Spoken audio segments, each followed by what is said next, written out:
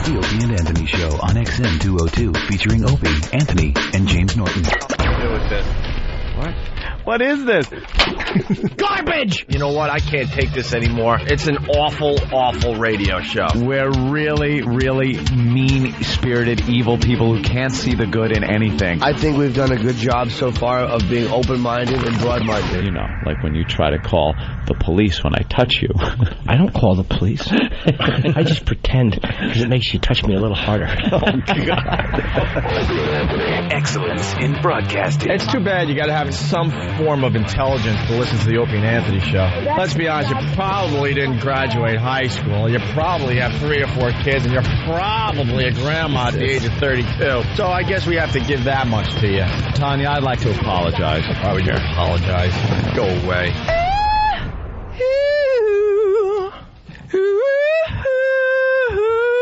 Opie. Jail is better than this misery I'm in. Anthony. I just think Nazi, and I can't get it out of my head. Jim Norton. Hilarious! Hilarious, people! You guys ready to laugh? It's got to be the greatest thing ever. I'd sooner have a water drinking contest. It's the Opie and Anthony show. But enough of this palaver. Let's get the show on the road.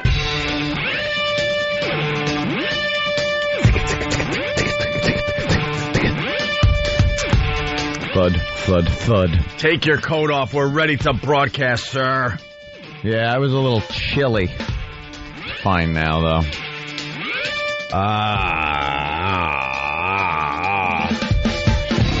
Voice warm-up time. Me. Jimmy, warm up your voice.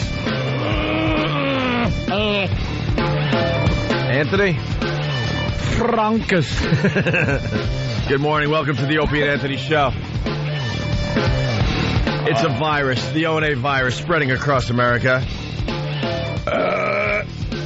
Phone number 1-866-313-FREE. We say good morning to Buffalo, New York. Hi, Buffalo. And we don't say good morning to Buffalo, New York because their Sabres are playing my Islanders in the playoffs.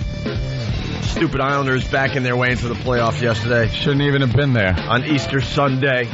It was an Easter miracle, Opie, for the Islanders. I thought they were like a bunch of goals out. I didn't even follow hockey, but I know that they were not in good shape. You know what, Jimmy? That's exactly what was going on. The Islanders were pretty much out of it. Like 5 or 6 things had to happen. The Islanders had to win all their games, and then this team had to win or lose or tie to this team. It was like a weird mathematical thing. And everything that was supposed to happen for the Islanders to get in the playoffs did. So they can lose in the first round. So Anthony's right. It was an Easter Day miracle. Miracle. I'm getting text messages and emails from Tom Chiano. Good luck today. Like I have something to do with the Islanders getting into the playoffs. Good luck today. People feel if you're a fan of a team that you deserve congratulations when the team gets in to the playoffs, wins a playoff, wins it all. That you, hey, congrats. Thank you. Me and the team worked very hard this year. Yeah. What did you do? I watched TV. Well, I went, yay, go team, go. What did you do? I sit on the couch and I have one of those like foam things with the finger and I point at the number 1. Yeah. My team is number 1.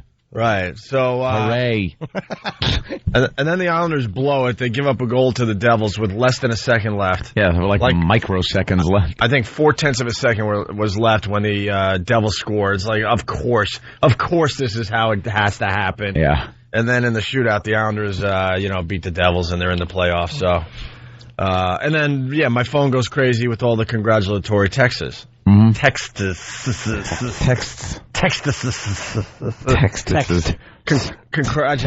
Congratulating me because they're in the playoffs. I'm like, I had nothing to do with it. I'm just a fan watching on Easter Sunday. Just like to watch. Yeah. So there you go. But that's not why we say good morning to Buffalo. No. We're kicking ass in Buffalo. We add them to the list of cities this month, as well as last month. Buffalo's been on a roll. Month after month after month. Buffalo loving the Opie and Anthony show. Thank you. The Edge up there in Buffalo just blowing up in the ratings. Just blowing up. So good morning to Buffalo this morning. Thank you, Buffalo. And good morning to Mr. Imus. Our pal's in a little trouble. Yeah. He's in a little bit of trouble. It's been in the news all weekend. Yeah, you know what? This all went down last week, and, we try to be on top of everything that's going on around us, especially in the radio world and blah, blah, blah. And I honestly didn't think it was that big of a deal, but they're trying to get Mr. Imus fired. It's everywhere. There's a clip of him on the news. And we work for the same company as Mr. Imus, and I say to the company, hang in there. Yeah. Everyone is watching and listening to Imus this morning. And there's Imus on the other one. Look, it's a big story. Hang in there. It's a big story. Leave the I-Man alone. For once, a company has to hang in there. For the love of God, the guy has turned himself pretty much into a political talker. The guy talks to all the top politicians in this country, and he tries to harken back his old shock jock days for a second, and look at what happens. He gets himself in trouble. Who would think the Opie and Anthony show would be sitting here trying to defend Mr. Imus for being a shock jock? Shame on you, Don Imus. Shame on you, Shame on you and your shock jockery. Clean up your act. What are you doing? You're offensive, Mr. Imus, and I am outraged. We should organize a protest. Yeah, that'd be hysterical. A bunch of nappy-headed girls with signs. Yes. I think we should organize a counter-protest. Because they're marching on a stupid... Who's marching? They're going to march to... They're going to set up a picket line at MSNBC on Friday, supposedly. Good luck. Here's the thing. Nothing's going to come of this. Let me play the story just to get everyone up to speed around America. I'm sure just about everyone knows, but just in case. Yeah. Well, they're going to picket. You're sure they don't have somewhere else to be from 9 to 5? Oh, probably not. That's you. Oh, they're going to come after us next. Hey, sorry. No, I'm not. Well. Come on. Here's the story. All right, the pastor of the New Jersey Church cracks about the team. He called them nappy-headed hoes. Reverend DeForest. You know what? I love when they have to say what they said. That's just funny. Funny's funny. Nappy-headed hose, and that gets him in all kinds of trouble? Stop it. It's just...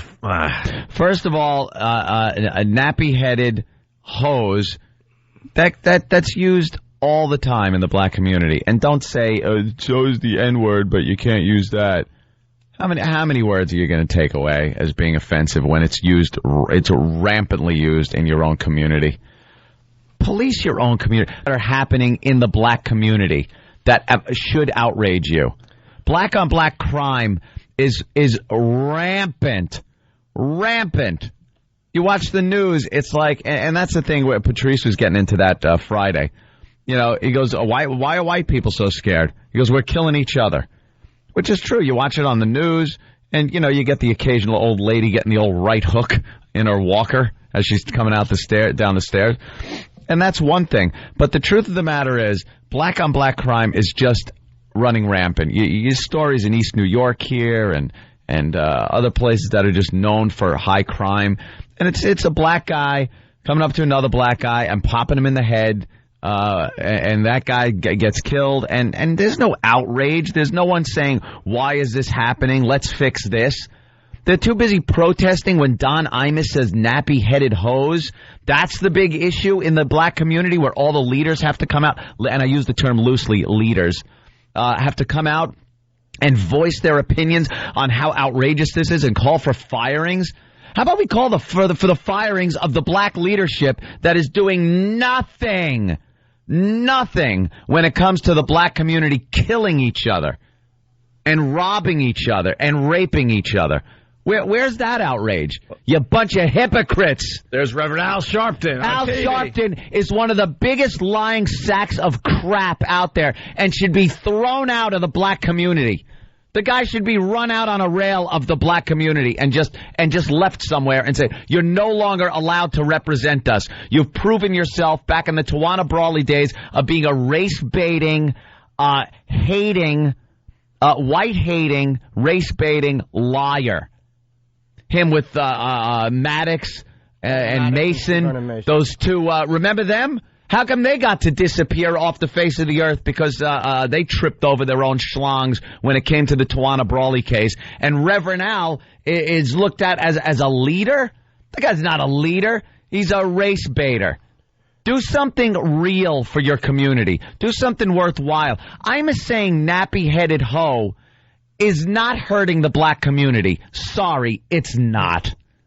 In the big picture, there's plenty of other things. There's probably 8,642 more important things than nappy-headed hoe. You didn't hear one word of outrage from black people when that little old lady got that pillbox hat punched off her head. Exactly. You didn't see. All right. It was funny to watch. But you didn't hear like one word from the irrelevant NAACP or from Sharpton. Nothing. Why didn't they come out and say, why is this happening? Why is this gentleman of color punching an elderly white woman and robbing her? We need to get the answer to this. Is it Imus saying nappy-headed hoe? Is that what caused this? I don't think so. All right, let's get the news story just to get everyone up to speed. He punched her a bunch of times, by the way, that old lady. She had a corner man. A cut man. Cut me, Gertrude. The Jersey church, attended by most of the Rutgers women's basketball team, has vowed to take on Don Imus for his on-air cracks about the team. He called them nappy-headed hoes. Reverend DeForest Soares Jr. says that he'll picket CBS in Manhattan, which owns Imus's station, WFAN, until he is fired. The Reverend Al Sharpton says he will join the protest. Imus is scheduled to appear on Sharpton's radio show today, but Sharpton says that will not change his position. Oh, my God. Why are they calling for his firing? He did apologize, which, by the way, I don't think he should have. No. And I'm speculating. I don't know anything. We work for the same company, but I don't know anything. I just think there was probably a lot of pressure from corporate. And the only reason I'm saying this is because we've been through this. We know how it is when the corporate gets scared, when a couple of people get together with the likes of Reverend Al. When he gets together and fires off a letter that he's going to protest, corporate runs scared. They run scared and make people apologize, which is crap. Or they were threatening to go after his guests, and they would start, like, whatever guests he had on. I mean, maybe that's it. You know something? Yeah, but it ain't going to happen. If someone would sit out a protest or a boycott and just sit it out and watch what happens, you'd realize nothing happens. That's why we tell the company to hang in there today. By the way, speaking of protests... These days. Yeah, some might work. I was going to say, these days. Speaking of protests, you got Jesse Jackson getting involved as well. Yeah. And I found this very interesting. Jesse cries foul on Imus. And then it says, plans protest at NBC offices. Yeah. In Chicago. What happened in Chicago? Oh, because he's... How about flying to New York? How about you fly to New York where he broadcasts? He doesn't even deem this that important. So he's planning a protest at the NBC offices in Chicago. Imus basically has nothing to do with the offices in Chicago. He broadcasts his show out of New Jersey, right across the river, actually. You know, the guy puts on a very informative, intelligent show mixed in with some irreverent and cutting-edge humor. That's what Imus's show is. All the guys on there are very talented, very funny. I mean, who can argue that Imus has had a very long and great career in radio? How the hell do you take one statement that he made, whether you find it offensive or not, whatever the context is, whether it was done in comedy, I absolutely doubt a guy as charitable as Imus is going to do something to be nasty, right, or mean-spirited like that. It's a joke. It comes out. You're flying off the cuff when you're on the radio. And then to call for his firing over this is outrageous. It's ridiculous. And why is he held to the same standards or morning shows in general as, like, network news? We don't have the same leeway there. They're not. Yeah. It's amazing. But if Nappy-Headed Hose was SNL skit, people on Monday would be like, oh, you watch SNL? That was hilarious. But you do it on a morning show, and we have some kind of strange responsibility when we're doing this crap. Yeah, all of a sudden, we shouldn't have any responsibility. It's not 1950. We're a bunch of dopes with microphones in front of us that couldn't get real jobs. That's why we're here. We're not Edward R. Murrow. Why do we have to have the same standards as, Edward R. Murrow and Walter Cronkite? We should all come in with suits and cigarettes. Go F yourselves. And you got black shows that should have no responsibility as well. And let them say whatever the hell they want about us. And They do. Yeah, exactly. They Absolutely do. But we don't go and protest and picket and call for people's firings. You talked about that station WLIB when I used to listen to it at work, and nothing but militant hate speech. It was what amounted to hate speech against white people, the white government, white communities. And I would listen, and I'd bite my cheek. I'd be like, oh my God, this is infuriating. But I'd keep listening because it was interesting to see that point of view. One thing I wouldn't do is call up and argue that they should be taken off the air. You know, and they were one of the most racist shows I've ever heard in my life. And it's not like Imus accused the team of being heterosexual. I mean, then I can now I can understand some outrage. You imagine how the college is handling it. Can you imagine? We won't tolerate hate. I would love to see how these little Rutgers douchebags are handling this. Oh, I'm sure. Be so melodramatic. Big to do. In general, they've got some quotes in the paper over the weekend from the Rutgers players, and they're not that outraged. How was the rest of the college? They're really though? not. Are they having sit-ins? They're okay with it. They're trying to, beat up Imus back and stuff. What I find interesting, we got MSNBC on in the studio here, and Imus has taken off his cowboy hat today. Yeah, perhaps it's the serious Imus. Yeah, perhaps it's a situation where a cowboy hat isn't the right thing. I noticed he has no cowboy hat today. No cowboy hat. I'd stay away from any rebel flags. Hey, let's go to Jimmy in Boston. Jimmy, what's up? Hey, thank God Sharpton didn't hear Slave Girl. Oh, what happened to that guy's phone? Ouch. I don't know what he's talking about. Hey, that was a fun show I don't know what he's talking about, man. Slave girl. What are you talking about? Hey, here's the audio of Imus doing what he did. Ooh, let's hear it. To get himself in trouble. I just read it. Let's see how unbelievable this was. That's some rough girls from Rutgers, man. They got tattoos and some hardcore hoes. That's some nappy-headed hoes there. I'm going to tell you that now. Oh, man. Man, that's some... Ooh. And the girls from Tennessee, they all look cute, so... kind of like a... I don't know. Spike Lee thing. Yeah. The Jigaboos versus the Wannabes. Yeah. That movie that he had. Yeah, it was a tough... do the right thing. I don't know if I'd have wanted to beat Rutgers or not, but they did, right? It is a tough watch. The more I look at Rutgers, they look exactly like the Toronto Raptors. Do you know one's that was so sad to be funny. Yeah, I know. So sad to absolutely. And know what's scary? That was so innocent. Why is it that? You know how many other things he has said over the years that could have been the thing that blows up, or things we say on our show that could blow up? That's what's so scary about what we do. That, also out of nowhere, that's getting him all this attention. Innocent. And did you catch... And is firing for that? And Bernie quoted the Jigaboos and the Wannabes. That's from school days. Yeah. Yep. It was a Spike Lee, a sarcastic thing he did about the way black people interacted. It was really great. But they would have jumped all over him for that. But they couldn't. If it wasn't was a Spike Lee thing. Right. And why is that acceptable? But they are trying to jump all over Bernie for saying that. Oh, are they? Oh, yeah. They've kind of lumped that together with the Imus quote. Oh. What is wrong? A bunch of babies now. With the black community? It used to be tough. What happened? You got a leadership that is just castrated. They will not handle serious, real issues in their community because they'd have to turn that mirror on themselves. And they never, ever want to do that. There's always this, you got to look out and see what white people are doing and somehow twist that into what your problems are. The problem in the black community isn't Don Imus saying nappy-headed hoes. Trust me on this.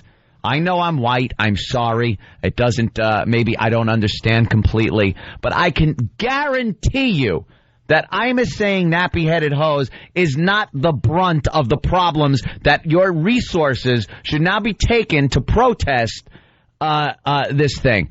I think there are much more important things to look at, and perhaps turn your sights on the community itself. Like Leonard Jeffries, maybe? Yeah. Like, when does the NAACP and Sharpton address the horrible things that I think he still works for the University of New York, State City University of New York? Why are they not they're not concerned with what Leonard Jeffries says, and he's not kidding. Yeah. That's protected free speech. That's hate speech. That's protected free speech. Yep. But Imus saying something, obviously in humor. Black people, you are as phony as white people. That's what's happening, is black people have turned into white people. They're becoming phonies. You're a bunch of suburban, hypersensitive white women. How about all the leaders of the NAACP and all the misappropriations of money and I mean, how about protesting that? There are plenty of things you should be looking at before Don Imus. And here we go. And then Don had to apologize on Friday. Oh, poor Don. God, you never want to be doing this. By the way, you're not listening to him. Oh, you're listening to his voice, but you're not listening to him. It's the actor that plays Don Imus? He's playing a role, trust me. I want to take a moment to apologize for an insensitive and ill-conceived remark we made the other morning referring to the Rutgers women's basketball. Bone dry, yes. Completely inappropriate, and we can understand why people were offended. Our characterization was thoughtless and stupid. So, we're sorry. And that should be it. He apologized. That should be it. Move on. No, fire him. Move on. Reverend Al, I want him fired. Move on. He apologized. It's time to move on. And he shouldn't have. I mean, I know he probably had to, but he didn't say anything wrong. Look, we don't know for sure, but that's not Mr. Imus. No. That's a voice talking through Mr. Imus. Karen Mateo had an interesting line. She said something. I mean, a spokesperson for CBS said that it was an inoffensive remark, which was good to, have the spokesperson chime in. Why don't spokespeople ever just say, look, he said it, he was kidding, let it go? It was in jest, let it go. Why are all spokespeople, and this is not about Karen, it's about all, they are all like just such wishy-washy corporate people. Don't any of them ever defend the people that And they're trying to say that's hate speech and not just comedy, right? It's comedy. It's comedy. It's a comedy show. Imus's show is a comedy show. He shouldn't be, I want to say this again, he should not be held to the same standards as network TV and all this other crap. No, it's comedy. There's a bit of dark comedy thrown in where you can say things like that. It's outrageous. It makes you look at your radio and go, what did he just say? But it's not done in hate. Do you think Don Imus is saying that in hate? Just stop it already. And you raised a great point. The amount of charity work this guy does for it's ridiculous. Kids. Starting this week. Starting this week, yeah. And they want him for those self-centered jackasses at the NAACP and Sharpton want this guy fired over a dumb joke and the amount of charity work he does. Can CBS just stick up for him and stop being wishy-washy? Well, so far so good. We'll see how the week develops here. How about we see how charitable Reverend Al is? How charitable has he been over the years? Oh, you mean when they're filming him making those little weird, apparently or allegedly illegal transactions in a hotel room 20 years ago? One of those abscam-looking videotapes they got with Reverend Al in the room. All right. Fat Reverend Al better. I don't like and Reverend Al, I will never let the Tawana Brawley debacle go, where you destroyed people's careers, lives, over a lie that you knew was a lie. All right. We got to take a break, but we want to make it perfectly clear we support Mr. Imus today. Oh, hell yeah. Big time. We apologize if we said anything that was offensive. At the end of every break, we should apologize, just in case. Well, you never know. I mean, you're trying to just entertain and make people laugh in the morning, and you're going to say one dumb thing somewhere along the line, and you're going to get in trouble for it. It sucks. It's no way to live. I mean, in fairness, black people are kind of getting kicked in the teeth with political correctness, too. Like, they're also getting fired and thrown out for, usually it's Asians that they attack and get booed. Everybody is being affected by it. And they've just finally come into, like, a suburban white woman status as far as their sensitivity. So, welcome. Hey, how do you, babysit a black child? Oh, you heard this one? Yeah. We'll just how many black people does it take to, tar a roof? Oh, yeah. You heard that one? Yeah, stupid. You're a hack when it comes to black jokes. That's all I know.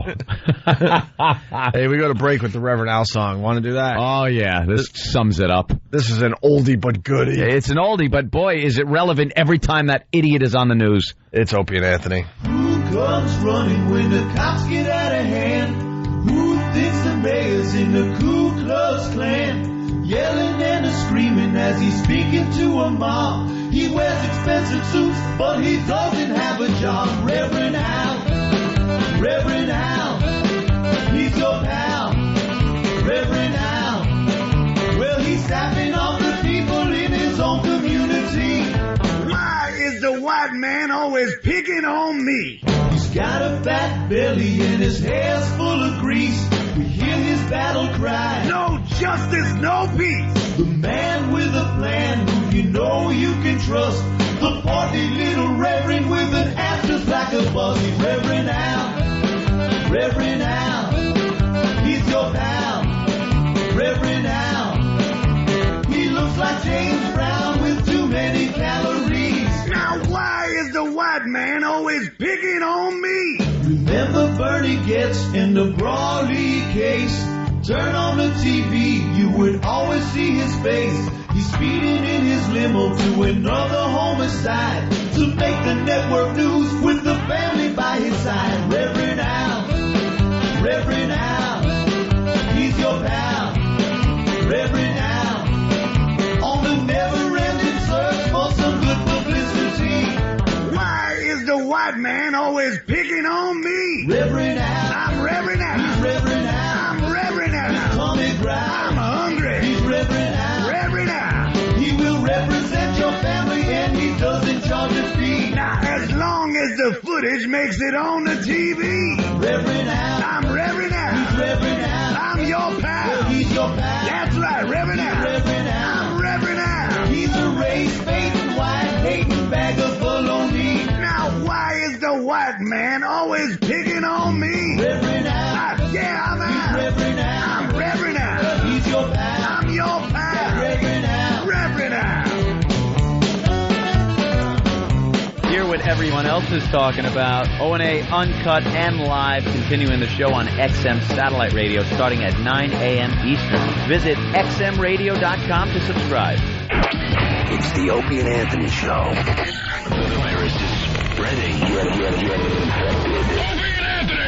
Killer Comedy is coming to Vegas. The Opie and Anthony Traveling Virus is kicking off on Saturday, April 14th at the Hard Rock Hotel and Casino in Las Vegas. And the guys will be broadcasting live at the Hard Rock starting at 2 p.m. Pacific, 5 p.m. Eastern. After the broadcast, make sure you tune in to Bodog Bites Clash of the Nations, only on pay-per-view. 6 p.m. Pacific, 9 p.m. Eastern. Killer comedy followed by real killers beating the hell out of one another. It's the mixed martial arts event of the year. Go to bodogfight.com for more info. Opie and Anthony. Good morning, and welcome to the Opie and Anthony Show. So a black guy and a He's still telling jokes. Puerto Rican are in a car. Who's driving? Yeah. Oh, shut up, stupid. You never say the punchline. You a little scared today? Yeah. You're Yeah. scared to pull the trigger I today? apologize for the punchlines. I didn't mean it. Now in your show, you're just not going to do the punchlines, right? Yeah. Hey, America stinks. Or maybe I'll just do the punchlines.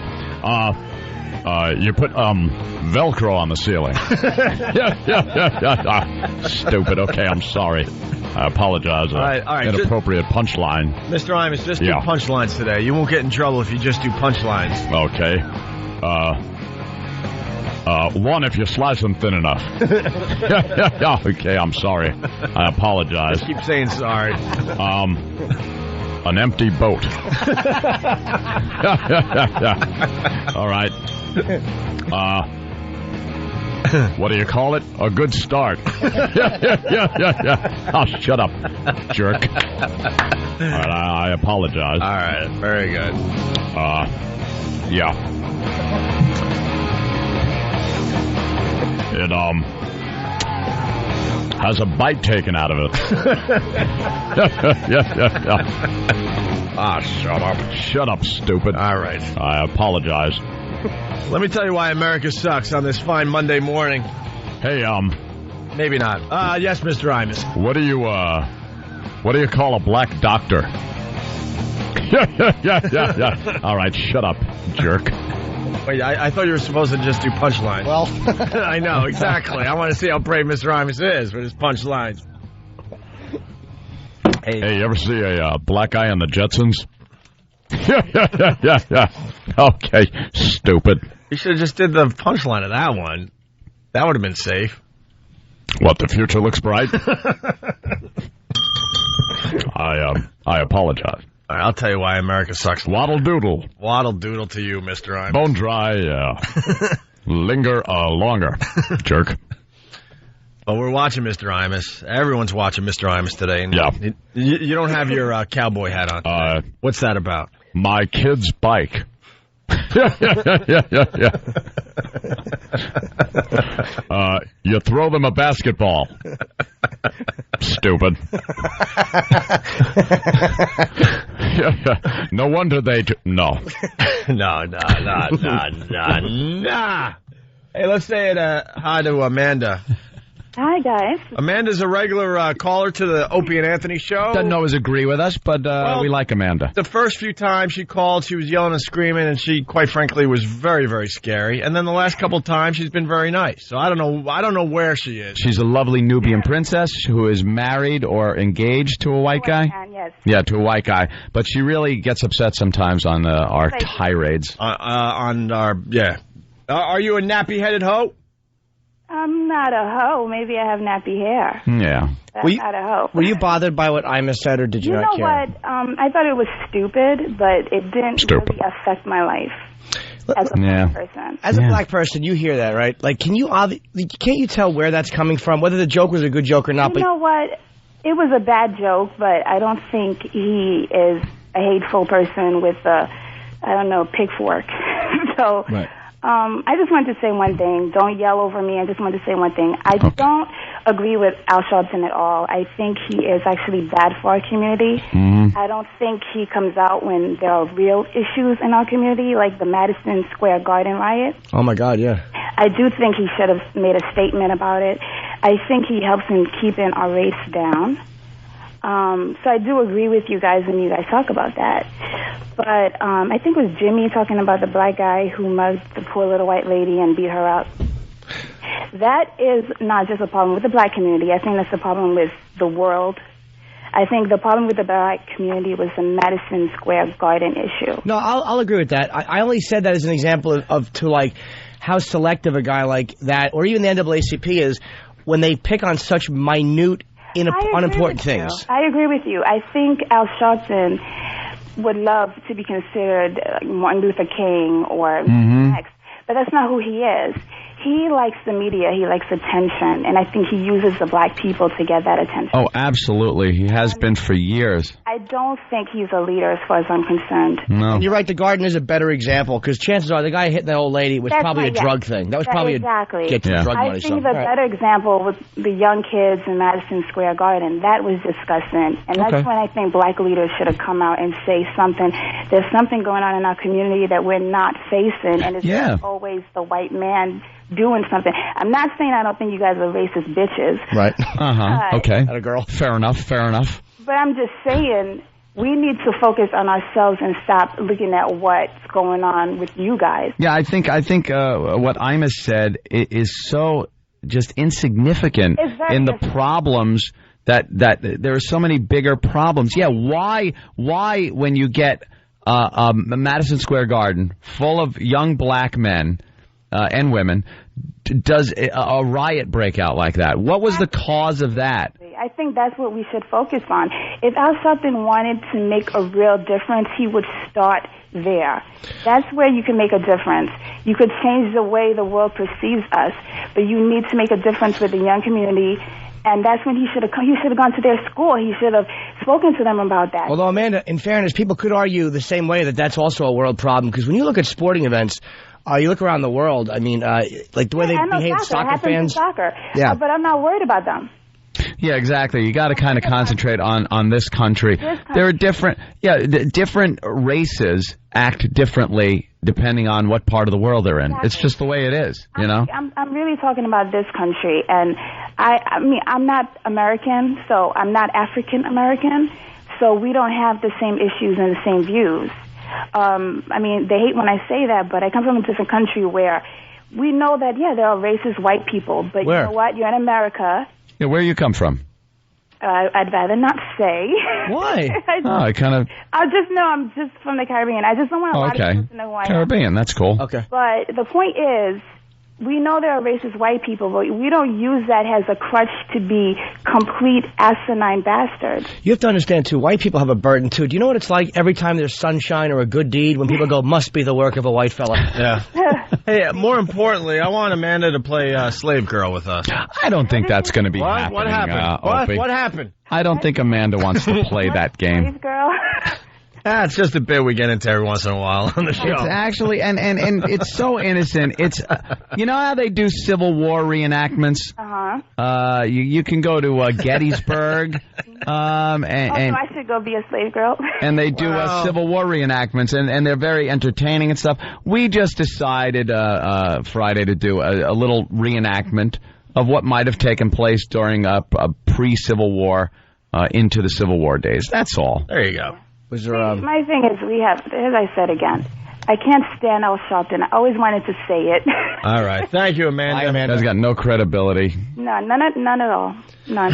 And black people hate when he's lumped in as a black leader. Like the black people are always like, we didn't elect this guy. He's just a big mouth. Black people are looking for a strong leader. No one's been able to pick up the ball after Martin Luther King to that extent. No one's really been able to pick up the ball and run with it and be as much of a crossover. Oh, sure, there were, believe me, plenty of people that hated him. He ended up dead. But no one has that credibility that he had with the black community. Huey P. Newton did. And a couple of those guys in the Panthers did. And yeah. But that's another problem. Like, I don't think Huey was much of a crossover guy. No, he was just too liberal for the Jews liked him. And got a rough one. Hey, Imus is all Huey. It's all about Imus this first hour. Imus talks about the nappy comments. Here we go. This is from this morning's show. Friday morning on this program, I apologize for the remarks that we made and I made about the Rutgers women's basketball team. And I didn't provide any context, and I didn't think it was appropriate at that time, or is there at any time, to provide any excuses or to even provide a context. But that was before there'd been any newspaper articles written. And in light of... He's panicking. You could hear it in his voice. This sucks. The I-Man shouldn't have to panic ever. No. He's done nothing but entertain people for 30 years. Had a long, illustrious career in radio, and he shouldn't have to apologize like this. He's on the fence right now. He doesn't know what's going to happen. You could hear it in his voice. Hey, it sucks. Hey, Don, we've been there. We've been there, buddy. Oh, man. This company better for once stand by their people and ride this thing out. This guy does so much charity work, does so much stuff for sick kids. And if this company or if MSNBC lets him go or buckles to the pressure of these stupid organizations, you should just be spit on. All right, let's go back to the audio. Newspaper articles written. And in light of... my feeling over the weekend, and I've talked to everyone, including the athletic director at Rutgers, Bob Mulcahy. I've talked to Harold Ford 10 times. I talked to Reverend Forrest Soares last night, and he is making an attempt to get me together at my request with the women from Rutgers, the coach, and perhaps their parents. So we'll see what happens there. But wow, Don. What? I do think that it's important that if no one else understands it, these young women understand the context in which this is set. Not that it excuses the remarks, and please don't anybody think that anything I say this morning is an attempt to minimize the repulsiveness of the description of these women. It's not. But any reasonable person would agree that context and some proportionality is crucial. Wow. He's really nervous. Okay, now I'm calling for Don's firing. Yes. I don't like how wishy-washy he's gotten. Oh, my God. He's like Johnny Fontaine. Johnny Fontaine. You can act like a man. What's the matter with you? I want to slap him. There's a little panic in his voice this morning. The gulping and the dry mouth. And, jeez. If he fired out an N-bomb at somebody angrily, then I can understand this kind of panic. But in the context of a joke where he's laughing and it's so obvious his intentions are not to be vicious. Getting together with the Rutgers team, their parents, Reverend, I'm looking for Shirley Hempel. I want to apologize. Mabel King's legs. I want to apologize to everybody. I don't care if you have a tan. Come here and I'll say I'm sorry. George Hamilton. Mr. George Hamilton. I apologize. Can you apologize to everyone that went and saw Are We Done Yet over the weekend? Because that's they need an apology too. God, Don. You could slow down on the apologies a little. I think you did a good enough job. Yeah, no kidding. You don't have to go. I actually, I want to go on tour and apologize to every black person in the country, personally. He just wants to walk down the street and apologize to every black person he sees. Hi, Don Imus. I'm sorry. Next. Hello, anyone home? I'm sorry, Don Imus. All right, hey, Imus says he's not a racist. This always sucks when you gotta go. Never good when you have to say, I'm not a racist. It's never good. Oh, God. We played the comment earlier that got him in trouble. Obviously, it was just done with humor in mind. Nowhere's near any type of hate speech. If you read these newspaper articles and you read that phrase, you think, well, this guy's a racist. Well, I'm not a racist, and I'm not a bigot. But they don't know that. They don't have any reason not to know that. And when I'm done and when I say and explain the context and what we do on this program and what I do and my wife does in our life and how we conduct our life and who we conduct our life with, am I saying that and then do I want these young women do I want you to walk away from this and say, oh, well, okay, then it was okay he said that. No, that is not what this is about. But there's a difference between premeditated murder and a gun going off accidentally. I mean, somebody still gets shot, but the charges are low. And there's also a difference between premeditated murder, the going off accidentally, and then just saying something to somebody, which is what you did. Shooting a spitball. It was harmless. It was harmless. It was nothing. There's so much oversensitivity now in the black community, in every race, really. There's so much oversensitivity that when you say anything, gays especially the same thing. You say something that really, in the whole scheme of things, means nothing. It's not hurting anybody. It's a humor, and they want to jump on and I want you fired. I want your career and your life pretty much ended because of this nothing thing you said. One dumb 2-second line that was meant to be humorous. And instead of just coming out, if they ask black people, what did you think of that? They go, that was kind of a stupid joke. That's all it should have been. Yeah. There's nothing. And Spike Lee, we talked about during the break, who I love. I mean, I think his racial stuff is great. Yeah. But why is that acceptable to black people? And yet I'm saying something using race somehow. Why is that unacceptable? I'm going to go out on a limb here because Spike's black. All right. Good point. I hadn't noticed. Pretty much it. I'm so colorblind, I didn't know. Well, say I know. This last clip's Jimmy's all inclusive. This last clip, he'll pay for a prostitute no matter what color she is. She's half and half. Doesn't matter. Vitiligo. Come on, you leopard. This last clip is going to drive you nuts. We'll drive you nuts. We'll drive you nuts. Oh no. Imus sounds like he's in One Flew Over the Cuckoo's Nest. Like they got to him. Yeah, it's just like Chief. My papa was a big man. Right. They got to Mr. Imus. Oh, no. And Reverend Al has been gracious enough, and I actually mean that, to allow me to appear on his radio program this afternoon. Now, it's not going to be, he still wants me to be fired, and that's his right. Oh, my God. And it's not going to be... And it's not going to be easy, but I'm not looking for it to be easy, and it shouldn't be easy. But I am grateful for the opportunity to at least present my case to Reverend Sharpton and his audience. Oh my God! Imus ventured into the world of shock jockdom, and he doesn't really know how to respond to it. I'd be less hurt if he came out of the closet and admitted that it was him in a Michael Jackson outfit for all those years. That's the beauty of Imus over the years. He says all this crap, and he doesn't worry about it. No one really called him out on it. And an article came out just recently, and I read it. Can't tell you where or who it was. It was a while ago. Why is Don Imus untouchable? Why is he like the Teflon jock? He gets away with saying all these things and no one ever calls him out on it. Is it because he has these politicians on? And I think that article might have gotten people to start listening to him and go, okay, when he says something, we're going to call him out on it.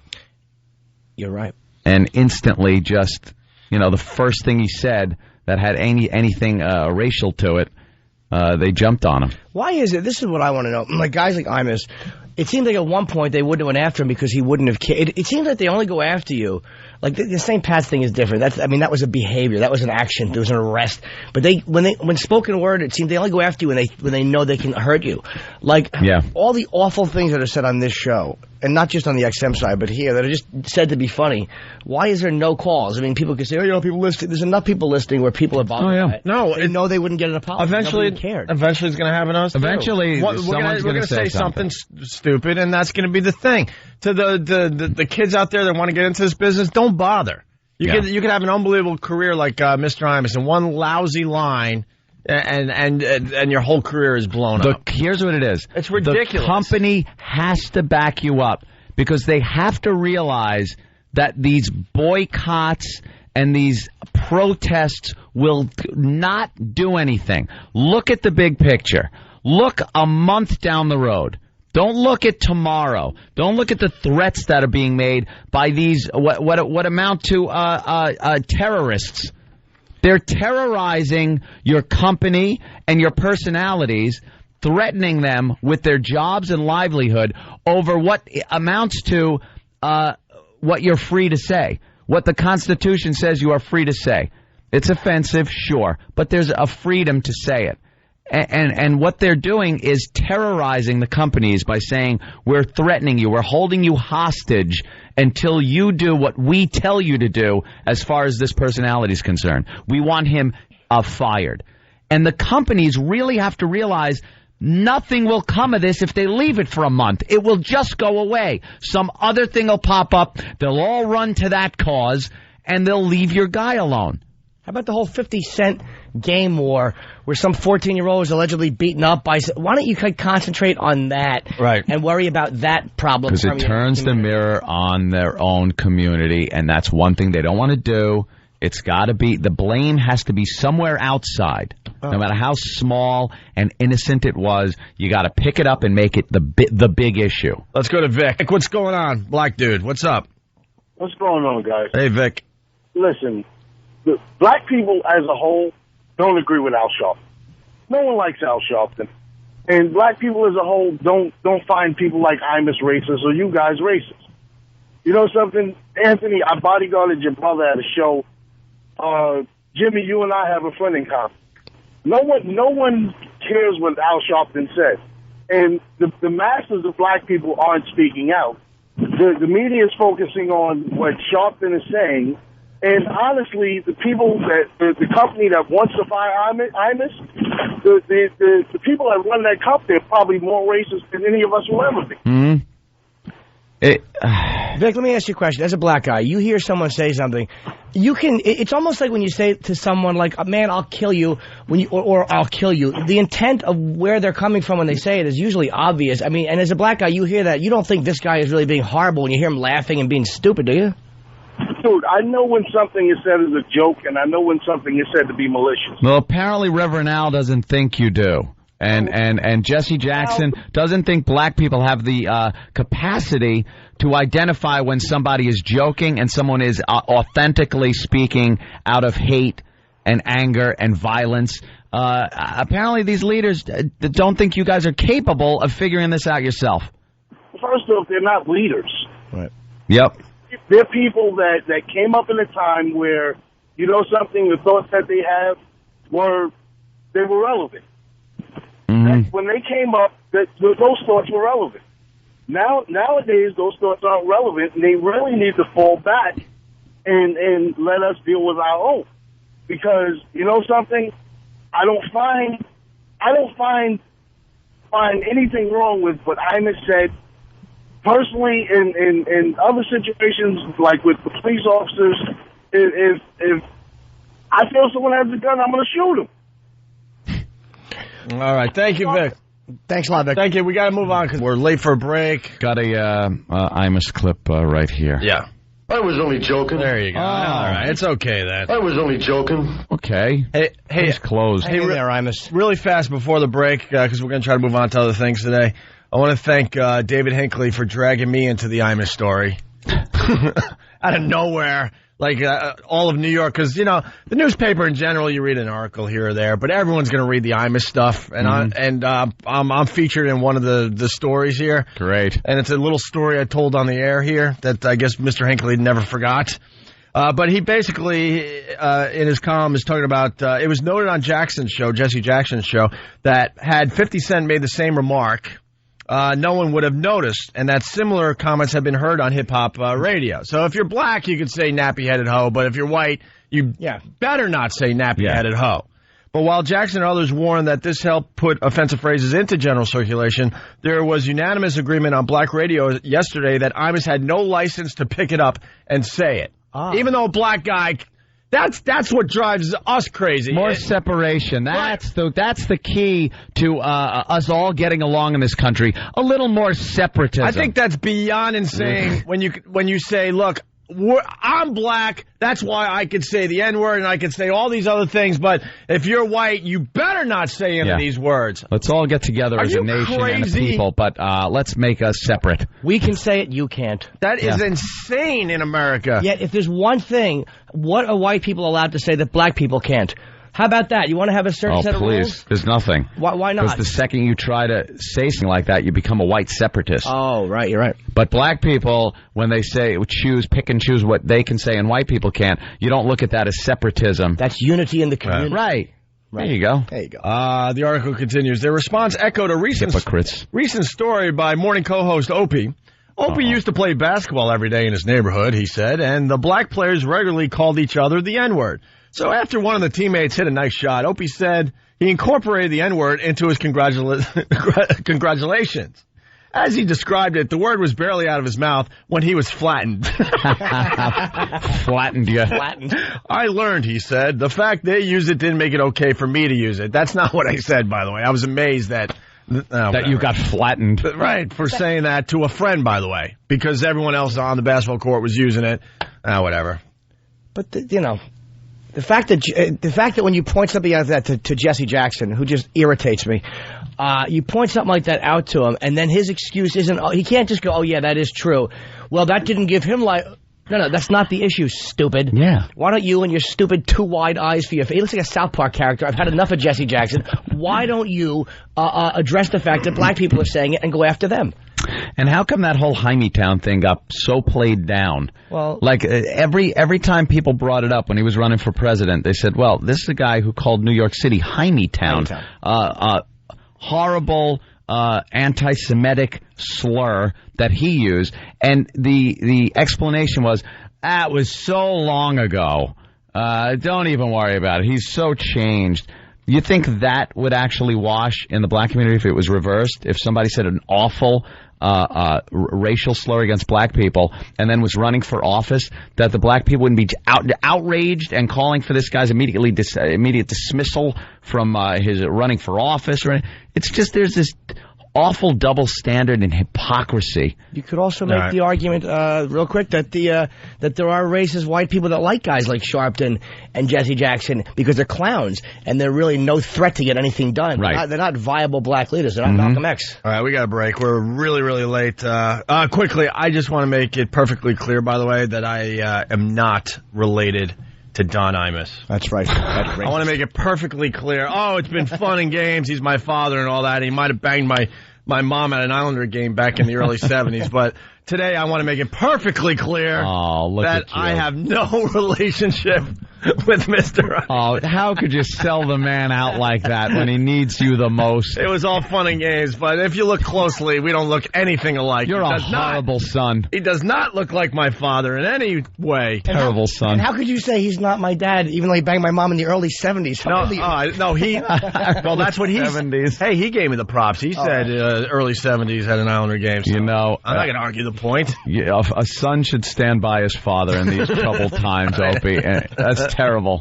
All right, just hit that. It's Opie and Anthony. It's the Opie and Anthony Show. The Opie and Anthony virus. That's right. It's the Opie and Anthony Show. The O&A virus spreading across America. The argument, the discussion continued through the break with the one, the only Tom Chiano. Representing the corporate side, I don't know. Many different points of views in this room. Just let him be, because if we talk too much, he's going to come walking back down the hall. Tom's shaking his fist and saying the only answer is separation of the races. I mean, that was just a little much. Hey, what else is America talking about today? I guess it's the 4th anniversary of the U.S. troops capturing Baghdad. Hey, how about that? So we get to see the video of the statue going down. Uh-huh. That was supposed to be so much more dramatic 4 years ago when we finally captured Baghdad and we yanked down the statue of Saddam Hussein. They couldn't get him off that pole. They were really hoping for a dramatic, like, the thing falls to the ground, big, huge noise and dust everywhere. Yeah. Instead, it just went... Tipped over. And got stuck halfway down. Should have known right then and there, this might be a problem. Yeah. But that was 4 years ago today, believe it or not. Oof. You'll see that video all over the TV. Also, some dude named Zach Johnson won the Masters, so there's a lot of jokes today in the paper about Masters and Johnson.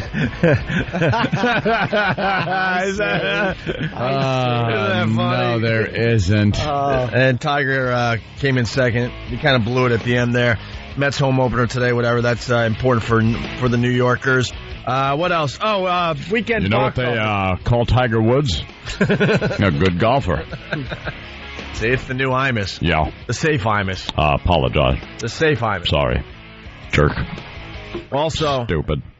Also, we laughed because we didn't think this was possible, but it did happen. You put a help wanted sign in the window. A few more punchlines. I understand. Yeah. If you just do the punchlines, you'll be okay. Are you ready there, Mr. Imus? An oil spill. Yeah. That's a funny one. Yeah. Oh, shut up, stupid. At the box office. Oh, we pushed hard too for the boys, but and we joked about this. We said this is impossible, but it just shows you how dumb America is in general. Are We Done Yet? A movie with Ice Cube that got 0 stars pretty much across the board. The reviews on this thing were beyond awful. What did Rotten Tomatoes give it? Like a 16 rating out of 100, something like that. Is that good? A 9. 9. It went down. 9. That means 91% of all reviews across America said this movie blows. Okay? Grindhouse got just amazing reviews by the same movie reviewers.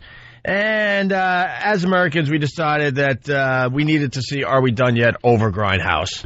That is unbelievable. Grindhouse got an 83% good review rating. I'm happy about that. Why? Because I liked Grindhouse, and I think that Ice Cube's movie probably stinks, but I do like the fact that nobody listened to the critics. That I kind of like.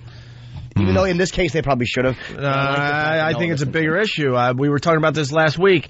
Doing as a nation. Well, they show you a dumb commercial for this movie, and as Americans, we don't do any of our own research, and we're like, must see, Are We Done Yet? Like a bunch of lemmings, and we march to the theater. The trailer looked awful. The advertisement in the paper looked awful. It was this big half a page and full page of just the Ice Cube falling backwards on a ladder with a goofy look on his face, and his family peeking around the house smiling, and a raccoon on the ladder, and a paint bucket that's fallen on the ground. It just looked stupid. And we played the trailer, Jimmy. It was so uncomfortable to listen. Oh, you were here? Yeah, I wasn't sure if you were in Miami or I laughed a lot. No, you didn't. I did. Shut up, you didn't. Remember the part? I saw this. I'm not gonna say this out loud. He's in the woods. You know, black people in the woods are not as common, so it's kind of like person out of place thing. Yeah. And he sees the deer, and the deer's eyes open, and his eyes open, and they go that way, and they run away. You know. Well, here's your top movies for the weekend. You got Grindhouse in 4th place. You got Are We Done Yet in 3rd place. You got Meet the Robinsons. And then finally, Blades of Glory just kicking ass at the box office. Number 1 again this week. That bastard makes a lot of money. Will Ferrell? Oh, my God. Yeah, so I don't get it. I mean, you can't even compare the two movies. Out. But like I said, you see the commercial, and you got to be a lemming and just march to the theater and see it. I don't. We're lame as Americans. Lame. And then. Did you have something, Jimmy? No. I wanted to say that black movies and white. See, black movies. It's almost like a Spanish station in a city. It's like black people are mostly going to go see black movies. It's kind of a weird way to look at it. You can't. You have to compare that to other black movies. You compare that to Grindhouse because all black people are not going to run out and see Grindhouse. Yeah, they'll see it, but just not in opening weekend. Why go see The Cube though like that? I don't know. Oh God, that's disturbing to me. And Grindhouse was awesome. It was a great movie. Tarantino movie was pro-female. Lunacy. Can't believe you liked it. Who said lunacy? It's a good word. Michael in Brooklyn. Yeah, I said lunacy. Hi, Mike. Yeah. Hey there, Mike. Why? What's up? I went to see it. The first showing Friday. It was a high noon showing here in Brooklyn. Ooh. Really crowded theater. Lots of blacks. Lots of everybody, really mixed crowd. A lot of walked out during Tarantino's movie. Did they like the first one? I can't believe you guys were just kissing his ass so much last week. Yes. His movie is god awful. I didn't think it was dude. Yes, we were kissing his ass because we love him. Because he's Tarantino. But also, it's not like this is his first movie. It's not like this movie got panned. I mean, a lot of people who have seen this movie really loved it. Some people, I thought the order was a little weird, but I didn't think it deserved to be trashed. What about? Why are you screaming? Hold on. Before you remember, you're talking about a movie that got a 90% positive review across America. Two different movies. There's 2 different movies. I would say the first movie was better than the second, but I enjoyed both movies. Absolutely, and I enjoyed that his movie had a nice little twist at the end instead of the same old effing ending that you get from horror movies. How straight men could you guys be defending that movie? You know what? Because I'm confident in my sexuality, you ass. I can handle a woman getting the upper hand every once in a while. There's nothing wrong with that. Is that being homo? Don't challenge us as straight men, you dope. Dude, yeah, come over here. I'll kiss you on the mouth. If you didn't like the ending because it was pro-female, that's your business. But to challenge us as straight men, you're nuts. Well, I've had a few experiences. Dude, I think that the films, your argument would probably be more valid if you said the film should have been reversed. Maybe Tarantino should have went first for pacing reasons. But yeah, it was awful in so many respects. Just way too talky. They're completely pretentious. I told Jimmy that a couple of scenes could have been cut down just a little bit, so I'm not going to argue that point with you. But I think the car chases were amazing. I thought the ending with the nice twist was really funny and cool and different. I'll tell you what and I think Stuntman Mike as a character was just awesome. What I didn't like about it, I'll tell you what I didn't like about it. I felt that both movies, neither one of them had the pressure of the plot because they were both just a bunch of scenes that were kind of put there to lead up to something cool. So that kind of removed some of the pressure to have like a steady plot through the whole thing. That's my only criticism of it. But still, the first one is so much fun, even though the plot was so thin. I mean, it was an example of how great it could be, and it's worth it to go buy the ticket to see that first one and the trailers. But there was something incredibly deranged about this Tarantino character. His last 2 movies, he's on this complete, like anti-male trip. Maybe it's just different for him as an artist to write female characters because you're writing for all these look at the Reservoir Dogs, look at Pulp Fiction. He's written so many strong or interesting male characters. The first 2 movies were good. They were so much different than everything else that came out. True Romance, and also True Romance. He wrote.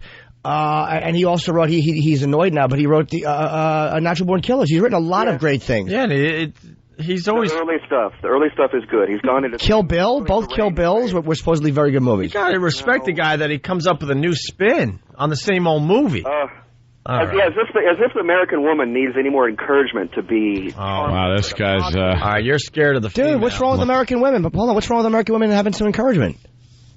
Seriously, I'm not even kidding. I was saying as if they need more encouragement to be more obnoxious and charmless and, gender. It's not like you're going to be grabbing samurai swords and cutting us up. Don't worry, sir. Yeah, dude. What's your issue with women? Is mommy a little cold? Do you like foreign women, like Spanish girls or Filipino girls? Foreign women are more interesting. Why? How are they more interesting? Besides the fact they were sent here on a lot of them on a slave ship and have to pay off debts in a Yankee cranky shop. How are they more interesting? No. Seriously. It's not a mommy issue. Okay. It's some weird gender war issue, that for some weird reason he's completely on the female side. Wait a minute, it's not a gender we're talking about you now. Yeah, we're talking about you. Are you secure with your sexuality? Yes. All right, so what's the problem seeing a girl kick ass? What is the problem with that? Mike, seriously. What was the problem in Kill Bill seeing those girls just completely kick ass? It was completely different than every other movie you've seen in that genre that came before it. What's wrong with Quentin Tarantino having a different spin on things? Where does this weird resentment... Look, I resent women sometimes, too. I'm not going to lie to you. And it's because I got shot down a lot in high school. It's my own crap. I know what it is. And there's times where it comes out and I'm annoyed at women. What is your thing with women?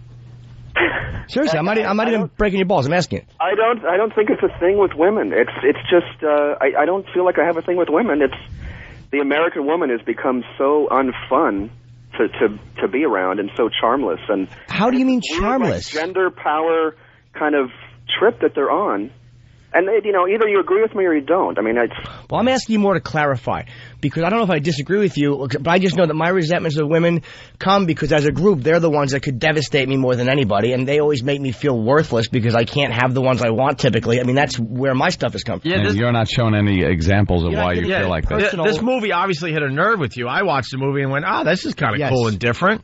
Yeah, that's all I was thinking as I left the theater. Your statement is leading me to believe this is transcending just the movie. Right. Yeah, of course, because all right. So with that said, what media has transcends itself because it's communicating to such a large population of people, and it informs the whole psychology of the whole culture. I think the whole country. He's not talking about himself. No, you're not being honest about why you feel that way. Like I don't believe the whole charmless thing, Michael. We'll give you another chance later on this morning. You got to get your thoughts together here. Yes, please. Answer you. We're going to hang up. If you want to call back, that would be great. We're not blowing you off, but, answer Jimmy's question. The question once again. I'm asking you, what exactly is it, in your personal life, or your experiences with women that's giving you this weird vibe? Because don't just stop putting it off on the media and this and that. I explained why I have my weird things. It off, because why does it have to be internalized into something personal? Because you just said there's a gender war. Cultural issues, cultural matters. It's not a gender war, dude. You sound panicky, like every movie that comes out from now on has to have the women just being completely empowered. Or that whatever world you're living in, these women are like Amazons and they're, emasculating the men And you're saying things like American women are charmless and power hungry, and foreign women, maybe he equates foreign women with being slightly more submissive. I don't know. I'm actually curious as to why. You're not giving an example of in real life what women are doing that is giving them this power and no charm and no sense of humor. So please. It's just from living here in New York City and the way that men and women talk to each other, at work and just in all aspects. It's just a lack of respect for men, kind of. Well, people that live in New York City in general stink. Yes, they're awful. Do you get shot down a lot, dude? I mean, look, I have in my life. I'm not lying.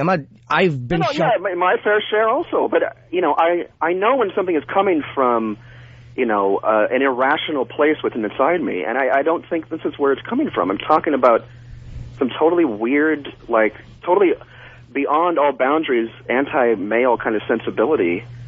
And our society is becoming too feminized. And then there's this weirdo Tarantino coming out of nowhere with this extreme anti-male sensibility. It's not You're right. You're right about the society becoming a bunch of moes. We really are. That's a good point you're making. But Tarantino is just a filmmaker trying to do something different and interesting because he's made strong male characters. You're confusing the two. You're taking what a guy did. Maybe it didn't work for you, but you're making that like it's this giant social issue, and it's not. Alice Crandon was a feminist since the 50s. She was smashing her fat husband. All right, listen, Michael, we got to go. All right? Okay, all right. We'll agree to disagree on this one, okay? All right. I'll see you through a hole in a stall somewhere in the rest area. All right. By the way, can I point out one little story which has been making me chortle all morning? Chortle. Indian severs off his genitals. Ooh, how? A 29-year-old man identified as a Chandra has been admitted to this hospital. He allegedly severed his penis inside his home, and I don't know where a Fintos is, but he learned his wife wanted to marry another man, and the Daily quoting a security source that the man, she got a letter from her, said she wanted to divorce him, marry someone else, so he cut his penis off and they couldn't put it back. And I'm just thinking, wow, idiot. That's probably actually that's like less than she would have gotten in the divorce. But I don't know why men react this way to a woman. Idiot. Whenever you hear and they couldn't put it back, yeah, it's like, now what do you do? Yeah. The doctor just looks down and goes, If you had to do that to yourself, would you do it with a knife and saw, or would you just put it with an axe, like one shot, and sever cleanly all the tendons? I wouldn't. There's no situation where you can make me say how I would do it, because it's so out of... No, there's got to be a way to do it, and if you're going to do it... I'm holding it right now, just with this conversation. Jimmy, I'll answer your question. I would take a tuna fish can. I would make sure it's very rusty, the lid. And then have at it.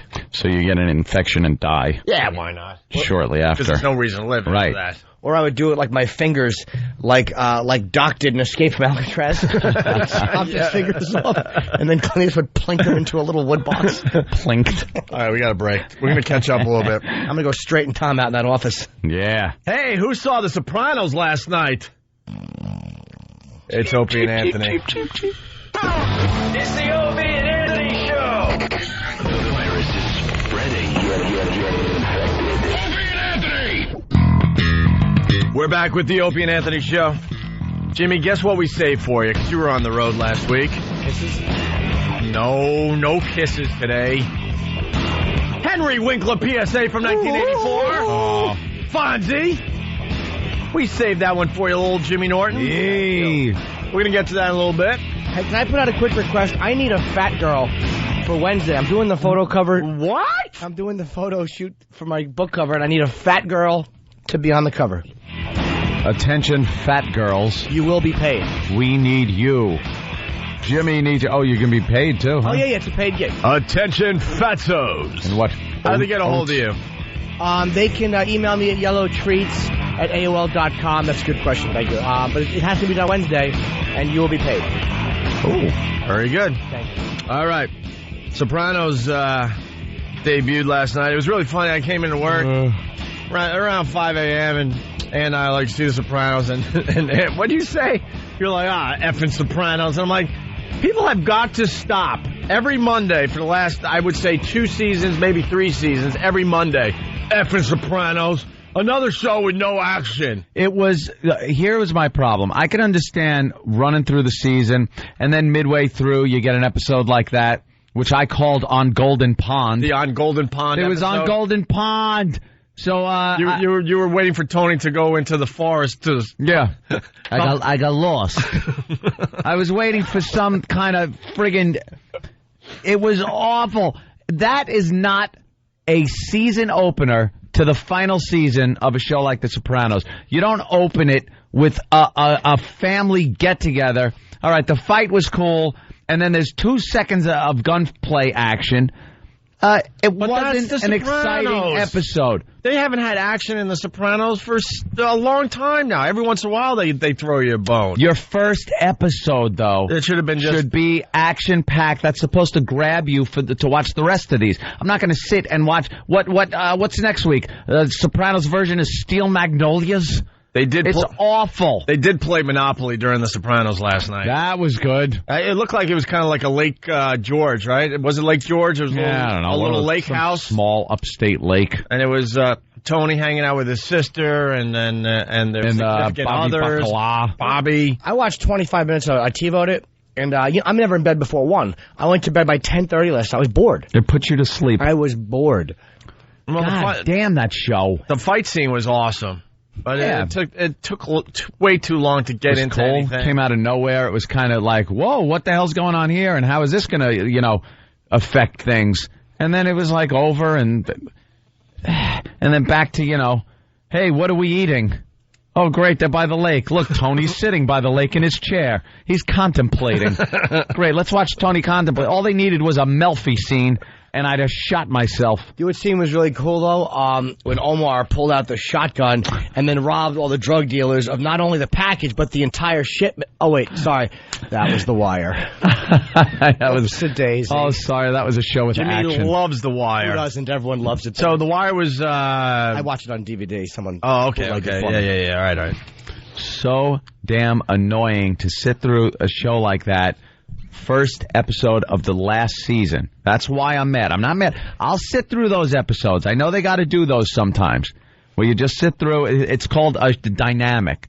You need some high points with a lot of action. If it was all action every week, you might get a little bored with it. But you don't put that as your first episode. I'm sorry. There's only 8 left now, right? 1 down, 8 to go. 1 down, 8 of those to sit through. And David Chase, enough with the shot. They had Tony and Bobby in the boat on the lake, and it was a far shot done from the woods. Like, oh, who's watching them? Do you think that's what that was?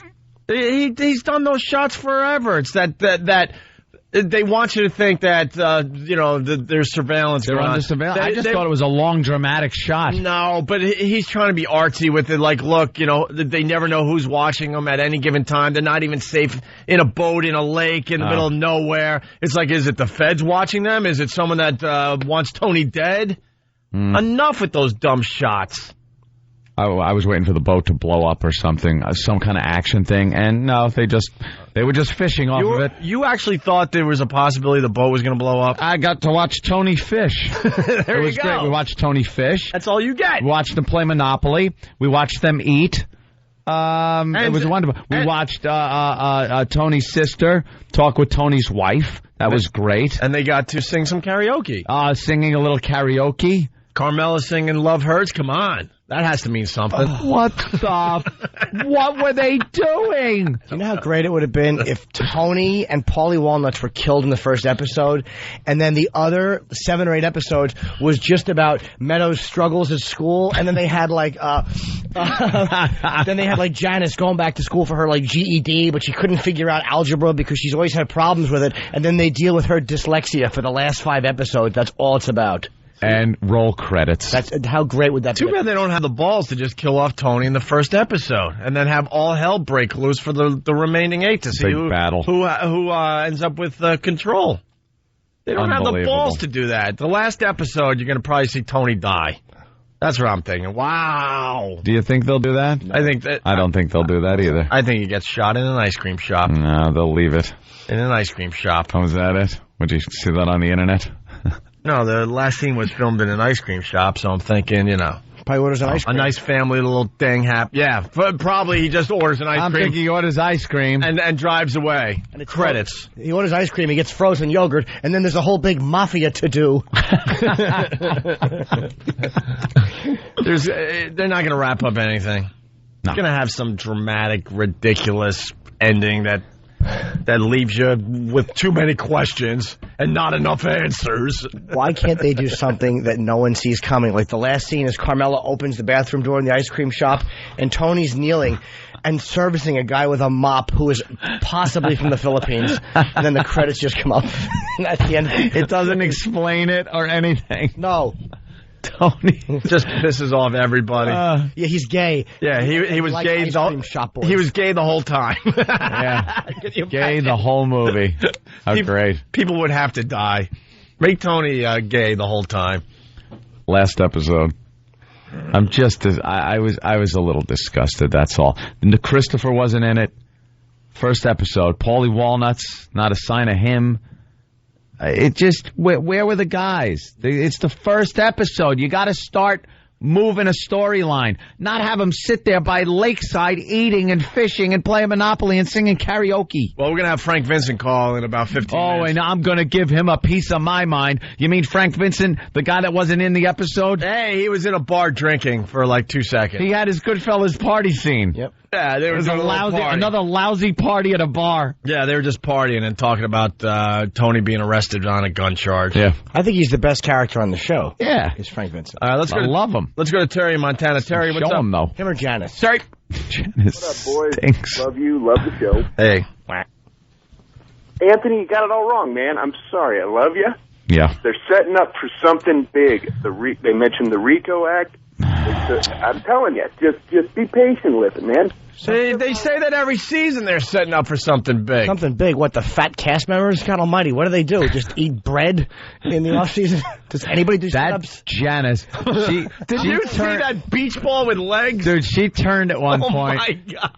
And me and my girlfriend looked at each other, and I just went, what a mess this woman is. I could not believe how big. She looked like the Eminem character. Yeah, she's got like... You know, the big Eminem and then the thin legs. She's got the skinny legs, right. And her body is completely round, and she's just got this bunt that was sticking out. It was awful. Amazing. She waddles. She can't even walk. She waddles from scene to scene. An amazing mess, because she's not supposed to be that fat because she still has the thin legs.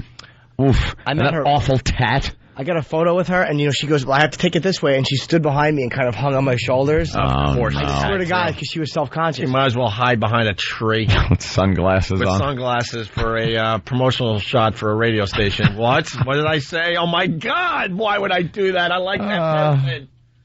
Hey, Jimmy. Yeah. Oh, wait. Way to go. Way to hurt a person on a day like this with Imus. All right. I guess Howard's obsessed with our ratings in regular radio. Oh, yeah? Oh, well. Why, is he talking about Boston? I heard that one through the roof. Boston just rocked. Buffalo just rocked. I don't know what comes in today. We'll have to wait. Why is he obsessed with anything that has to do with regular radio? He's not on it anymore. We are. Yeah. Shut up. Yeah, so you got us by talking about how bad we might be doing in a city or two. Clam up. Yeah, you got us. I don't know what to tell you about that. Let's say hi to Jen in Virginia. Jen, what's up? Hey, how are you guys? Love the show. Thank you. Hold on, but the Janice thing, because I got distracted. Yeah, we did the same thing. Like, holy crap, is it possible to get your body into that shape? She is a mess. Just an awful mess. And she's got a Rolling Stones tattoo on her boob, right? That thing's getting a bit stretched out. Oh, God. Looking a bit distorted. Awful. It's starting to look like the mouth on the Scream mask. See, that's why you're better than me. I knew there was something there, and I couldn't come up with it, so I just had to go with it. It's getting stretched out. There you go. That's awful. The line. Go ahead, Jen. Hey, I just had a comment on the Sopranos last night. I thought the episode wasn't all that great, but the funniest part to me was when Tony had the Monopoly house stuck to his face. All right. That was funny. Yeah. The fight scene was amazing. After the fight, and he gets up, and he had a Monopoly house stuck on his face. Carmella flung it off, and it went flying across the room. That, to me, was the best part of the show. Yeah. I thought it was terrible. All right, I'm distracted again because it is coming in like crazy. Howard is making fun of us because we got a 0.0 rating in Vegas. Did we? We just started in Vegas. It's way too early to tell. Could someone call up Howard and tell him he has a 0.0 in all of radio? You dope. And you're not being... Call him up and say, Howard, you're making fun of Opie and Anthony because they have a 0.0. I don't even know if that's true. I know it's too early to tell as far as ratings go in Vegas. So he's mocking us for having a 0.0. He has a 0.0 in regular radio across the board. Everywhere. You dope. Just because you weren't smart enough to make the deal we made, you're going to mock us? Yeah, he was stupid enough to just take a deal where he gets every Friday off and gets 8 billion weeks of vacation and $500 million. Yeah. You're an idiot. Yeah, but he's frustrated that he doesn't have the same exposure, and that's what really motivates him. He has a 0.0 in New York, a 0.0 in Boston, a 0.0 in Philly, a 0.0 in Buffalo, a 0.0 in Dallas. Oh, my God. Go across the board. All 25 of our markets is what we should do. 25. Ooh. So could the pest call him up and go, hello, you have a 0.0 everywhere. Talking to a hell of a lot more people than he is. Yeah. And he's going to mock us? What an ass. Good luck to you. Isn't it time for another day off, you dope? Or isn't today the day you get your hair done at a parlor? 0.0. Mr. Blutowski. Are you nuts? He's nuts.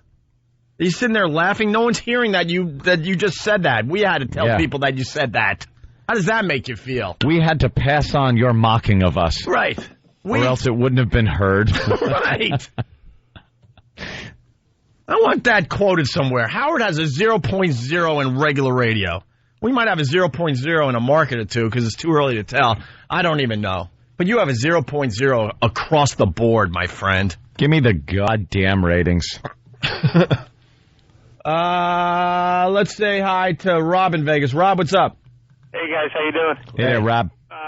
Yeah, last night the part that struck me about the show was, if you notice, at the beginning of the show, where they show the opening credits, it took 4 writers to put that episode together. Yeah, 4 writers. So I guess one was in charge of Monopoly, one was in charge of them eating. Yeah, you're going to write the eating scenes.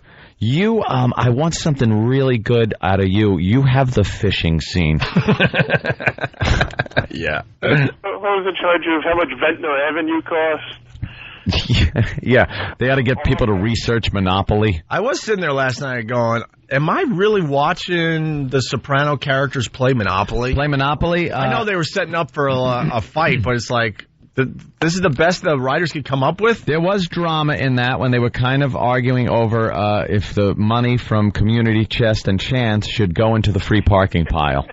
Because I play like that, too, but technically, it's right. Bobby Bacala was right. It's not in the rules. It's not. So that added, like, this mystery to it. Is it in the rules? Isn't it? Free parking is technically, hold on, a place just to rest your head. Just to rest. You're not supposed to get money from it. But I always liked playing the cheating way. I liked it, too. Big pile of money in the middle. Gave you something to count. You know, I'll go 1, 2, 3, 4, 5, 6, 7. Okay, come on, 7. Come on, 7. Fantastic. I used to, when I was a little boy, I didn't want to be an astronaut. I wanted to be the man with the mustache in the Monopoly game and the little tailcoat. He was rich. He won a beauty contest. Money bags. All right. And Chris and from $10. That guy's a douche. Chris from Georgia. Hey. Go ahead, Chris. Good morning. Love you guys and love the show. Thank you, sir. Thank you. Isn't it ironic that Mancow has more listeners than Howard right now? You know, that is true, by the way. It's sad. As much as we hate the man cow, he does have more listeners than Howard. That is a fact. And he's in, like 8 crappy markets. Yeah. If that. I think 5. All right. Bobby on Long Island. Bobby! Hey, what's going on, guys? What's up? Yo, Anthony, when you mentioned Janice last night, turns around the part by the fridge. I know that's exactly what you and your girlfriend were talking about. Yep. She looked just like Ron Jeremy. The hedgehog. Oh, no. Yeah, it was. Right when she went to the fridge and turned around, she was profile for a little while, and we were just like, oh, my God, what is going on in there? What a bod. All right. We should take a break. We got on the way. Has anyone seen the O'Reilly clip yet? No. It was on break.com on the front page over the weekend. Stark-raving lunatic.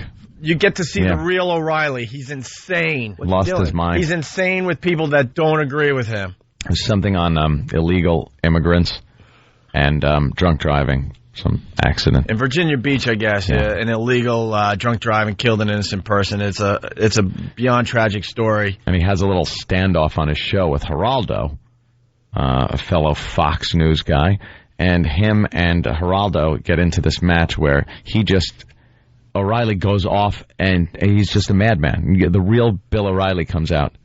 He's waving his finger around and screaming. Screaming bloody murder. Why, is stupid Geraldo siding with the illegal immigrant?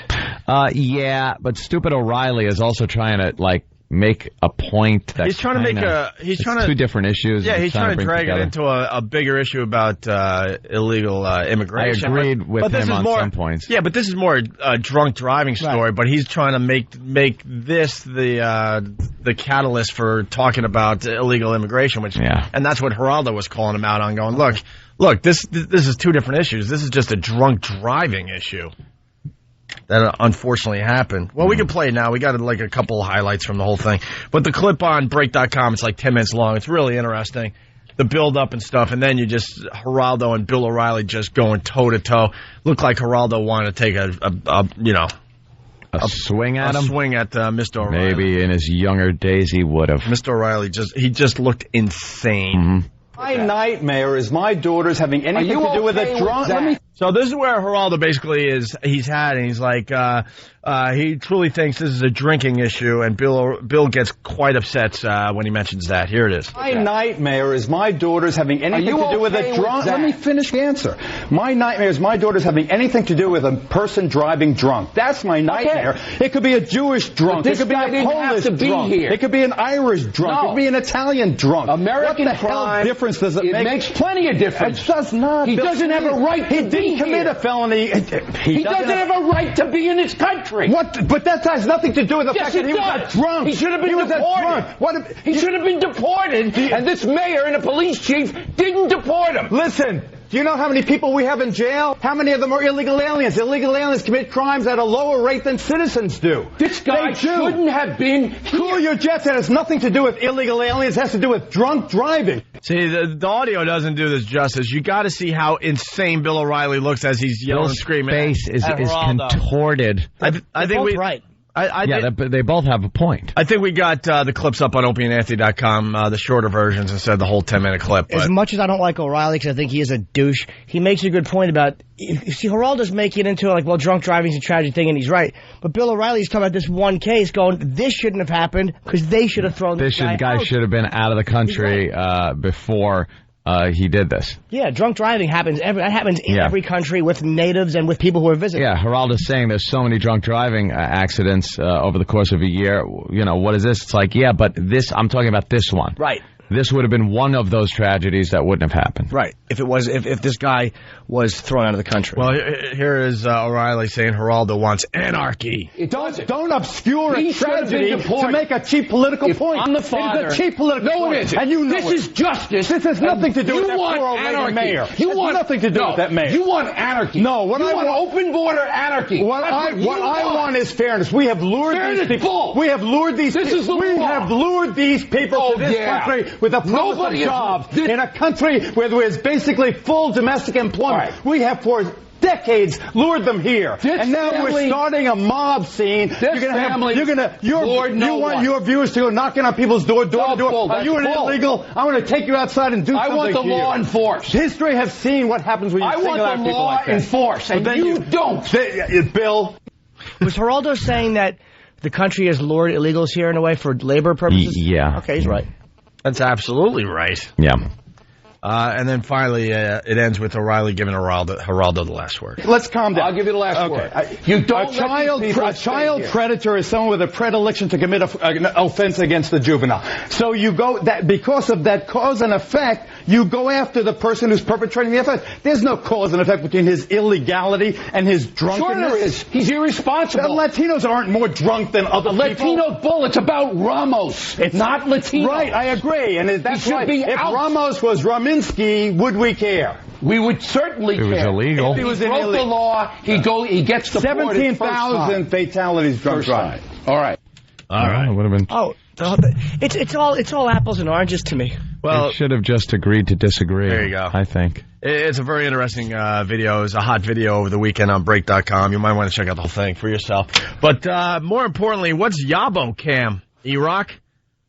You can't tease us with Yabo Cam. Yabo Cam. I'm on our website, and you know where it has the Bill O'Reilly Geraldo audio. Jiminy Cricket. And I see like another video you could check out is Yabo Cam. Is she brushing her teeth? What the hell is Yabo Cam, Steve? Everyone should see Yabo Cam.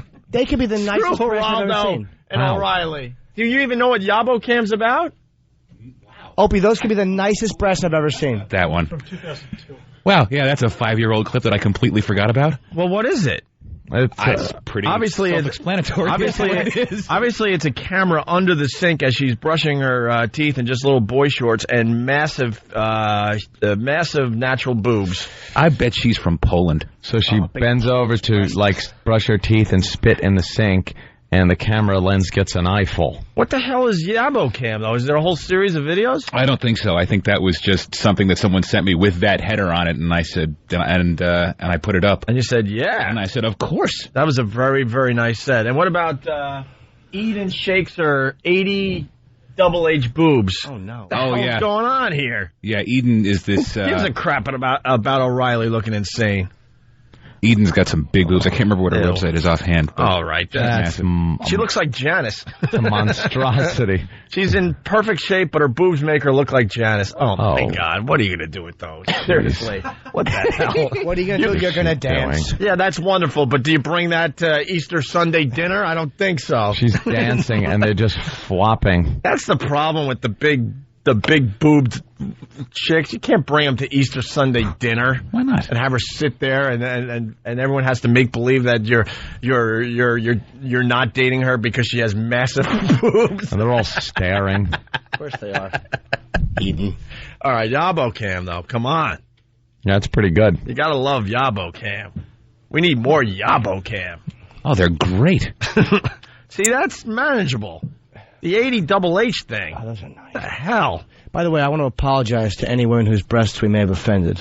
Yeah. Apologize. Yeah. It was a stupid comment. I was looking at Yabo Cam, and, well, they were huge, and, well, I'm sorry. Jerk. All right. When we get back, we're going to either do the Fonzie Henry Winkler PSA from 1984. We got more lines from that. Or we could do another Zoophile segment. Mm-hmm. Well, don't we have a phone call coming?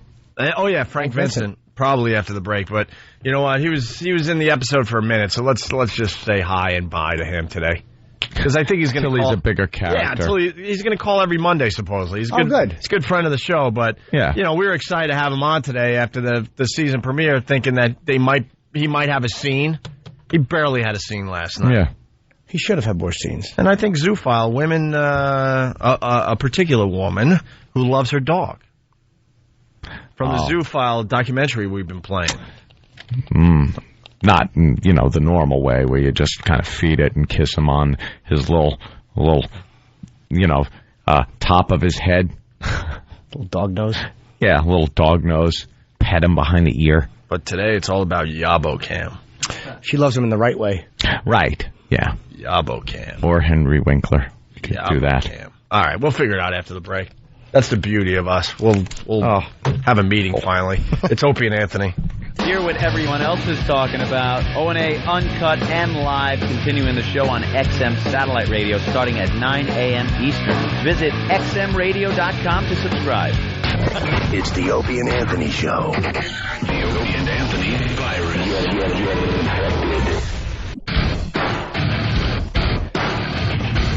You're checking out the Opie and Anthony Show. We got to go right to the phones. Big star on the line. We got to say hi to Frank Vincent. Frank! Oh, cooking. What's going on, buddy? There's Frank. How are you guys? Well, the season premiere of The Sopranos last night, and I got to tell you, Frank, you were terrific last night. You love it? You were just terrific. You were good. You were great. I blinked, but I missed it. But I heard you were good. When are you gonna be like in an episode? Next Sunday, hopefully. I don't know. Maybe next Sunday. Yeah, check it out. They showed you doing a little drinking with the boys. Well, you missed it last night. What were you doing? Sleeping? No, we watched it. We saw it. We watched the whole thing. We liked the on Golden Pond Sopranos thing. Yeah, it was like on Golden Pond. You got a real insight into Tony last night and to Bacala. Your character is the most interesting one, I think. I think you're the most interesting guy on the show right now. Yeah. It's hard for you to agree with, but we think you're the most interesting. Yeah, we need you, Frank. Oh, well, I think I get more interesting as it goes along. All right. I liked how you were there having another one of those great bar parties like you had in Goodfellas. He just came back. He was in the hospital, and now Phil came back, and all his boys are all around him. And he's just saying that he wants to just relax and be with his grandchildren. You never know, man. Phil lies. Hey, Frank. Yeah, that's true. When that guy was kind of breaking your chops a little bit at the party, and you looked annoyed, and you kind of like smiled, and you're ruffled, and were you just fighting the urge to smack him in the face? Is that what that was? You kind of all right, I don't want to get upset here? Yeah, you know who that is, that guy? Who? That's Dominic Canisi's son. Oh, is it? Yeah, and he said the guy was screwing a lamb, screwing a sheep or something. Yeah. And then... What Why you guys don't do that? Is your character lightening up a little bit? Is he what? Lightening up a little bit, because of your health problems and your hospitalization. Are you coming back now, your character, and being a little, bit of a pussy? Well, I don't know. We'll see about that. Next week is going to tell you a lot. Next week we have a... Well, I certainly hope so, because this week I learned how to fish, play Monopoly, and sing karaoke. Come on. Come on. Frank, we just said it a little while ago. Well, we're big fans of The Sopranos. We were just a little frustrated because we thought, they would come out of the box really swinging. I never missed an episode. I know we saw a fight, and that was awesome. Absolutely. But I loved the fight. We just thought there'd be action all over the place to really set up this the last part of the last season. Well, he shot the guy in the laundromat. Yeah, in the laundromat. Yeah. Yeah, And that was Bobby's first kill, by the way. Yeah, exactly. They took his cherry. Why don't you guys do something, Frank, you would do something weird, like your character, Phil, for no explained reason, your character for the rest of the season should only talk in a French accent. Now, people would wonder, why is that? And it should never be addressed. And then the last episode, you never explain it. Yeah, or you just look into the camera and you go, I'm kidding, I'm not French. See, did you like the guy who come up to me and said tall and tan and young and lovely? Yes. Well, he's a new guy. He's a guy in contention to be the boss, Oh, really? See, I didn't get that. He's the guy that was running the program while Phil was in the hospital. Oh, the guy who was the guy who was saying, "Now you're my favorite turd." No. The guy that came up to Phil and said tall and tan and young and lovely, and Phil. When he went away, he said, "Let me get a drink." Then he said later on, the guy was up on a gun charge. Oh, yeah. I don't know if I remember What are you guys looking at? Called him Porky. Yeah, we saw that. I wasn't paying attention. I thought he was just a background guy. Yeah. We weren't paying too close. We're like, he's just babbling. Who's he? I watch you in scenes that you're in. Yeah, exactly. I watch you. I'm like, what is Frank going to say here? We only want you, Frank. That's right. I want a show just called Frank. I just want to hear you talk. Hey, you have a new book, I understand. A Guy's Guide to Being a Man's Man. That's right. A Guy's Guide to Being a Man's Man. Hey. You get it at Amazon or Barnes & Noble and other bookstores. Right. That's cool, The man. website. Could also go to his website. FrankVincent.com. Yeah. I'm going to get your shine box. Yeah, see? You get T-shirts like that. Frank, we're just asking you questions. Right away, you're getting fresh. Fresh. Hey, Frank, what about Janice's body, huh? You like her? You would tap that, right? I can't hear you.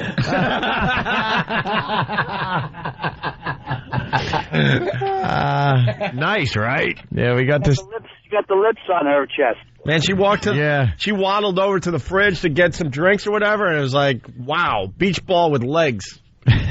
I'm sure she's very nice, Frank. Great actress. She's a wonderful girl. See, there you go. She is a great actress, but, but her body is, It's just like, what are you doing to me? Hey, I got to ask Frank a question. Yeah, Jimmy's got a question for you. I'm a tremendous fan. I loved you so much in Jungle Fever. Was it kind of fun to yell that out the window?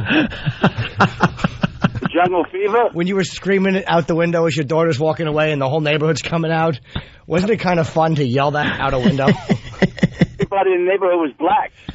Yeah. Would you remember when you yelling, "She's an end lover"? You're screaming at her. Right. Wasn't that had to be kind of fun, isn't it? Is it true that you messed up that line 100 times because you just wanted to say it as many times as possible? Right. Spike kept saying to me, "What are you doing?" Do it one more time. Right. Spike kept saying it's not even in the script. Right. You're supposed to say, "You're late. You're late." You guys are whacked out. You're nuts. Yeah. Well, it's Monday, Frank. You know the deal. A little tired today. Are you on the set? Yeah, I'm still on the set now. I'm shooting, yeah. Doing some reshoots, huh? Yeah, we're doing some pickups, exactly. Very cool. Now, Frank, promise us that you're going to get into some action this season. I give you my word of honor. You're our boy. We want to see Frank Vincent, messing things up here. Yep. I will be coming on the show live, too, maybe in a week or so. Oh, nice. Love to have you, Frank. Want to see some violence. All right. Hey, guys. All right, have a good week. We'll definitely talk to you next week. All right there, Frank. Thanks for having me, guys. Thank you, Frank. Bye, buddy. Bye-bye. Frank Vincent, everyone, on the set of The Sopranos. I just called him Buddy, like if he saw my face, he'd recognize me. Hey there, pal. I knew we were going to talk to him today. I was all excited, and then I watched the episode last night. I was like, hey, where's Frank? He was in one scene doing some drinking with the boys. Doing some drinking. Not really even drinking. At another lousy party at a bar. Yeah. It was so funny. He's at the corner of the bar like in Goodfellas. Bring up my party. Bring up my party. He's the greatest. We got to squeeze in some more Imus. I mean, everyone's talking about it, and Imus is just, he's continuing his all-day apology. My apology tour. Guys, doing so many good things for kids. Just let it go. People. I think this week they're doing a huge thing for kids. Another punchline. Yeah. Yeah. AfroTurf. yeah.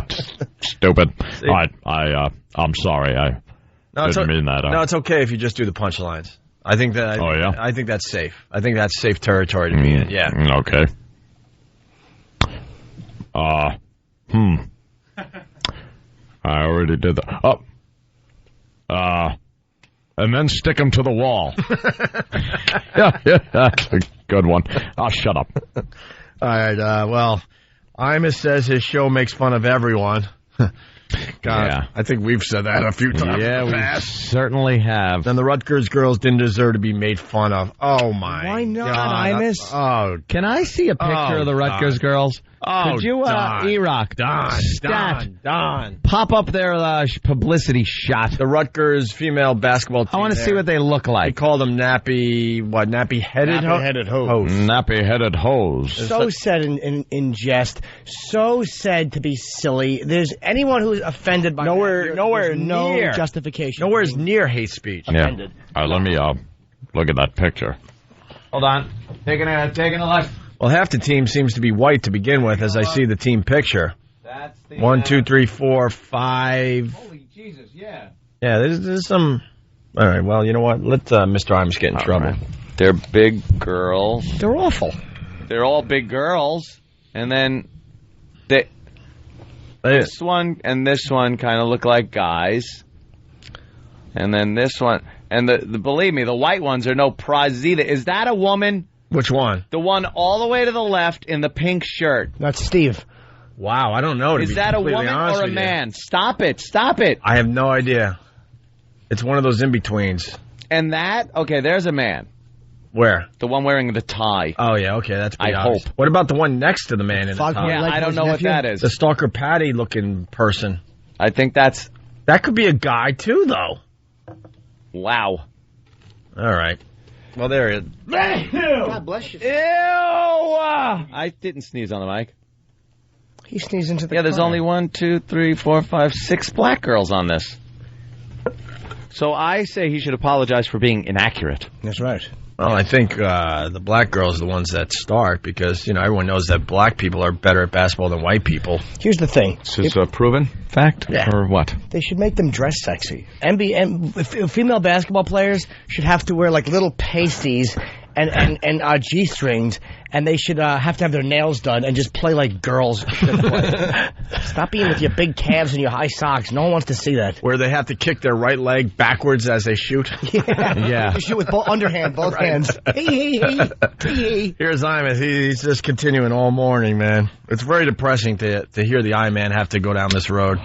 Sorry. Because he's a little scared. Start crying. He's a little scared today. Scared. But I don't think this is Imus talking. I think I don't know. They're using his body.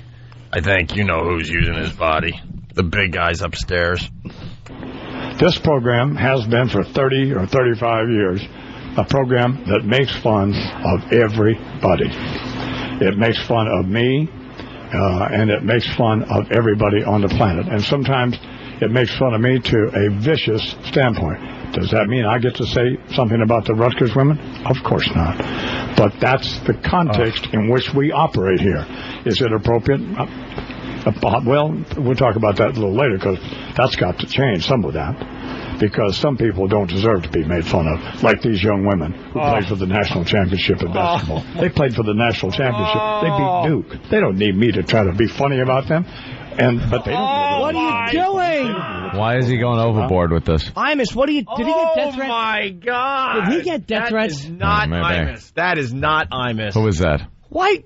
Oh, my. They don't deserve to be made fun of. Why not? They do. If you make fun of everyone and everything and you see a little visual that makes you think of something, you're going to say it. Yeah. Gives a crap if they're good students and all that other junk. If they all You're cured doing a morning cancer- radio show where you're trying to make people laugh. If they all cured cancer, that's one thing. But they tried to prove that they could throw a ball in a hole better than a bunch of other women could throw a ball in a hole. Yeah, that's it. It's nothing. Wow. You don't have to worry about why are they so off limits? Yeah. Jesus. Like all of a sudden they're cosmonauts. Look. We can't. I'm sorry. They're women basketball players, and I shouldn't have made fun of them. Okay, let's do the retard bit. Right, exactly. Exactly. Are we going to be hearing a new Imus now from now on? Has he entered another phase of his career where it's politically correct Imus? Today's show was sponsored by Popeyes. He's aft. He's aft. Oh.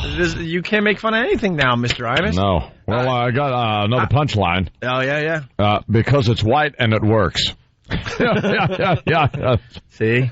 You stay with the punchlines. It's very safe, Mr. Imus. Yeah. Hey, maybe we should just throw the rest of the audio clips away. No one wants to hear Imus like this, right? Oh, no, I kind of do. Oh, come on. It's torture. It really is torture to listen to Imus doing this. But why is he going so overboard? Because he's obviously getting a lot of pressure from corporate, probably from, I don't know, maybe like Jimmy was hinting to, maybe some death threats or some kind of crazy pressure that's getting to him. The pressure is getting to him. You know what this is like? This is like overhearing your dad in a room. Like you walk by and he's on the phone, and you hear him going, "Look, my family's going to bed. Just pull your car up. I'll hop in. I'll suck it. Drop it off." That's how uncomfortable / hot this is. Yeah. Yeah, this is a side of Imus I've not heard. I have not heard. And we've been monitoring him all morning. He's now he's wearing like glasses.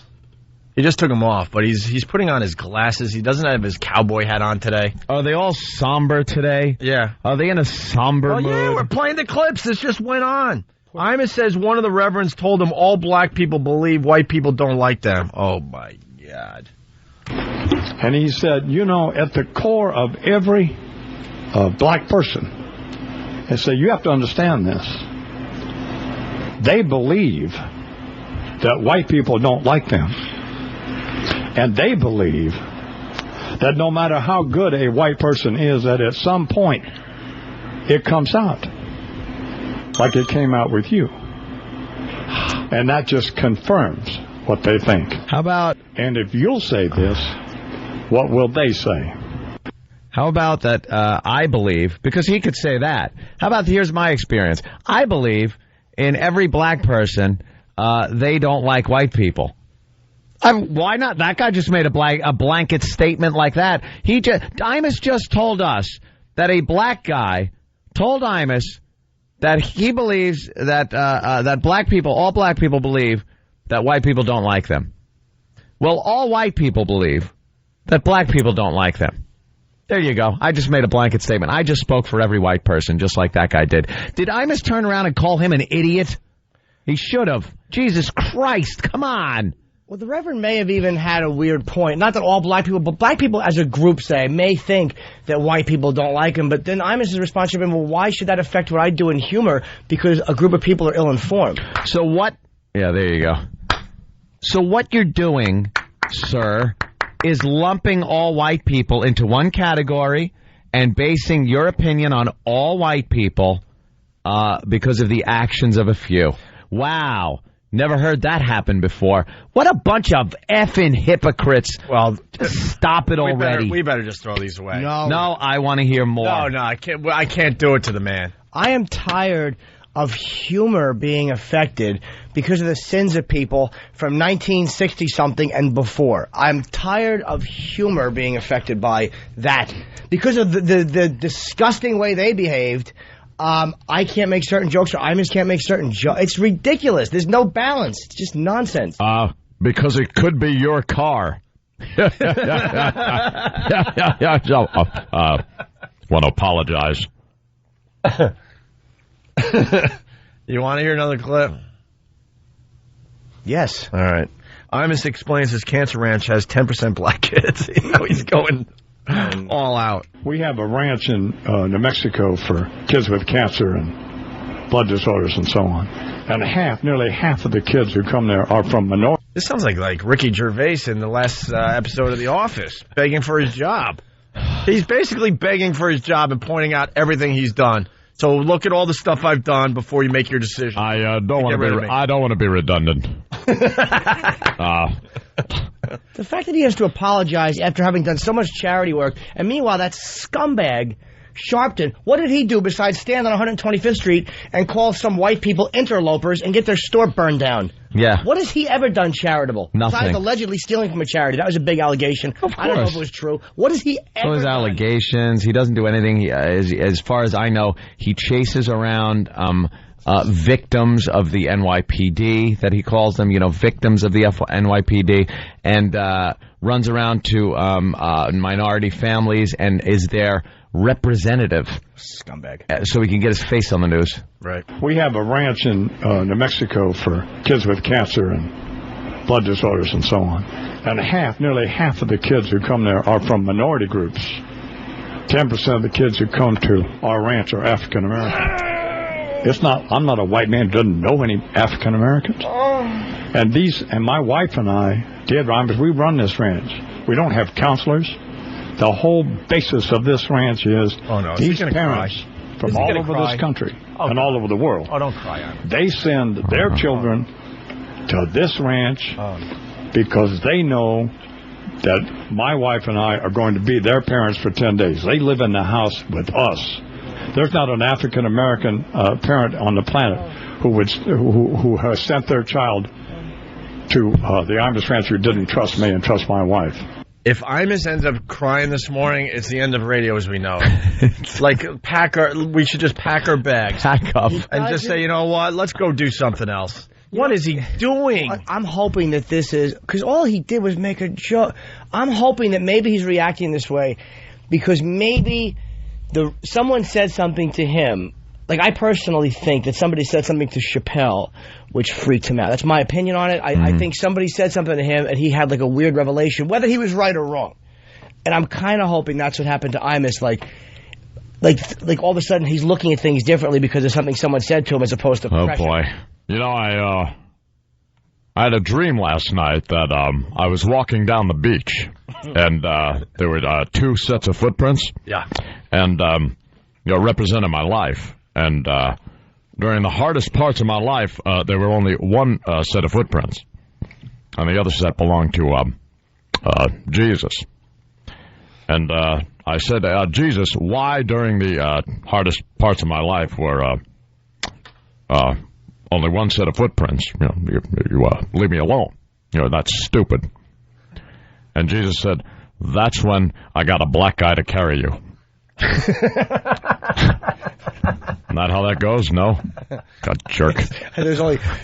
Oh my God! Through a lot of parts of my life, there was two sets of footprints, and then sometimes right before I'd laid bloodied, there was two sets and a pair of sneaker prints running up and running away. I woke up next to a brick. All right, look, the last clip is. Too much. Boy. No, we got to play it. Are you sure? This is changing the face of radio as we know it. Imus is this close to crying this morning. This is 35 years this career has spanned, where I've never, ever heard Imus even speak like this. Like he said, they have goofed on everybody. In 35 years, there is not one person that hasn't been goofed on by Don Imus. But he can't goof on the blacks because they're the weaker species. That's what their leaders are telling them. That's what their leaders are really telling them by doing this, by overreacting to everything.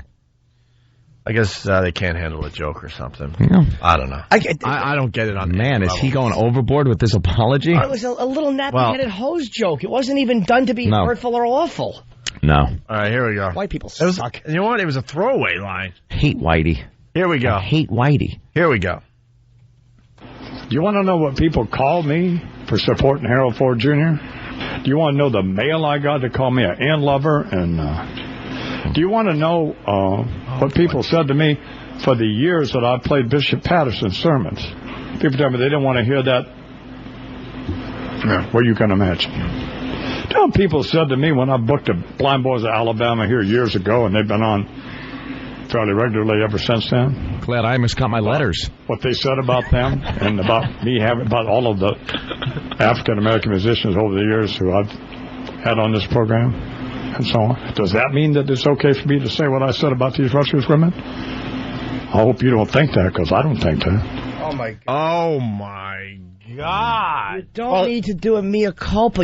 I know. You're not a racist. You're not. You didn't do anything wrong. Jesus. David Duke didn't apologize this much when he was running for office. People with burning crosses in their hands just say they're sorry and walk away. Imus, you didn't do anything. Yeah, you didn't do anything wrong enough. You know, even if he interprets it in his head and wants to, you know, it's up to him how he wants to view this and apologize for it. But no matter how you're seeing this in your own head and from the feedback you're getting, this is much too much of an apology for what you did. This is overkill. Like, we've all said things, like again, not from pressure from anybody, but when you look back, I've said things where I look back, I go, ugh. I kind of like to go back and go, look, I was kidding when I said it, because you kind of feel like a dick. Like, all right, that happens, and if you want to do that because you feel a little bad about it, it was a little whatever. Tell me about it. I like to go back 15 minutes myself. The Frank Vincent call? Okay. The Frank Vincent call? No. It's just that I'm always saying awful things. Yeah. Oh, yeah. You have to apologize to the office, not even the radio world. Hey, turn the TV off then, for God's sake. What can I say? I think there were tears in his eyes. Tears in his eyes, I guess, as he lines up for this last apology. Don Imus, on the air. Oh, that's a good one. He's apologizing to black reverends. Okay, he lines up this shot. He's probably going to use I'm sorry I know a lot of black people. There he goes. Oh, that's a good one. They're buying it. They're buying his apology. I'm a wreck. It's an apology. Come on, Imus. It'll be great. It's a sad day for radio, man. We got Imus practically crying on his show today. If he was proving that he's like a really equal opportunity guy, if he said that he wants to approach a black guy and shook his hand and pointed at a Puerto Rican and said, I'd rather have you in my neighborhood than him. Let's get out of here for a bit. It's Opie and Anthony. It's the Opie and Anthony Show. The virus is spreading. Get infected. Opie and Anthony!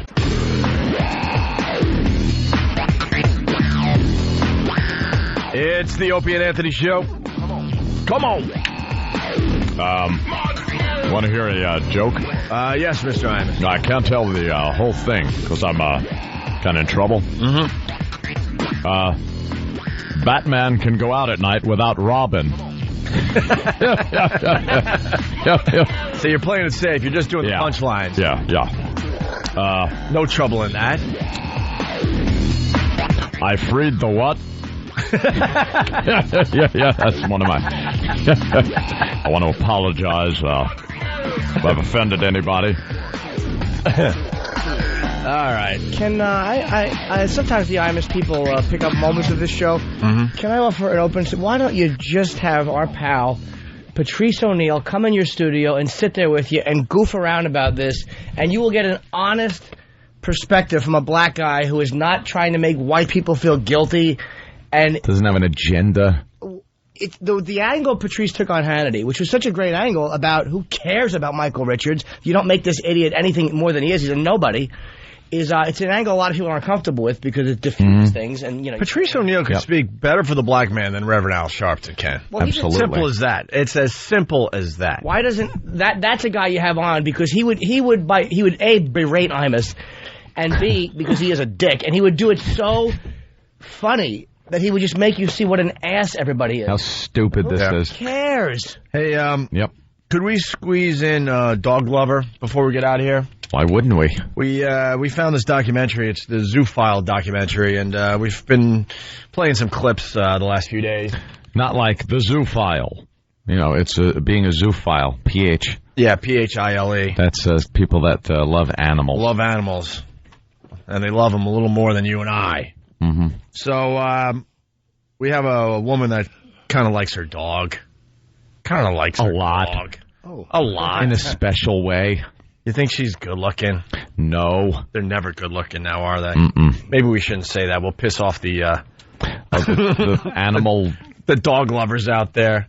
Oh, now we got Patrice on the line. See, here, everyone is getting an expert on the line today. We got our expert. Patrice. Hello? What's up, Patrice? Patrice O'Neal, everyone. How you doing? Hi, doll. Good, Patrice. Have you heard about the Don Imus situation? Yeah, a few days ago I listened to that statement. Again, I couldn't believe he apologized. Man, you don't understand how funny that was to say Jigaboo and Wannabe from School Days. Yeah. That was a Spike Lee. And if you watch the game, I was thinking the same thing, that the Rutgers girls are the worst group of girls. They bother you when you look at them. Bother you. See? And I'm gonna tell you, any black person, man, who says that wasn't funny, it's like, look, this is what we do. We have to. It's almost like the Michael Jackson situation. Yeah. Or even the OJ thing sometimes, is that we have to disagree with y'all. That's just the rule. We cannot, we gotta be mad. When y'all are in a corner and white people are in a corner, we gotta just keep you there just for historical measures. You know what I'm saying? Yeah. But the girls from Tennessee were better to look at. Candace Parker is a cute little thing, and the center for Rutgers looked like me. She looked like looking at me with long hair, longer hair. Who's a girl and with tattoos? Yeah, with the tattoos. Now Imus said nappy-headed hoe. Did that bother you, Patrice? You know what it is? I guess it's because black people we supposed to have I guess we have the right to say those type of things. I would say that all day long. I mean, that's what we would say. And to be hilarious, what makes it hilarious, black people don't say nappy-headed anything anymore. Like, we got out the thing of saying good hair, bad hair, and all that. That says Don Imus is a little bit detached from time, but that also says that this dude is attached a little bit to blackness. You should almost laugh when an old white man knows how to say nappy-headed hoe. Out of joking. You know what I'm saying? It really wasn't. I mean, look, I'm losing the black point just because it was funny to me. It was funny. It was a School Days reference. Yeah. He was watching School Days. Spike Lee should be proud that he would comment from that. That's Spike Lee. And it was the furthest thing away from hate speech, because they're bringing that into this. It's like it was so obvious. It was done in jest. It was a throwaway line. He was looking for a quick laugh, because we all saw the visual of the Rutgers girls team there, and they looked a bit scary on the court. And that's what he came up with on the spot. You're just a jigaboo. It's a song. Well, do you think that, did somebody get to him? He's so over the top apologizing, so far beyond. I mean, it's not like they overheard him dropping an N-bomb in anger. He was being silly. Why is he groveling? Did somebody from the black community say something that hit him in his soul? Yeah, whoever he works with. Whoever works for him. That's what we say. Yeah, his boss threatened him. Oh, the boss, okay. Yeah, these are not Imus's words. No, I mean, in my opinion. I've never seen someone apologize so much for something. The guy, it's a 4-hour apology fest. Even the Germans just waved to the Jews and said, all right, our bad, move on. Sorry. I mean, he's the apology. You got to understand, the apology is the thing that's getting y'all in trouble. You have to, but you know who you don't hear about anymore?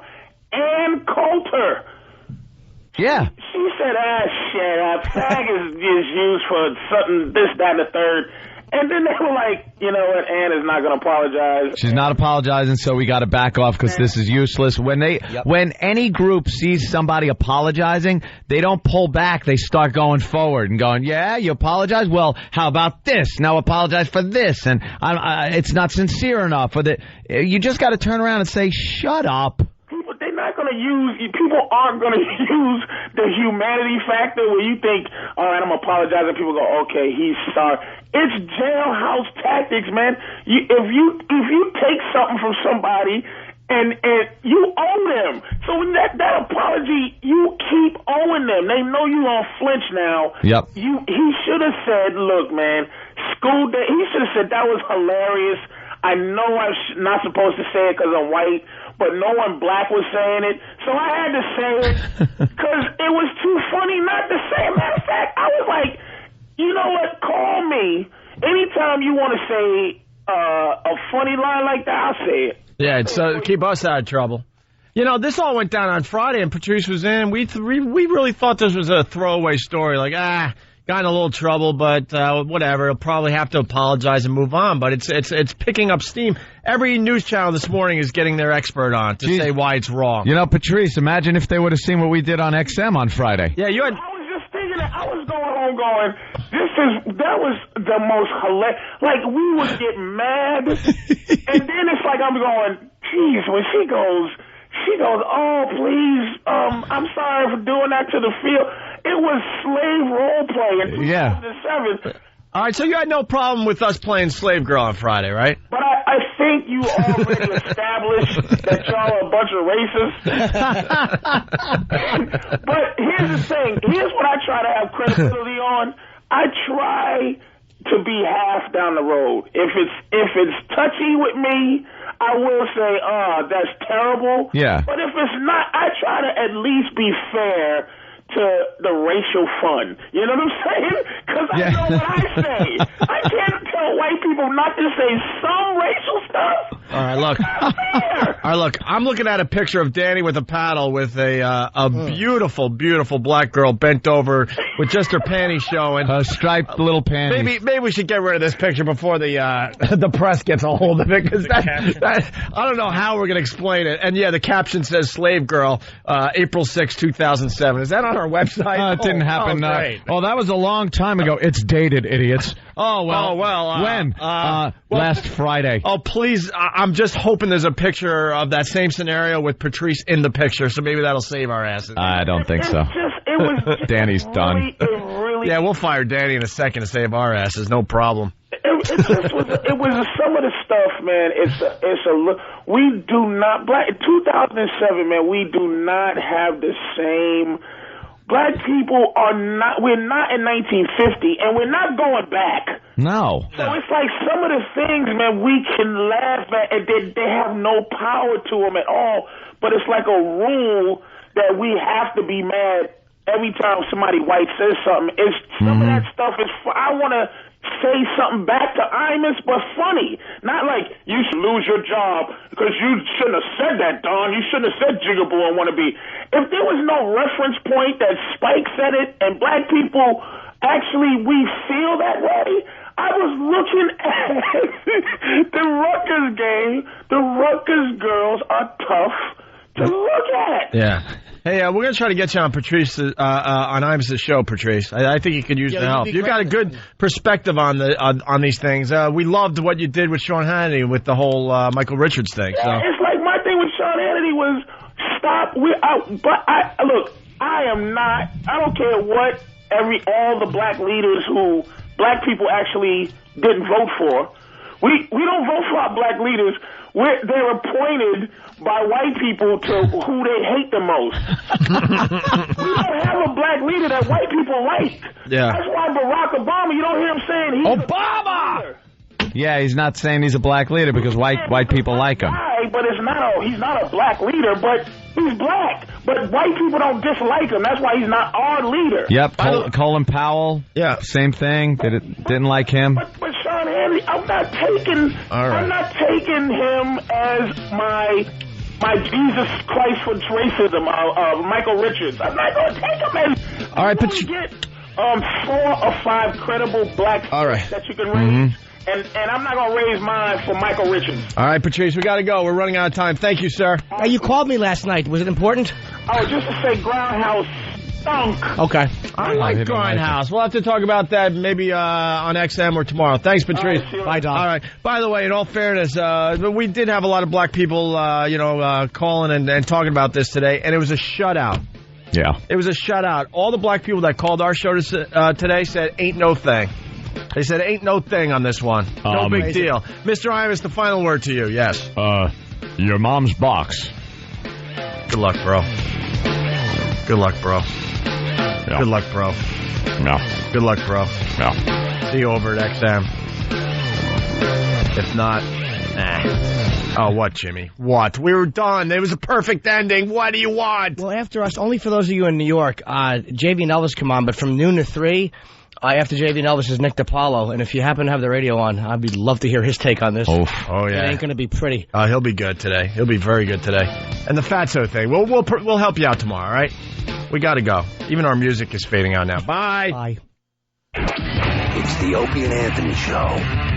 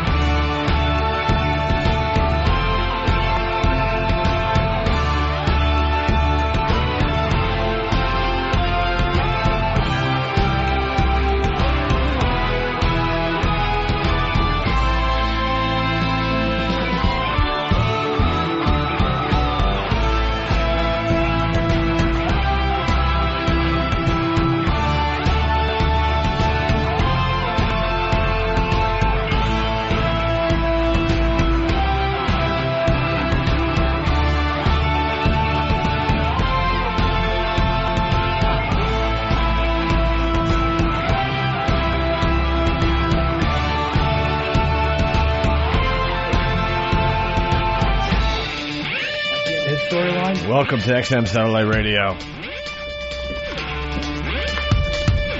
Can I thank the guy, by the way, who sent me The Wire? And just so you know, season 4, at the end of the on the season finale and on one other, it ends like a minute before the episode ends. Oh my God! The tape cuts off. That's never and even good. though in the season finale for The Wire, they always play a song, and they have like a montage. It's really well done. Montage. So, could you resend me the season finale and like the last 4 episodes on disc, because the last minute cuts off on them, and I was just that's funny, livid. Justin from Pittsburgh. After listening to the Walkover hiatus best of, I'm demanding a reunion between Opie and his old friend Black Gary. This would be a gem. Yep. Well, you go try to find what prison he's in. I don't know. I don't have time to do that.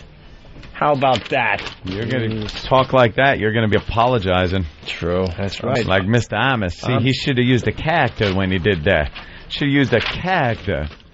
He broke his own rule. He used to use characters. Character. Sid was his character. Yes, Sid. Sid was the one that would say all that outrageous shit. Say all the stupid stuff and get in trouble for it. Yeah. Let's go to Steve in Kentucky. Steve, what's going on? How are you today? It is Steve. And Opie had the right suggestion, by Hey, the what's way. going on, What was that? Hold on, Steve. Fire Rob Bartlett. Make a statement. Absolutely. We want Bartlett fired. And we want him to go, but what did I do? And the bosses look at him and go, oh, you know what you did. That's right. You now, know. And that's racist. And that's all they give him. Steve, Kentucky, what's up? Hey, guys. Hey, Opie, I've been taking your advice. You know, when the show gets to dragging a little bit, I'll flip the channel, listen to something else, bounce back and forth. You know, Fuck, we didn't mean that, by the way. Yeah. We want you to sit through the horse shit, too. Just say it. We don't mean it. We don't mean it. You guys tell people, you don't like it, go somewhere else. Well, I tuned in, I listened to the replay Friday afternoon, and I tell you what, best show y'all have done in the 3 years I've been listening to you. You like the... Absolutely outstanding. What do you like, though? Slave Girl? Yeah, and you know what? Even if it would have been Patrice hitting a white girl, the way you guys narrated and described what was going on, the guys that don't have Pal Talk or a computer or whatever, we're out here on the road, it was just fantastic. And you know what the best part of the whole deal was? Little Jimmy Norton wasn't there to screw it up, just like he did the end of the FM show a few minutes ago. Oh, sir, how they screw it up? What happened, Steve? How did Jimmy screw up the FM show? Oh, you guys had a great finish. Your mom's box. Good luck, bro. And then Jimmy's got to break in with, somebody send me some CDs or listen to the show. Wait, what? No. Dude, hold on. The show's great. Jimmy, go on the road. Hold on a minute, stupid. Oh, boy. Hold on a minute, sir. Steve, that was said on the XM side. And the thing I said at the end of the show was that they should listen to Nick DiPaolo because the better that station does, the better it is for us there. So that was, and a guy who I happen to like.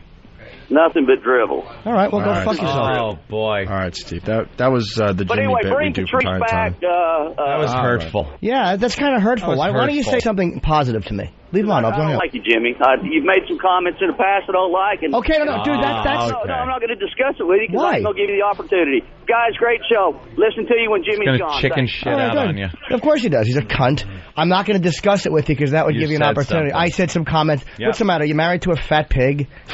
I'll bet you that's what it is. I'll bet you he has to go home Yep. and fuck a big fat pig. And he doesn't like that I rail on fatties. And you said, yeah. And you said something about fatties he didn't like. Yeah. Hit too close to home, so you're an asshole. Yeah, fuck him. Stupid accent. But I like the fact that he tunes the show out when I'm on. So if you did that, why'd you call it I'm here, stupid? Yeah, you shouldn't have known. All right. Hopefully he'll wind up in a ditch, paralyzed. Justin from He had Philly. a dream. He's a miserable Flyers fan, and he just wants to congratulate me on the stupid Islanders, and that's how he wrote it. Congratulations on your stupid Islanders. Flyers, worst team in hockey this year. Let's just acknowledge that. They pulled their miracle. All right, Slave Girl, Jimmy. I missed that. Slave Girl. We just have the clips. The video, is there a video actually up on opieandanthony.com? Are we that insane? Hope not. Are we that insane to have a video? It's on YouTube. It's what? What? He's whispering. What? It's not up yet. We were insensitive and What? shouldn't have done Slave Girl. Who's that old broad? Be nice. There's a... What, Sam? There's no video yet. Oh, okay. A young lad with her. Ooh. What are they doing? I don't know. They're just here to fucking watch a stupid radio show. Paperwork. What are you guys doing out there? It's like Lynn Samuel's road team. That's very... What are they doing? Why are they doing paperwork? It's a dumb radio show where we tell a bunch of dick jokes. Well, occasionally... I can understand if it's a quick read this statement and sign, but there's like pages. Occasionally you make a comment I don't like. God dang it. There's pages. They got to show ID. More importantly, is my smoothie on the way? And my I sandwich. don't remember Kenny asking. Kenny's usually very good with that, and now may have to be reprimanded. Hey, can you bring me a copy of what they have to fill out? Just a clean copy. Excuse me, ma'am. Yeah. What are you reading? Paperwork. Just to be here. Holy crap. Who started this? I know we've had it from the... And how can a kid sign a contract? I don't think he's allowed. How many pages is this? 6 or 8. You're not kidding. No, I am kidding. How many pages, really? Just one. Oh. No, there's a couple, because this guy's showing me the same thing. 2. I ignored the second page. And you got to, like, show ID and all that. And yeah. Was your cavity searched? Yeah, that'll hurt. Not me. Not you? All right. This is fine. It's not much. It's not much. What's all that stuff? Honestly, it's just your name, address. It just kind of gives XM the right to broadcast you if we're talking to them or whatever. Mm-hmm. And the next page is just a copy of the driver's license. It's really not under disclaimer. How about a sign? You're on mic at all on times. Air. When you enter this Don't complain. All right, whatever. Or beat it. Hey, so Slave Girl, the video, can we throw the video up? Thumbs up? Let's wait till Imus thing goes away. We played Slave Girl. I want to hear the... on Friday, Jimmy, and I was talking to Anthony at F.H. Riley's. Yep. 400 New York Avenue in the heart of Huntington Village. Had a good time. We had a good time Saturday. Speaking of which, did you like Art of the Topless? Oh, yeah, they did a great job. I got to be honest, I was very skeptical when Fat Opie, a.k.a. Patrick, said that he was getting this band together to do songs of the Opie and Anthony / Ron and Fez show. I was like, wow, this is going to be just a disaster of epic proportions to the point where we barely promoted it.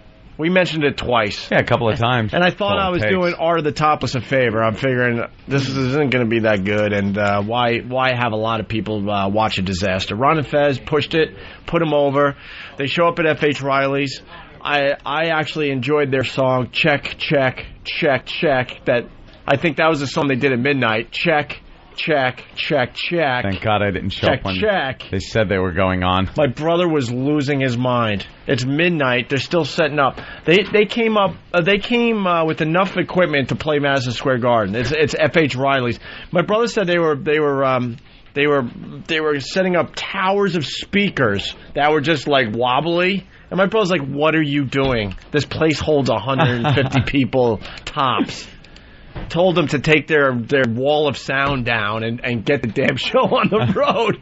And at midnight, you heard check, check, check, check. And Ronnie and I looked at each other like, oh, boy. It's the Check, Check song. But then they got it together. It was their first gig as Art of the Topless, and rave reviews by everyone. They kicked ass. It's all the music from the show, Jimmy. Okay. Everything from the Black Girl song to Patty singing White Rabbit instead of doing the karaoke version. That, yeah. They start with Ecstasy of Gold. They go into their own version of Little Rage Against the Machine. All of a sudden, they play a little Sabbath because they know you like Sabbath.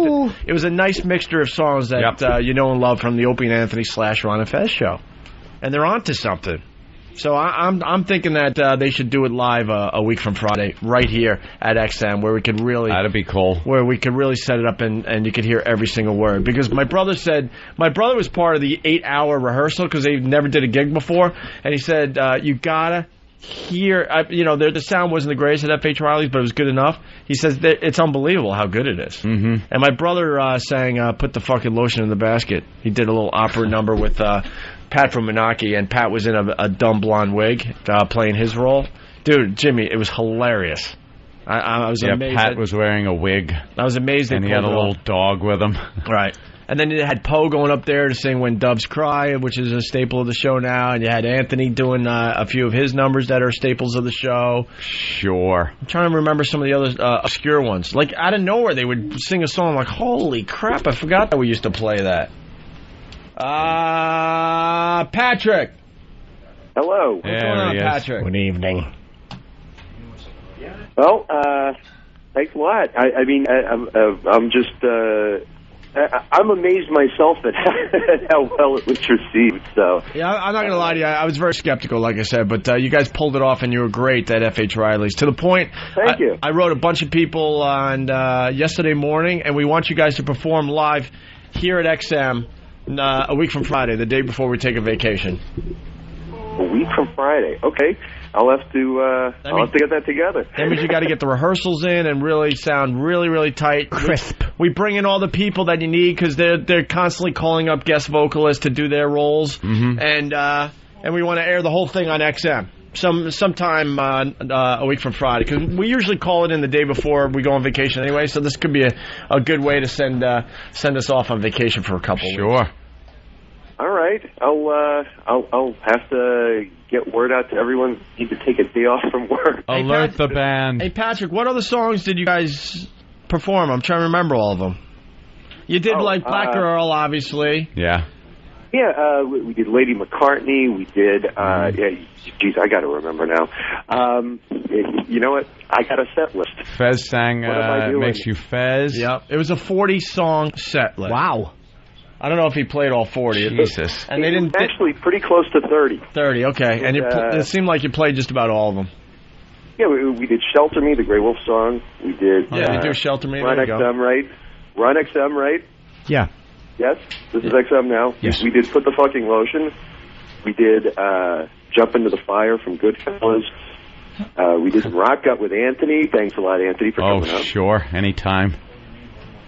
We had Dawn get up. We had Dawn do some of the stuff that she does at the karaoke nights at F.H. Riley's, and then just to change it up, we had her put on a bass and actually play bass with us. Yeah, Dawn plays the bass guitar. Hmm? Oh, just commenting. Patrick's sleepy. We were up for Easter yesterday. Yeah. Over Mommy's house. Yeah, but you're not supposed to be hungover after Easter. Jesus. No. Get it together, Patrick. Little drinking. Oh, really? Yeah. Yeah, a little bit of drinking. On Easter? It's Easter. You got to drink. Maybe a little wine for the baby Jesus. It's a big party holiday, isn't it? For the baby Jesus. Huh? I mean, it syncs up with that pagan fertility festivities and all that. You got to drink. Easter? Wow. Well, yeah, that's the whole thing with the bunnies and the eggs, right? I thought it was just when Jesus turned into a zombie. Let's be honest with each other, Patrick. You're not doing too well on the phone, but you were great at F.H. Riley's on Saturday night with the band. Right. Art of the Topless. You know, that's what I do. I don't do this. I do that. So a week from Friday, we want to get this together. XM's willing to fly up some of their experts and make sure you have a great sound a week from Friday. We're thinking 10:30, so it goes into Ron and Fez a little bit, and we want you to play your whole set. Or not your whole set, like a best of set, maybe an hour. Okay. And then we'll have the guest vocalist, we'll get Stalker Patty and the rest of them. I'm sure you could talk Anthony into singing a song or two. Sure. Or two, and then we'll let everyone else hear what you guys did on Saturday at FH. Great. It's a huge opportunity, so get the band out of work. Then Eric Logan was talking about maybe doing some things with you. You might be onto something, is what we're saying. Okay, well, cool. That's great news. So, and thanks a lot. Thanks for everything you guys have done. You know, I'm happy to be able to do something to kind of get back here. Get a hold of yourself. All right. Get a hold of yourself. You're like Cheswick as McMurphy's leaving. I got to say, I was very excited to talk about the time at FH this Saturday with Art of the Topless, and now I'm regretting it. Now I'm not that excited anymore. Are you going to say goodbye to me, Mac? Settle down, Charles. All right, Patrick. All right, thanks a lot. Later, man. Get the band together for a week from Friday. That's all you need to know right now. All right. Okay. All right. Anyway, so then... Holy shit. Oh, was that like pulling teeth? Was that pulling teeth? It wasn't that pleasant. It was Patrick gets a band together and the songs together and everything. He's not a radio guy. And all of a sudden he was like a rock star up there. He's like pointing and winking. He's singing, he's pointing, he's doing everything. And then get on the phone with the radio. It's a little different. I just know him as the creep that takes pictures of everybody from far away. And now like on Saturday, he's just this huge rock star on the stage. I'm like, same guy? Yeah. What the hell's going on here? Anyway, whatever. We'll put it together, and then we'll show you how great it really was, because he really doesn't know how to sell his band yet. He really doesn't. So I'm talking to Anthony, and we want to start Exploitation Fridays on the Opie and Anthony show for the next few weeks. Yeah. We started with Slave Girl. We're thinking of doing something with Prison Babes, and then we need more themes for Exploitation Fridays. Gratuitous nudity. Yeah, well, Grindhouse is bringing back the exploitation film a little bit. We did Slave Girl. We're thinking there's something there. Some kind of science fiction theme where we can get a woman maybe nude to be molested by a robot. Nude, good. Something like that. There you go. So we need some more ideas for Exploitation Friday. A creature thing. Where someone in a bad creature mask picks up a woman nude. And she's got to give her best, like, B-movie scream. Or how about a stump Like in the first part of the Rodriguez movie, girl with a stump. A stump has to do something. Right. We need an amputee girl. By the way, Jimmy, a lot of phone calls saying how great you are, but of course. Oh, that's okay. Yeah, Jimmy's but the I just want to man. acknowledge they're there. Oh, dude, no, I never mind. On Miami. My only problem with that guy was that he was just he just wouldn't say what he didn't like because he's a faggot. That's the only problem I have with him. I don't think he likes me. All right. Just what an be a man. asshead. Yeah. But it gets your fans pissed and they're no, that's all right. Please, that's the odds. I just want to acknowledge Thank the you people guys out there. All right, Don't be mad. Jimmy knows your love. It's appreciated. All right, so Exploitation Friday coming to the Opie and Anthony show. Maybe the message boards can help us out. We're trying to come up with some more themes. So far, we only got Slave Girl and Prison Babes for sure. Yeah. But from Friday's show, because Jimmy, you missed one of the greatest lines in Opie and Anthony history. Ooh. It's within these 3 or 4 clips. Oh, it's the third track. Okay. Francine just delivers one of the best lines ever. We had the lovely Francine in, and she was just going to read the news. But, I don't know. She's done it before. She read through a few, and we're like, not really feeling it. And then Opie brought up the idea maybe Slave Girl. We had no idea what that was supposed to be, and kind of just crafted it on the air. We had a moment with Louis C.K., because all of a sudden, Francine's just in here. I'm like, hey, why don't we play Slave Girl? And Louis C.K. looks at us like, Slave Girl, like we know exactly what that is, and we're just breaking out a bit. He goes, oh, cool. How do you play? And I look at Louis and go, I don't know. We're gonna make it up. We just made this up. We're going to make it up as we go. And Louis C.K.'s eyes got really big, and he's like, this is the show I need to be on. He goes, oh, you're just spitballing it. We're like, yeah. Yeah, that's what we do. Man. And he thought that was the greatest thing from a creative standpoint. He's like, wait, you're just going to make up Slave Girl live on the air? I'm like, yeah, we're going to make it up. And we figured it out. Of course, it entailed Francine pulling her pants down and showing her panties. She wears awful panties, by the way. Those striped ones. Patrice loved them. Oh, he said he was going to jack off to them later on. Wear a thong or boy shorts. Those fucking awful striped panties. She's wearing striped panties. We had to keep telling her to pull them up because they were all baggy in the back. Of course they were. And, she got them pretty tight, and then Danny came in with the paddle, and then we had a scenario worked out. We had a couple of them that didn't kind of work. Like, some people like some scenarios, other like the other, but the key was she was the slave girl. Well, yeah. Well, the first track, the paddling begins. Francine isn't into it yet. Yeah. We need to motivate her a little bit. She really came alive because at first, she needed direction. An actress without direction, they're not going to give you their best. No. All right, here we go. Listen to this. Spank Slave Girl. me, massa. Oh, she wants it. Spank me harder, massa. This stinks. You gotta say it with some emotion. Don't hit me, man. No, master. You don't want it. You don't. See, you don't want it. Girl, you gotta explain it to her. Get a little emotion. No, go. master. Oh, please. Yeah, you totally don't know about slavery. Yeah, See, no, you master, didn't like please. this. No, master. Please don't hit me. No, master. No, master. Please don't hit me. No, there's got to be a panic in your voice. Lucy K is he's a big wig in the entertainment business. You never know. You never know. I could put you in a movie. A big wig. I made Pootie Tang. He wrote with Chris Rock. He's got a watch proving it. Say just say, oh no, master. Like no, master, please. No, master, please don't hurt me. No, master, please don't hurt me. Not bad. If it hurts. Oh, fucking hurts. She turns around and gets pissed off at Danny because he's hitting a little too hard. Yeah, Danny's hitting her a little hard. Well, he had that big, heavy paddle. Yeah, so far. That didn't help. So far, who cares, right, Jimmy? That's all right. I care. I like it. But, I mean, it's got to start somewhere when you're making it up on the spot. So then the next track here, Francine gets her motivation. Ant sets her up. Ant really puts the whole slave girl thing over. I didn't think because she was having a problem without it being put in the context. So I had to play the slave master, even though Danny was doing the beating over the radio. You can't tell, so. Yeah, Danny Jeff from Philly. Jeff. Slave Girl, wow, replaying a drawn-out bit you did the last show. I'll check back in tomorrow. And could you lose that we're only playing it for Jimmy bit? He has XM. He heard the replay. Did you hear Slave Girl? No. Well, no, obviously you're a liar, Jimmy.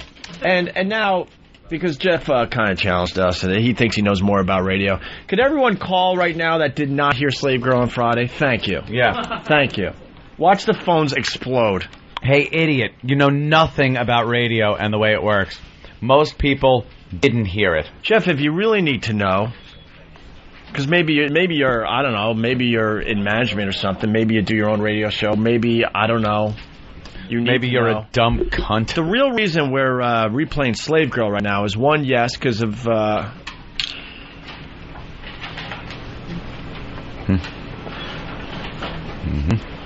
Hello? Hi. You said to call if we didn't hear the bit.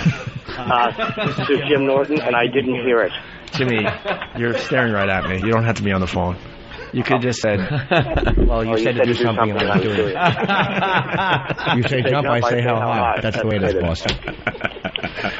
You look ridiculous being on the phone talking to me as you're staring. Oh, damn it. We were I thought that was Jimmy. I was looking at him. He was on the phone. Every time his lips moved, the words came out of the radio. See, we'll show our knowledge. The reason we're replaying this is, A, because we think Jim Norton would enjoy it, and maybe it would give us a little more take on the actual slave girl bit. Yep. And secondly, because we just set up Exploitation Fridays, this is another way to kind of push that concept forward.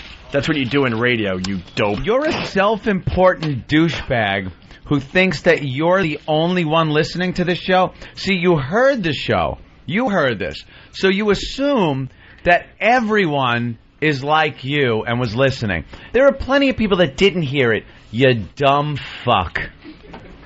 Oh. Let's say hi to Eric in New York. Eric. Hey, boys, good morning. What's up? I had no idea what you guys are talking about. I did not hear the show. And how many hours a week do you listen to us? I could probably say that I listen to maybe 30 hours a week. Swear. Same. Swear. Eric, we don't need, I swear to God, we don't need anyone kissing our ass. We want people just to tell the truth. The XM radio does not get changed from 202. I listen to you on replays, and I listen to you in the morning, and I missed it. You know, the average person on regular radio listens way less than an hour a day. Well, I could say that I listen. So you're saying you listen to about 30 hours a week, and you did not hear Slave Girl? I did not hear it, no. Thank you. And you're being honest, right? I am. Well, Opie, one caller. What is one caller going to prove? We're doing this for Jeff. Chris in the Bronx. What's up, boys? Let's see. Friday, if I'm not mistaken, it was a holiday. Wasn't it Good Friday? A lot of people off of work. Well, you know, I could add that to the reason we're playing it today as well. We had a very, very small audience on Friday because a ton of people had Good Friday off. You're absolutely right. Forgot about that one as well. Exactly. Well, I'm sure that doesn't make any difference. Did you hear it, Chris? No, I did not. And how many hours a week do you listen to the show? I'm a UPS driver. I got an hour commute coming down, and it's on in my truck every time I'm in and out. Is it safe to say you listen 10 hours a week? Easily. And you didn't hear the bit. Thank you. This is for Jeff, who thinks he knows more than we do. He didn't hear. Bob in Ohio. Bob. Hey, I want to hear it because it sounds like Francine is getting pretty hot and worked up. I didn't hear anything Friday. There you go. Okay. Should we keep going? Anthony in Connecticut. Anthony. Hey, guys, I can't wait for Mohegan Sun. That's going to be the greatest show ever. But anyway, I did not hear it. I was at church. All right. Thank you, sir. Dork. James in Riverhead. James. What's up, boys? Hey. I did not hear it, and I listened to you. I'm up at about 8 in the morning. I catch the last hour of that. See, douchebag. It's at a different time than we played it. That's another thing we're doing right now. You just don't understand radio, so you come off looking like an ass. What was his name? Jeff from Philly. You know what? Jeff from Philly is a homosexual. I would take more calls, but quite frankly, they're not calling. So 4 people didn't hear the bit. So see, 4 people. All right, and other people are saying they did hear it on Friday, and they do want to hear it again because they missed it on the replay. I want to hear it. All right, so Francine gets her motivation for Slave Girl, and Aunt helps her out and sets her up nicely. This isn't the really good clip. That's next. Okay. Oh, I've been bad, Master. No, more emotion, like you're on the verge of tears. She's delving from white girl to black slave. Yeah. I've been so bad, man. All right, you know what? What am I supposed to be again? Am I supposed to be scared? You're supposed to be a big identity crisis. Let's give her motivation. You're scared. You did something wrong. Maybe think what that might have been and said, I know I've been bad. I know I shouldn't have whatever. That type of thing. Begging for mercy. You broke a fucking crystal glass. Right. Okay. And the guy, fucking big white guy with a beard, came in and sees the shattered glass and looks at you. Wow, you've broken my porcelain. Hey, can we go to the phones? I didn't mean to, Master. There we go. I didn't mean to. Please don't hit me, all that shit. Please don't hit me. I won't do it again. Oh, shit. She does such a good job. Yeah. Oh, please, Massa. What? I want to go to the phones, talk to more people who didn't hear the bit. Well, the phone's crapped out from too much volume. No, there's some, too many phone calls. Yeah, too many. We made our point, Jimmy. I just want to talk to I mean, trust me, we made our point. All right, here's Patrice gives the scenario because we weren't happy with that take. We wanted a better take. So Patrice gets involved, helps with the scenario, and then Francine finally gives line of maybe the year. She was sucking a. I'm a field hand. She's house, right? Yeah. She was sucking. She got caught sucking my dick in the house. I was getting there. In the house. In the house. All right, so you're dead. Massa caught me. You're fucking strung up out back. And she is trying to live.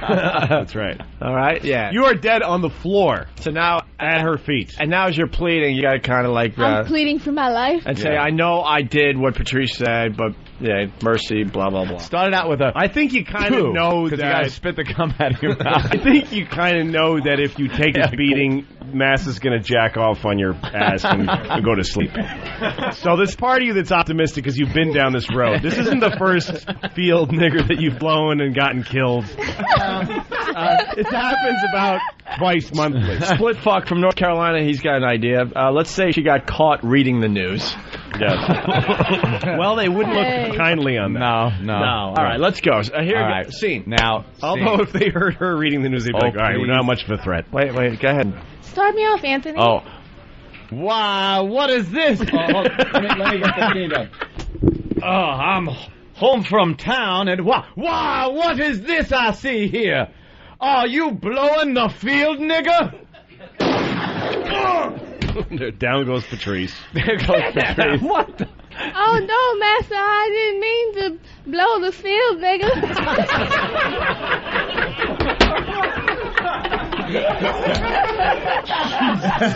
Oh, my God. All right, we're on to something now. This is crazy. We're on to something now. All right. See, it started with nothing and it developed for like an hour. I didn't mean the way she says that is so fucking funny. She kind of gets all flustered before she says it. Francine gets hit really hard here and screams. Oh, no, Master, I didn't mean to blow the field, nigga. Well, I walked in here and caught you blowing the field, nigga. Now you're gonna have to pay. No, Master, I was just so horny. Jesus. He got me worked up in a furry. Now you take this, you young. That's it. See, you just have to hit her harder. That's all this takes. How dare you bring that boy into my house?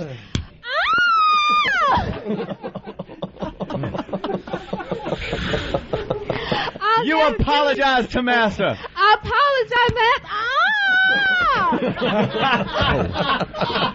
Oh, my God.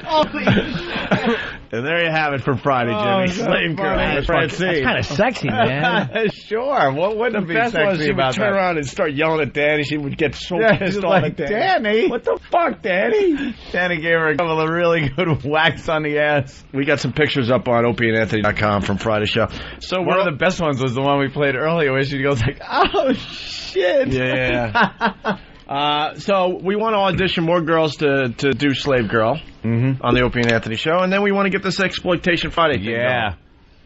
So we'll see what happens in the coming weeks. Tom in Philly, what's up? Hey, I love you, love the show. Jeff from Philly's a faggot, and I didn't hear it on Friday. Thank you, sir. Bye-bye. Bye. Let's go to Rich in Wyoming. Rich? Hey there, Rich. Hey. Hey, Rich. Hey. Hi. Rich? What you got for the show? Hi. Hey, Rich. I can barely hear you guys. I was just calling. I didn't hear that Friday. Hello, is Rich there? Rich? You're on the air. Rich. Hey, I didn't hear that Friday, that Slave Girl. Why is he not talking? Rich! Rich, go ahead. You're on the air with Opie and Anthony. Okay, can you hear me? Yeah, Rich. What do you got? What do you got? Hey, I was just calling to tell you I didn't hear that Is Friday. Rich on the line? Rich? I'm trying to hear Rich. Rich is on the phone. I guess I'm not on the phone. All right, push that button down. Everyone There we that's go. on hold, Hi. say hi right now. Hi. All right, I hear him. All right, Rich, you're on the Rich, what air. do you got for the show today, Rich? Wyoming. Hey, I was just letting you know I didn't hear that Friday. How much? Rich. Holy shit. Whose phone is that? This is crazy. Whose phone is that? With me? Someone's phone is ringing. Let's say hi to Andrew on Long Island. Andrew! Fucking Mars. What's up? Not much. I probably listened to the show about 50 hours. Andrew's on the phone. I didn't hear Slave Girl. You didn't hear Slave Girl? I think we made our point. Did you enjoy that? Thank you, sir. Yeah, it's pretty good. I also got a midget story. Oh. This is unprecedented. You're actually calling for two things at the same time? Coming. Yep. We interrupt this program to bring you the Ozone Midget sighting of the day. Right. All right. Me and my wife were in Dunkin' Donuts. What? Me and my wife were in Dunkin' Donuts, and I'm ordering everything, and lady behind the counter is like, does she want anything? I'm like, no, that's my wife. She's with me. And all of a sudden, this little thing comes walking out behind my wife, and I just started laughing hysterical because I didn't even know that she was behind there, and it was pretty funny. I guess you had to be there. Oh, my God. Wow. You crashed and burned with a... You don't call a radio midget show with story. I guess you have to be there story. Ever. Yeah. All right. You should have said something funny, like they said, what do you want? And I wanted munchkins, and then this midget walked out. I said, give me a box of that thing. All right, thank you, guys. The least you could have done was like a Munchkins joke or something. Yeah. I know. There's so much to work with there. Yeah. I wasn't thinking. Or how you bought coffee, and it was hot, and you didn't get any milk, and you threw it in the midget's face, and everyone laughed and pointed while he ran around with his little fat hands that couldn't reach his cheeks. You're going to have to apologize, Jimmy. I apologize. The midget groups are listening. You're right. Apologize to the midgets. All right. We're going to take a break and get into some things. We got a nice studio audience. Yeah, where'd they come from? Well, you got a lot of Mets fans because they're going to opening day. Opening day. Even though it's winter in New York, enjoy freezing nice asses freezing off at cold Shea day today. Wonderful. I gave my nosebleed seats away to Danny, so you'll see Danny. Danny's going? Yeah, way up in right field. Way up. At least you're there, though, right? Absolutely. That's all that I've never been counts. to my Mets opening day. Oh, okay. So it's exciting for me. Yeah, it's gonna be freezing. Great. Have fun. All right. Maybe the fucking jet exhaust will keep you warm. The plane's taking off from LaGuardia. All right. Closer to the Jets than home plate. Yeah, exactly. I saw those seats. Oh, the virus is out. Tell your friends. He's infected. That's right, Opie. Shut your mouth. I love the homoerotic nature of the whole event. The virus made my genitals rot off. Whoa, dude, don't come near me. We're your celebrity skin cancer connection. And it was better than my first kiss. Oh, laugh until your innards spill out on the chair. Anthony Show.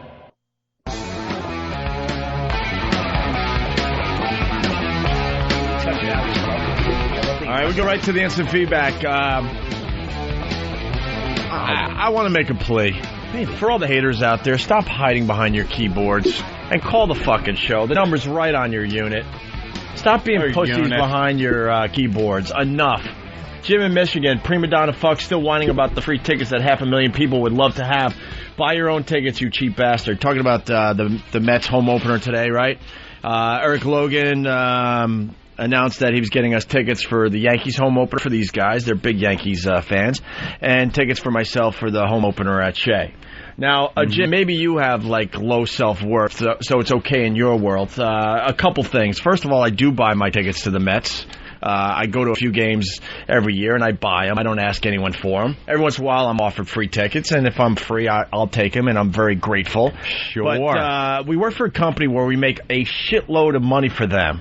And after many, many years, well over 20 years of being treated like shit in radio, stupid me has decided that maybe I should be treated a little better. So when your big boss says he's got tickets for the home opener, I didn't ask for the tickets to the home opener, by the way. I wasn't even going to go to the home opener because this time of year I don't really give a shit about baseball when hockey's still being played. So I wait a little longer, wait for the season to develop, and then I'll go, catch a game or two at Shea Stadium. But when the boss says he's going to get you tickets for the home opener, they better damn well be good seats. Sorry. My self-worth's a lot higher than yours, obviously, Jim. It's okay for you, I guess, but it's not okay for me and the amount of money we bring in for XM. He wouldn't take them. That is a fact. Yes, you're 100% right. Because I do have a higher self-worth, okay? He wouldn't. The tickets were completely ridiculous. It was almost in the last row of the stadium in right field. You could see the parking lot a hell of a lot better than home plate. Awful seats. Yes, I should bitch. Especially considering that the Yankee tickets were pretty much right off third base. In the dugout, in the Yankees dugout. You got to hang out with the players. It was wonderful. I'm not looking for the best seat in the house, but I'm looking for something that's a little respectable. You know why? A couple seats that are respectable. And I don't want any jokes, Jimmy. I'm serious. I'm pissed off that we're treated like that. Keep your jokes to yourself. But I had a good one. All right, go ahead. What the hell? Yourself. It is a comedy show. Go ahead. Two Jews walking to a bar.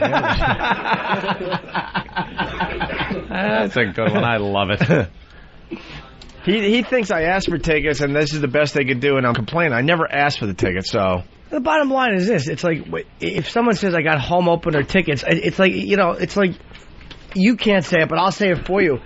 Personally, he's Opie from the Opie and Anthony show. If he's going to get tickets from the boss who has the contract for baseball... And it's a high-profile show that does well for XM. You have to understand, Jim, they have tickets that they didn't pay for Major League Baseball. And look, if these tickets were for a dude that's on the Boneyard, then they're perfect. Let's be honest, they're perfect seats. For a jock slouch that's just spinning hair bands. Yeah. He's going to be very appreciative, of course. Or a non-white. All right. Right. I'm amazed. Reverend Al has a talk show. He's got a radio show. I guess. Where does Reverend Al have a radio show? It's on the line in New York. He couldn't get a New York radio station. Are you serious? Yes. And you know what? He's using Imus to get a little attention for his radio show. Despite Imus' scheduled appearance, Sharpton said his position was unchanged. He wants Imus fired and intends to write the FCC about the matter. What could he possibly write? Oh, yeah, well. Whatever. Fat complaining. I love the people that threaten that they're going to, write a letter to the FCC. They have no clue how the FCC works. No, you're allowed to say that. Yeah, this is not an FCC violation. An FCC violation. Reverend Al should know that by now. And he's in radio, and he's writing a complaint against another person to the FCC? Right. What kind of shit is that? You don't do that. Well, now I insulted Elo. Hey, guys. Hi, Eric. Welcome aboard. Elo, how are you? Oh, I'm peachy green. Elo. Yeah.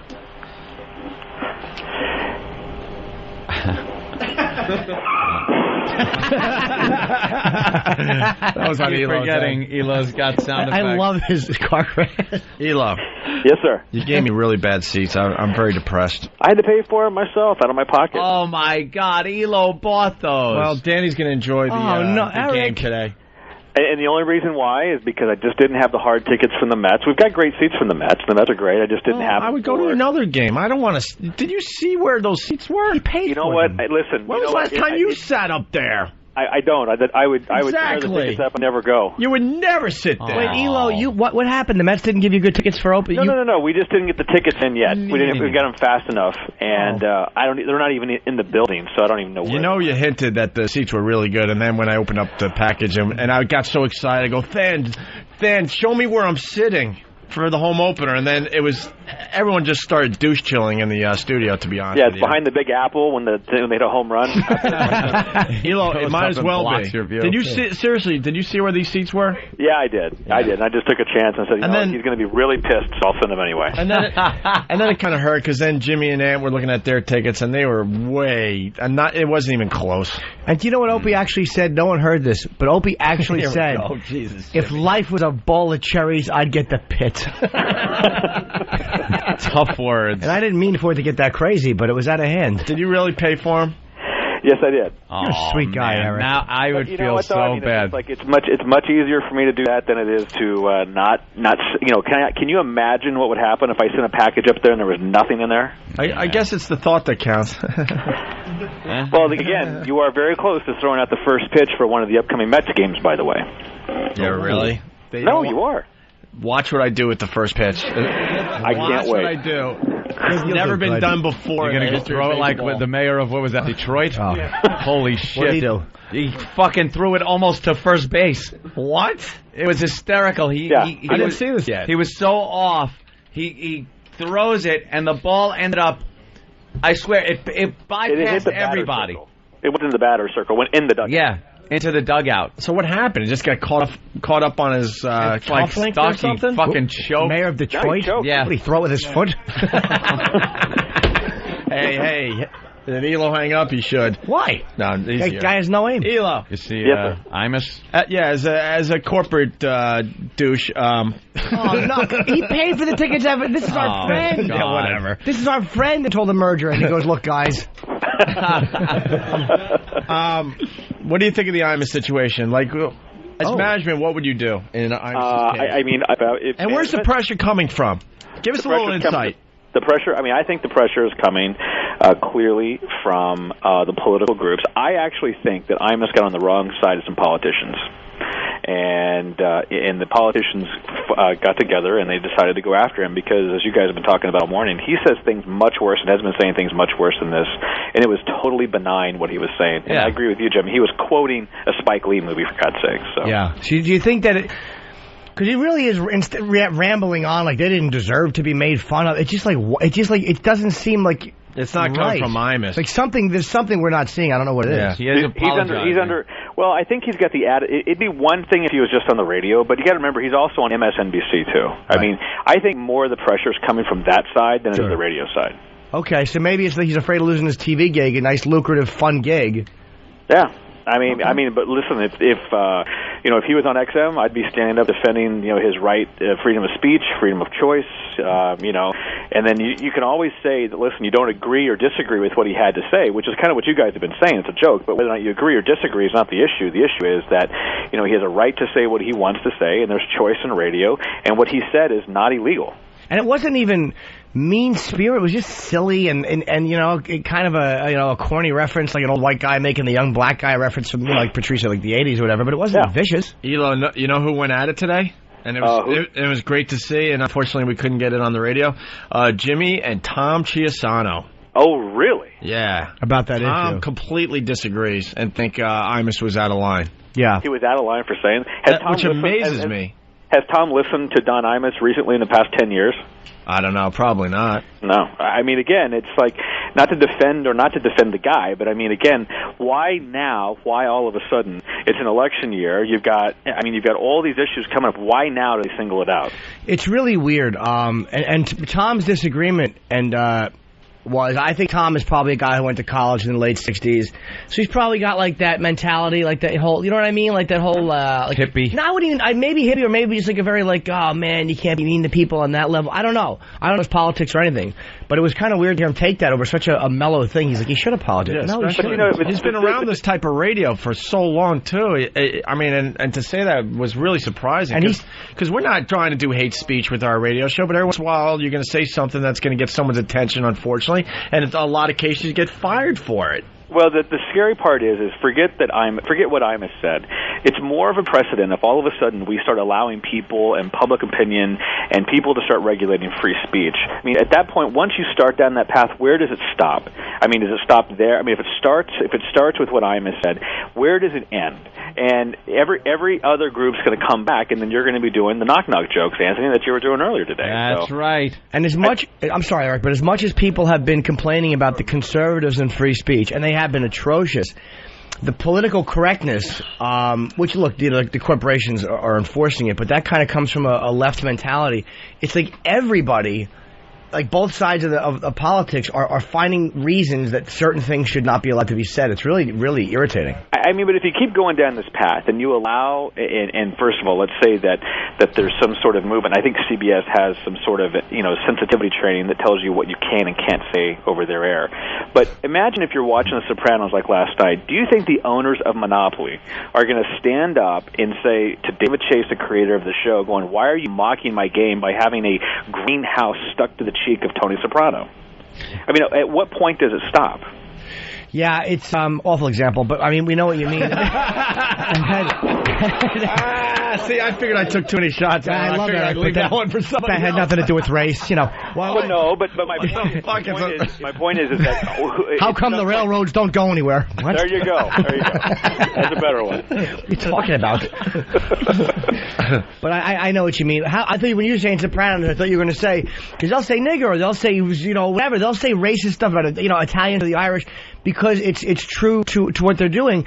So why is that so acceptable for like actors to do it? But he does a harmless thing, and he has to grovel. He never should apologize. He should have told everybody just to die. He's groveling now to a point where it's over groveling. Yeah. He's apologizing for things that like don't even mean anything. Like that. Those are a nice bunch of girls, and they didn't deserve that. So he's apologizing like personally to them. It's ridiculous. If you want to apologize. I mean, look, if you're going to apologize, and by the way, we've all been in situations where you've either had to or thought about it or not. If you're going to do it one time. But I agree with you. Why he's taken the entire show for, going on 3 or 4 hours now and making it this giant apology? I don't understand. Make your apology and move on. Yeah. I mean, there's something more going on. It just doesn't seem like it's so over the top. Well, that's why I think it has to do with politics. That's why I think that he got on the wrong side somewhere, because he's very wired into politics, as you guys know. Yes. I mean, he is every politician from the Beltway to get on the air with him. Yep. He got sideways with somebody, and he is getting a lot of pressure. And because I don't have any insight, I got to believe it's coming from the TV side, from MSNBC, because this is for all intents and purposes, the third news network, and in many regards, it's surpassed CNN in terms of news entertainment. So. It's a very powerful brand in D.C., MSNBC is, and so there's a lot of pressure being applied to him. Well, I guess he's afraid of losing the gig, but it's like, God, sometimes you just got to go, you know what? Worry about the garden riots. Why not fire back? Say, look, I apologize. What I said was stupid, and then fire back. You can't grovel to a guy like Sharpton. The guy's a piece of shit. Yeah, he's not an honest guy. He's not a guy with integrity. He called white people interlopers, and their store was burned down. He's never held accountable. Well, CNN all morning has been running. CNN has had experts on the air playing both sides. So is Fox and Friends. So you've got all three major networks involved with this thing right now, and so you got to determine from the CNN Fox side, are they going to use this as some sort of weapon to slander or to smear mud against MSNBC, which clearly they're taking advantage of it right now. And Imus is the one that's getting the pressure. That's why I think it's all from the TV side. If he only said that on WFAN, I just don't see the pressure being what it is. I really don't. Has any black people, besides our own sweet Patrice, has any black people on the shows said this is ridiculous that anybody cares about this? It was a little silly what he said. He said he was sorry. Let's move on. Has any black people taken a rational course, or are they all just running around trying to make up for 400 years of disgusting behavior with one older gentleman in a cowboy hat statement? I don't know. I mean, we're a little more removed from it because we actually fall into the HBO side of things because we're a pay service, right. And when you're free over the air, you're certainly far more vulnerable to things like that. I mean, for God's sakes, turn on channel 150 and listen to that for an hour, and then let me know if what Don Imus said is that offensive. What's 150? Yeah, that's XM Comedy. Oh, okay. Great. Like a black station or something. Thanks for telling our whole audience to go somewhere else. Yeah, exactly. That's all right. You got to go right. That's good. That's wonderful. Like they can't have it. Are we doing well on XM, Eric, really? Yeah, great. Number one show. Number one channel. Come on. Nice. You're just saying that. I'm telling you. Thank you. Are we bigger than the 60s channel? The Beatles? Or US Steel? Bigger than the Beatles? Yes. Yes, you're bigger than the Beatles. Are we bigger than... If you're number one, Jim, you're bigger than all of them. Okay. The number one? The number one. Are we bigger than Howard 100? I don't know. I haven't seen their ratings. That's good enough to be treated to bleacher seats, right? That's right. Brings it right back around. Glad we're not number 2. He would have fucking handed you a whole radio and sang in the parking lot. I don't know, Opie. I mean, number 2, I'm a hot dog vendor. Well, the problem is you picked the wrong New York team. You see, if you would have picked the Yankees, you would have had better seats. Oh, no. Oh, boy. The Metropolitan should have provided better seats for Gregory. I'll get my own tickets. It's okay. That's what he No, did. but so you had 3. Everybody else had 2. Well, yeah, 3 horrible seats make up for 2 good ones. Yeah, there were plenty of them available. Where'd you get them? He probably went on eBay. Well, that was a good joke. That didn't even deserve a car crash. Oh, he's doing his hand, too. Wow. Me and Elo are just crashing cars. It wasn't even. It was just a nothing. He probably went on eBay. What did I expect from that? A fucking standing ovation? I should lose my right to talk for an hour. He went on eBay. Where'd you go, folks? Get it? Just bought bad tickets. Ugh. Be careful. eBay's going to call. They're going to be offended. Yeah, let me apologize to all people who have sold bad tickets on eBay. I know you meant well. Right. eBay. All right, Elo. Everything else good with you? Things are great. Said eBay. Yeah. All right. Things are great. Life is good. Elo. Very good. Good to All right, hear. sweet. We'll talk soon, I hope, about that raise. I appreciate it. Anytime, Jimmy. Godspeed. All right. There he goes. Eric Those Logan, of you everyone. that don't know. Ooh, he slammed up the phone a little harder. Oh, he's a good boy. Elo's a lutter. No shit. And that was actually, he said, I told Anthony's lips, it said Sirius. Yeah. Let's go to James in Cleveland. James? What's up, guys? Hi, James. Hey, it wasn't the big deal, and I'm a black guy to listen to your show, okay? And I got the other end of Black guy, house or field? Let's put it like this. Look, field, work the house. Ah, okay. All right, he answered the question. like it. That's why he's a fan of the show. Thanks, James, for having a sense of humor. I'm a slight fan of the show. Put it like this. Wait, a slight fan? Hold on. After that comment. Oh, all right. He had to drop his status down a little bit. Go ahead, James. I'm sorry. No, it ain't that everybody pissed that he called them jigaboos and wannabes, because that is a Spike Lee reference. But what he did, he called a bunch of kids some nappy head hoes with tattoos. But that's rude. They were. You have to if that was my daughter, I would be pissed. James, hold on. They were Rutgers students. I could almost see if they were like grade school, but they were Rutgers. They're college. They're all adults. I think they're used to taking shit out on the court. They probably have shit yelled at them. Go ahead, I'm sorry. I was saying they probably are used to it and have shit yelled at them as they're playing. You know, it's not new to these girls. See, I ain't crazy about Imus, but if when he said the jigaboo thing, that impressed me at all. But I have a daughter in college, and if he called her a nappy head hoe with a tattoo, that's what pissed people off. Should he get fired for that? No, I think you know what? I think a sincere apology. Now, don't try to fucking apologize because you're scared now, and you don't want to get thrown off the radio or lose your show. Or I don't know where it comes from, but it looks like he's sincere about his apology. Well, then shouldn't there be 5 parents that are like pissed off at this whole thing instead of an entire community? You're saying like if somebody called your daughter a nappy-headed hoe, you'd be pissed. Right. So shouldn't there be like a few family members maybe angry at this whole thing, and it's blown up into this entire black against white thing again? Here we go. What I read in you want to check this out, Anthony. I don't think it's black against white. I'm a black man, but I'm not mad at you and Opie and Jim. I'm mad at the white guy that said it. You know, I don't. Just because he said it, I'm not pissed at the whole white nation. How do you black people do that? I'm pissed at one white guy. To learn how to do But why be mad when you know, like, here's the thing. Like, if they were high school students, like freshman high school students, 14, 15, I would probably agree with you on that. But they're adults. They are adults. College is adults. Most of them are old enough to get the death penalty. They're over 18. They're old enough to be in the military. And he wasn't saying it to be hateful. He laughed when he said it. And then Bernard is the one that said jigaboos and wannabes, which we all know is from school days. So it was so harmless and so not intended to be vicious. And intent means a lot. We all know intent is everything in the law. So why would people be offended by that? It's almost like people just want to jump on because they can. No, I'll be honest with you, man. Look, I'm just telling you like this. When he would call some young black kids or young black girls a bunch of nappy head hoes with tattoos, I'm serious, man. If I was in a bar and I'm sitting down with a bunch of guys, white guys and black guys, and one of them said the Rutgers team looked like a bunch of nappy head hoes, I think, you know what it is?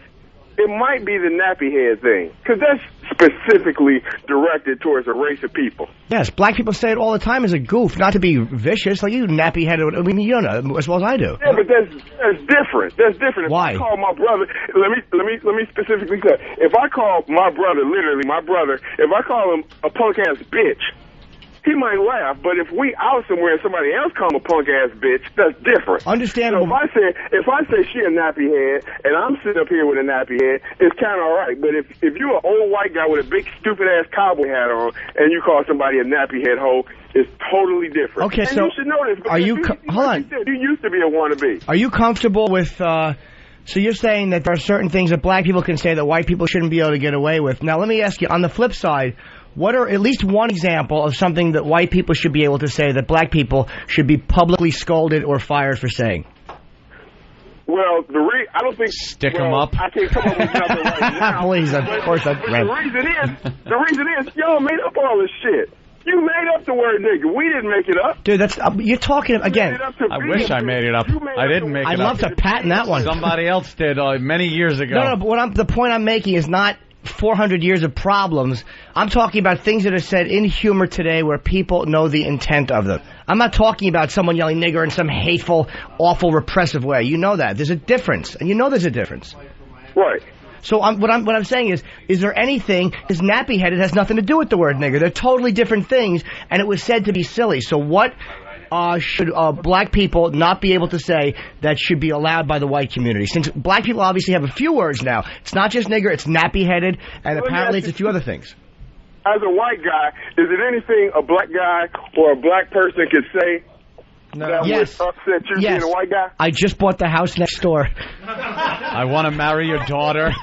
Hello, Dad. There you go again, man. No, there's really not. There you go. Come on, those were good lines. They're just good lines, sir. There you go again. Jimmy, I'm going to give you some credit on that one. That one was funny. I'm going to give you some credit on that one. James is kind of laughing. He's laughing. You can hear it. But no, James, if black people said anything like that was trashing white people for real, of course it would bother me. But I don't think they shouldn't not be allowed to say it. Okay, check this out. If somebody said to you, look at that nappy hair right there, before you even turn right to look at it, what would you imagine that person to look like? That they're black with nappy, shitty hair. Right. That's what I'm saying. He was directing that towards just black people in general. It was rude. How about if it was rude? I like that nappy's coming back myself. I do too. But how about this? I'm loving that nappy's coming back. I gotta take a nappy. I'm so tired today. Sweetie. Aww. What a nappy. All right. Come on, man. By the way, Mark from the Bronx, great line by Anthony. Got to learn how you black people do that. Oh, okay. Just wanting. All right, now wait. You want to? No, I don't get stumped for this, but you want to get in while I'm kind of a fan. I hate all white people. Why? No What's that? Bad. Yes. You ready for it? Yes. Yeah. I said I'm kind of a fan because I used to listen to Howard, all right? Then I brought a vehicle that had XM and started listening to you guys.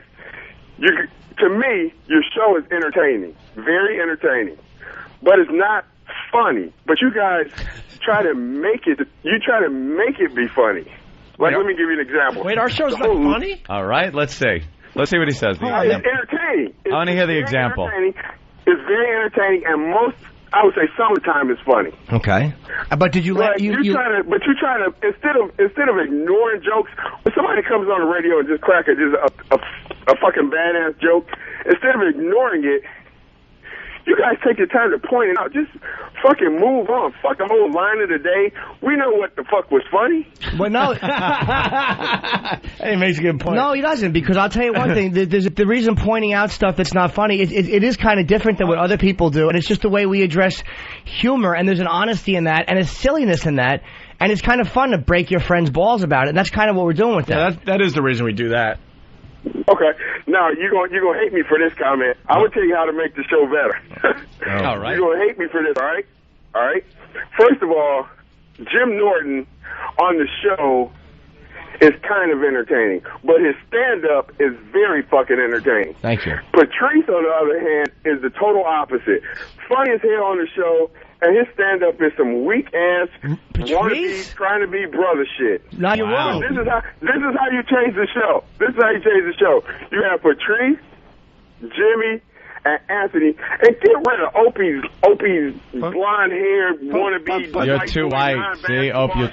But James, so that's racially insensitive. But James, that's racially. I don't like the way you want to bring a black in and kick a white out. That's the part I have a problem with. What happened? Oh, but you want to tell you something, Jim? Check this out. I wouldn't even think about paying to see Patrice stand-up, but I would definitely pay to see yours. Patrice is a really good stand-up. I think it's funny you called him a fake brother when he's actually a really good comic. He's not a fake brother at all. Patrice is kind of a militant jizz bucket. I mean, you don't know him. I know him for years. Your assessment is wrong. I bet you 75% of the people that like Patrice are white and not black. I don't know about that. I don't know about that. And I think black people love Patrice. Are you kidding me? He's a funny guy. Black people. He's funny on radio. He is funny because he has a different perspective to where you say, I didn't even think of that shit. And it's funny. But on his stand-up, man, it's weak. My God, it's weak. You might have seen him have a bad set somewhere. But I think you're, I don't know. I mean, that's your opinion on it, but I think you're wrong. Besides Jimmy, who else do you find funny on stage? On stage? Yeah, stand-up. Anything? Watch it be like really comics I hate. I know, that's what we're I like that carrot top guy. Right. Gallagher's funny and shit. What it is about Jimmy, I don't know. I know him by face. I don't really know him by name. But what's funny about Jimmy is Jimmy just bring up shit that you would never even think about, and then once you bring it to mind, it's humorous. It's very funny, and he says some shit that people think, but you would never want to say. It's just funny. He has very good stand-up. But on the show, the reason I don't like him on the show, or I mean, I don't like him. All right, James, wrap up. You hurt everybody around you, so let's wrap up. Okay, go ahead. The only reason I don't like him on the show is because sometimes he's just too much. He's just hating too much. Hating who, though? I mean, just lighten up somewhat. But Opie, I didn't mean to slam you. I mean, you keep the show moving, you do. But Anthony, you always on point with little funny jokes, even when you crack black jokes. I'm hating you, but I'm laughing. Even the like me. But I was. I love it. How could you say I'm hateful? I think you and I had a nice discussion. I think I didn't jump all over you. I listened to your point. I agreed with some. I disagreed with other parts. Was it good? No, I mean, no, not with me, but like when you crack on fat hoes. All right, James, you've done a lot of damage today. Why don't you just go? We're going to spend the next hour recovering. We're going to be sad. Yeah, now we're going to have to recoup. All right, it's all sad for today. Hey, let me close with this. You're a very entertaining show, and I'm going to keep listening. All right, thank you, boy. All right, James, hey, man. From Cleveland. James from Cleveland. Let's go to David Davis in Florida. Davis. What's up, guys? Love you, love the show. Jimmy, you're great. Hold on. Dan from Toronto. You know what would make things funnier? Lose this fucking caller. I don't know. That's Dan hurtful. from Toronto, Canada. Very good, Dan. Where are we? Yeah, Davis, go ahead. I just wanted to let y'all know y'all slave girl bit from Friday. Me and my girlfriend listened religiously. We took that shit home with us, and we just had a great time all weekend long. Wait, you played Slave Girl at home? The home version? Oh, hell yeah. Is there a black and white relationship here? Yes, it is. Yes, it is. Wait, let me listen to your voice. Talk a little more. Talk a little more? Yes. I'm the white one in the relationship. We were gonna guess that. That's why I wanted you to just talk. Well, let me see if we could have guessed that. What time do you start work in the morning? I start at... That's all you got to say. Yeah, white. All right, guys, punching out. Just want to apologize for Jim Norton. Yes, I apologize. Very bad.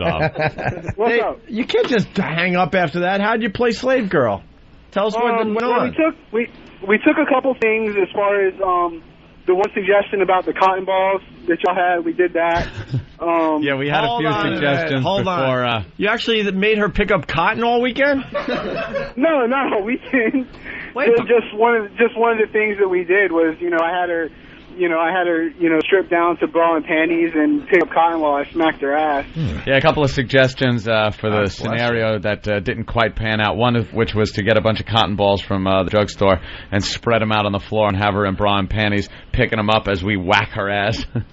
Weren't you looking at each other laughing though? Like, how do you? Oh yeah, we were having a great time. The whole thing is she gets excited with the whole ass smacking thing. So like, just me smacking her ass. After, a little while, she starts, like, coming in her panties and shit, so... Well, we're recruiting more slave girls. Would you be up for it? Possibly. We really want to get another slave girl in here. All right, thanks, Davis. All right, no problem. Punching out. All right. We'll take another break. Yeah, I'm sad. We're all sad today. It says CBS fired. I'm reading message board stuff. It says CBS fired Jimmy the Greek for saying less than Imus. What? Wait, what? Jimmy the Greek? Jimmy Yeah, well, they were wrong to fire him. They were, and first of all, they fired him. I think one of the reasons was he didn't say it in humor. He's not, that's not part of his job. Exactly. And they were wrong to fire him because he was telling probably the truth, even though it was an uncomfortable truth. Giving out barbaric stuff like that is probably a little different. Yeah, I don't think Jimmy the Greeks was based on any kind of, like you said, there was no humor in it. So then you have to look for some kind of fact, and I think that was his assumptions based on what was probable, but the way he put it was so bad. Yeah, he wasn't good. It's hard to mention breeding a group of people who were slaves and making that good for Monday Night Football. It kind of made him sound, like animals and stuff. So that's where he got fired. But Imus, it was pure humor. It's ridiculous that he's fucking apologizing as much and for as many things. And going on Al Sharpton's show and giving him some fucking heat. And then thanking Sharpton. I know. The same guy that accused Stephen Pagonis, the prosecutor, of raping Tawana Brawley. Yep. That same shitbag thanking that motherfucker for letting you go on is disgraceful. Sharpton is a cunt. Yep. He is. And that should be his opponent's platform. Yeah. Sharpton is a cunt, and they all start holding up signs with a picture of Sharpton and an equals and a cunt. All wrong. All right, let's get out of here for a little bit. We'll be back in a bit. The current it boys of FM talk are the New York-based duo of Opie and Anthony. And the talk is racy and raw at times, pushing the limits as far as they can. Show your hairy pork chop. My mother smokes crack rocks. I'm for drunk teens. What are you kidding? How about I lay you down and give you a little bukkake? We laugh. We're gonna have a disgusting body fluid blowout. Gay porn. Hey, could you soap up your bad place? The sluttier the better. I would definitely be willing to have sex with you if we both already had AIDS. It's certainly not your father's talk radio.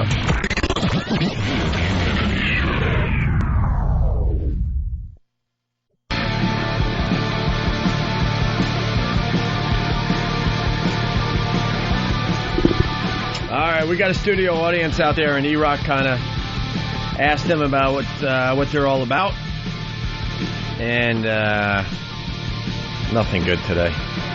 No, we got quite a few people out there. How could it be nothing good? Nothing really good today. You want to take a look? Yeah, let me take a look.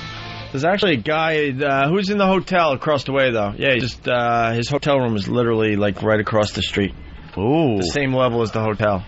Same level as the studio here.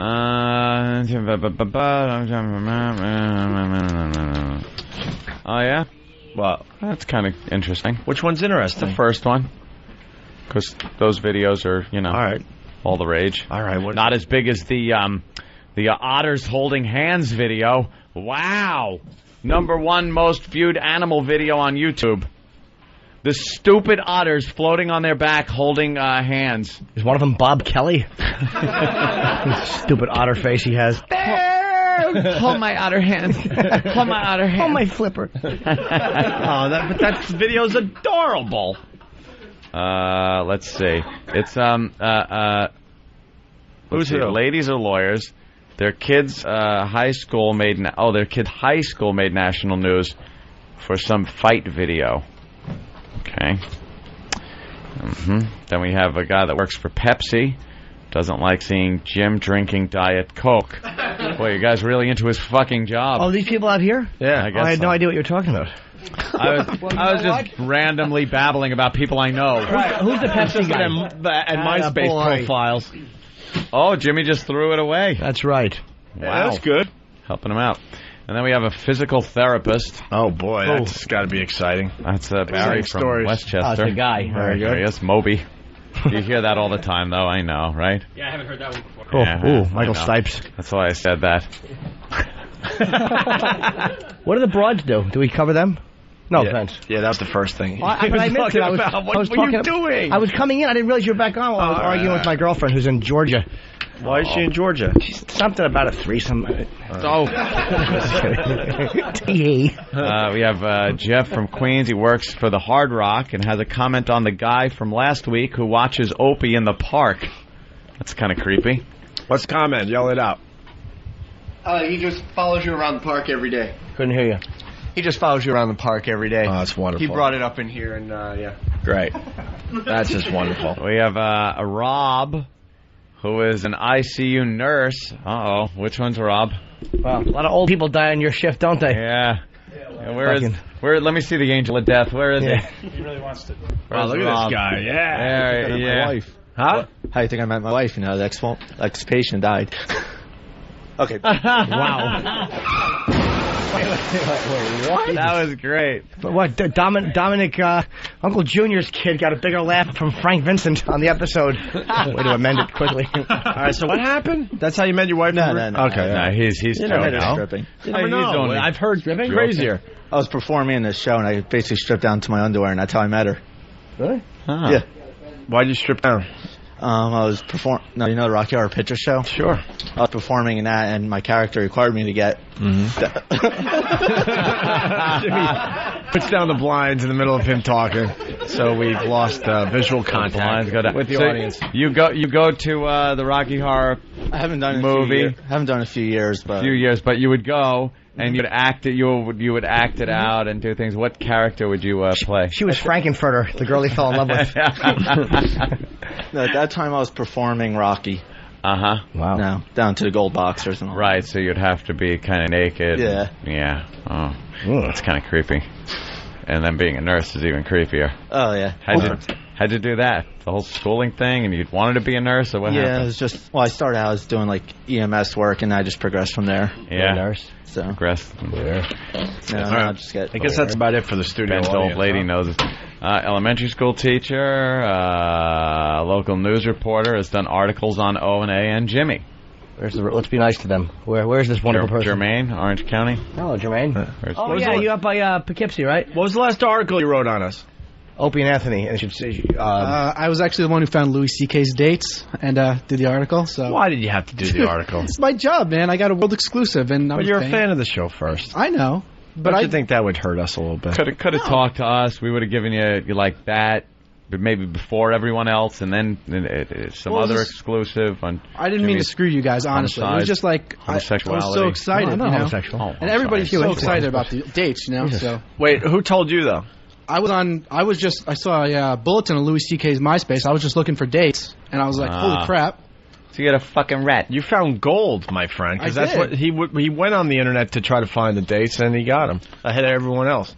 Yeah, I mean, like I said, I think 4 of the dates were leaked out of about 10. Yeah, right. He's very good to us. He took them down, and I've, I dropped it there because, like I said, I know you guys got the press. Yeah, you dropped it after it came out in print. That's all right. Good, thanks. Great. Honestly, I don't give a shit, to be totally honest with you. Yeah, all right, I was nervous. I didn't want to get smashed on. Trust me, it's fine. All right. No, who cared was Pete. Yeah. Even Pete I talked to, Pete's over it. Yeah, Pete's over it, too. Pete's a queer. Sure knows that. He's a Mary. Who brought the young lad? Whose young lad is that? Well, that's the fight video, or this, right? You go to the school with the famous fight video, I'm assuming? Yeah, it's my school. Oh, that's your yeah. What's your names? Jonah. You guys are from Wisconsin? Yeah. Milwaukee? Yep. Wow, what are you doing in New York? Visiting relatives. All right. Sometimes people go visiting you guys, and we feel really sorry for you that you're watching this shit. Come all the way here and watch this. Are you, why? Because she looks a little young to be hearing some of this language. How old are you? I'm 14. You're 14, young lad. And where's mommy? That's your mommy? Wait, well, how come you have two mommies? Held up their hands. Yeah. You got two mommies? Yeah. Is that an alternative relationship? Yeah. Wow, really? Mm-hmm. I was kidding. That's pretty interesting. Adorable. Oh, wait. See, that's the get today. Yeah, see? I thought you guys were kidding. Okay, so you, no, where's your dad? We don't have one. Oh, yeah? Were you adopted? Pretty much. So wait. Pretty much. Well, are you guys willing to talk about this a little bit or no? This is interesting, yeah. This is interesting. This is something you don't see every day. They can talk. I'm not really good at this. All right. Go to mom over there. One of them. I've never met a family that has two mommies. This is the coolest thing ever. How hot. So give us the quick story. I gave birth to them, and then my partner Ruth adopted them. So. But what happened to the guy? It was artificial insemination. Oh, nice. So you two were hooked up, You wanted kids. How long have you guys been hooked up? 23 years. Holy wow. Sinners. Years, I couldn't remember. Sinners. So then you decided to have kids, so you got artificially inseminated. Right. Well, that's interesting. Would you pick? Like, do you get to pick from like smart or brawny or blonde or? Yeah, they do have sort of a catalog. Yeah. So what did you really? pick? What do these kids got going for them? It wasn't the dentists. The dentists were on every month, and we didn't pick them. the dentists who played tennis. There were 2 of them, and they were on every month. What do you mean on? You get a list. Oh wow. It took a few months. So you see the same stupid dentist, you're like, I don't want his sperm? I'll bet you shoot right by the D so you don't grab Down syndrome by accident. You're ABCE. So then what'd you choose? People who sounded interesting. No, I know, but you don't want him to know? Oh, you don't really want him to know? But let me ask you a question. It's not the kind of discussion you have for the first time with your child on the radio live. What's his name? Interesting, though. Ari, do you get curious, Ari? Not really. I just try to stay away from that issue. Yeah. What kind of problems you guys have in school because of this? No, none. They're pretty cool? Yeah. Kids aren't Yeah, assholes. they're understanding and stuff, yeah. Because sometimes kids could be because douchebags. kids in general are douchebags. Yeah. You would think you would give them an easy one to make fun of. Yeah, you'd think I'd get more of it, but no, nothing really. Has it affected your life in any way that would have been different if you had a regular mom and dad? I don't think so. This is like all I know, so this is just life. Like, I don't because know anything else. a lot of critics, they go, oh, well, if a lesbian couple or a man couple raise kids, they're going to turn out to be gay. Do you like girls? Yeah. Yeah, see? Yeah, I have a girlfriend. So that's crap. That's kind of a bad example, though, because they're lesbians. If they were gay, it might be a better example because they're girls. No, it's all the same. They're sinners. That's right. What would God think, you raising children healthily? Yeah, right, exactly. Yeah, look, good-looking, well-adjusted children. That's horrible. What do you? And so, what grade are you in? I'm a senior in high school. Oh, cool. What do you want to be? It would be funny if you said, I just want to torture small animals. Possibly engineer. Oh, cool. Yeah. Do you have any like male influences in your life? Any relatives that are guys? My grandpa, my uncle. Yeah. Yeah. And are they married? Yeah. Teasing, of course. But they do like guy things with you? Yeah. Although I'll tell you, the one on the right could probably do guy things with you too. Jesus. What does that mean? I mean, she looks like the guy in the relationship, that's not right? nice. No, that's not the guy. Which one's the guy? What's wrong with you? Which one's more the guy? Lovely ladies, They Anthony. find that to be offensive, right? Is that like the gay guys have said they hate when you say which one is the woman? Yeah, but you know. Oh, good point. I'm just saying. No, I'm teasing, of course. Well, maybe they don't want to share that info. Why don't you try again, Anthony? Yeah. Is there one of you that's more discipline-oriented? Or one that represents the male figure more than the female one in the relationship. There's got to be like an alpha in I'm the better at fixing things that go wrong in the house. See, okay. So you're playing catch with the boys. No, she plays catch with the boys. Oh, my God. Now we're all confused. Wow. You're the one that should be playing catch, it seems.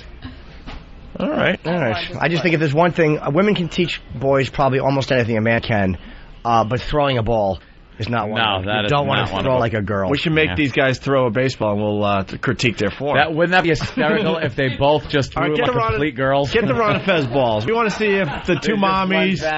It's baseball season. We want to see if the two mommies brought up the boys the correct way as far as throwing a baseball. As far as throwing a baseball. They seem to be well-adjusted young men. Yeah. By the way, shame on the two women there, the two mommies, for not sharing when E-Rock came around with the little paper. Yeah. I thought we had a boring audience today. This is the get. And we're not going to beat you up. We disclosed. He just didn't get it. Wait a minute. My God. E-Rock, you are an idiot. How'd you disclose to him, if someone can... Oh, hold on. Sam, how'd you disclose? He said that these were our two children, and then he tried to say, well, which one was hers and which was mine, and I said, no, they're both of our children. And E-Rock didn't pick up on that. So, E-Rock, people are starting to think you were raised by two chimpanzees because of your stupidity. How did you let that slip by you? I wasn't exactly sure, so I just wrote down, these two brought their kids. Wouldn't you ask a follow-up question? Like, how is that possible that they're both your kids? Did you not see the haircuts? Isn't there a way you could, maybe want to get more info? I could have, yes. Holy shit, E-Rock. Why didn't you? Too busy on wrestling sites, you homoerotic nothing? Instead, we got some boring story that had something to do with them. I guess the better one was stares at studio from hotel room across street. Room is level with his studio. Oh, my God. Holy shit. Stop the show. Wow. Do nothing else until we talk to that Oh, and by the way, I think there's a couple out here with two women that had an artificial insemination and had two of these kids. We hear the stories every once in a while, but we've never met anybody. Did you both have one of the kids? No, I have both of them. You have both? You made her do all the heavy lifting. Yeah. Why was that? You want one? Maybe you don't want to share that. I was ready. I wanted to do it. And, she's younger. Ah. All right. So you just sat around watching the game with your hand down your pants. You did all the work. And I hear you. And somebody had to do it. A question to the two mommies: How do your parents feel about this whole thing? If they're alive, I don't know, but were they cool? Both of our parents are alive. When I told them that I was going to have a kid, they were when my father was really excited. And it took them a while to adjust, but they are fine now. They're really fine. Wow, this is really interesting. You watch The Wire? There's a great one. One of the cops is a lesbian, and she was dating another girl, and they had artificial insemination, and then the one who was the cop didn't really want the kid anymore. It was obviously didn't happen with you guys, but Jesus, no, it didn't. I mean, make them feel bad. These are grown up kids. I'm talking about when it was a baby. I just wanted to talk about The Wire again. Are the kids willing to throw the mock baseball? Yeah, sure. All right. Yeah, fine. And all right, who gets to throw? Do you get to throw with mom or what? High school. Have a little catch between each other. All right, we got to be able to see. Can you see over there? How about that? We wanted to make sure the mommies did the right thing and told them how to throw a baseball the right way. All right, well, the other ones... All right. Well, he's a little... Yeah. All right. That's a little... I think maybe the uncle ought to throw a ball around with you for a little while. No, they're doing fine. Yeah. It's so easy to go for. Well, you can't see on the radio, but the one, he's holding it, and he's like using both hands, and he's throwing it like a soup. And after he throws it, it claps. And then... No, that's normal. Yeah. That was always the big question with, like, gay couples. It's like, all right, well, I have no problem with it, but does it affect the kids? Because I knew a dude in high school, his dad was gay and had a roommate, and the kids were pretty brutal. I mean, that's obviously many years ago, yeah. Well, straight couples have screwed up kids. Most of the screwed up kids out there are from straight couples. Yeah, that's true. Hey, let's say hi to Tonto, the trucker. Tonto. Doug. Yo, hey, guys. Hey, Tonto. Good evening. Just want to know if he looks like David Crosby and if he plays guitar. You guys play guitar? I don't think they're David Crosby's kids. They're not David Crosby's kids. All right. No. How can we be sure? Well, we asked. Like what else can we do? That's pretty cool. All right. Look at that. I don't know what other questions to ask. It's just very interesting. Are you all fans of the show? Hold up your hands. These four. No, reddish hair, mommy. Hold up your hands. The other one. Yeah, I'd love to ask how that happened, but the kids are here. Oh, my God. She's got a little brace on her thumb.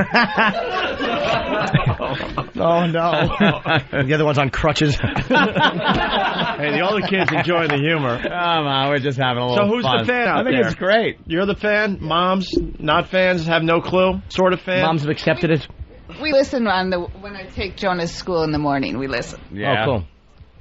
But I bet you these kids are raised much better than most kids out there. Yeah. That's what I'm thinking. Are we nicer than you thought we'd be in person? Are we sweet and handsome? No, we're horrid humans. And smarter, too. Ooh. Don't I look slimmer than you thought I would? That, too. All right. Oh, that's cool. Very interesting. You guys survived. We didn't beat you up too bad, I think that's pretty cool, man. No, it is. That's the little guy. All right. You all right? Yeah. Things good? Are you a fan of the show or just? Oh yeah, I like it. Sort of. Mm-hmm. All these religious people that are complaining about gay couples, and they're not doing shit to help. And here, all these couples want to adopt kids. Yeah. Stupid Angelina Jolie's got to go over to whatever Timbuktu to grab something, stick it on her shoulder, collecting. Fucking here, put a red hat on it and hold this lantern in front of your house, stupid. Hey, what do the boys call? Do you call them both mom? Yeah. Mom 1, mom 2. Is there like a difference? Yeah. What if they're both upstairs?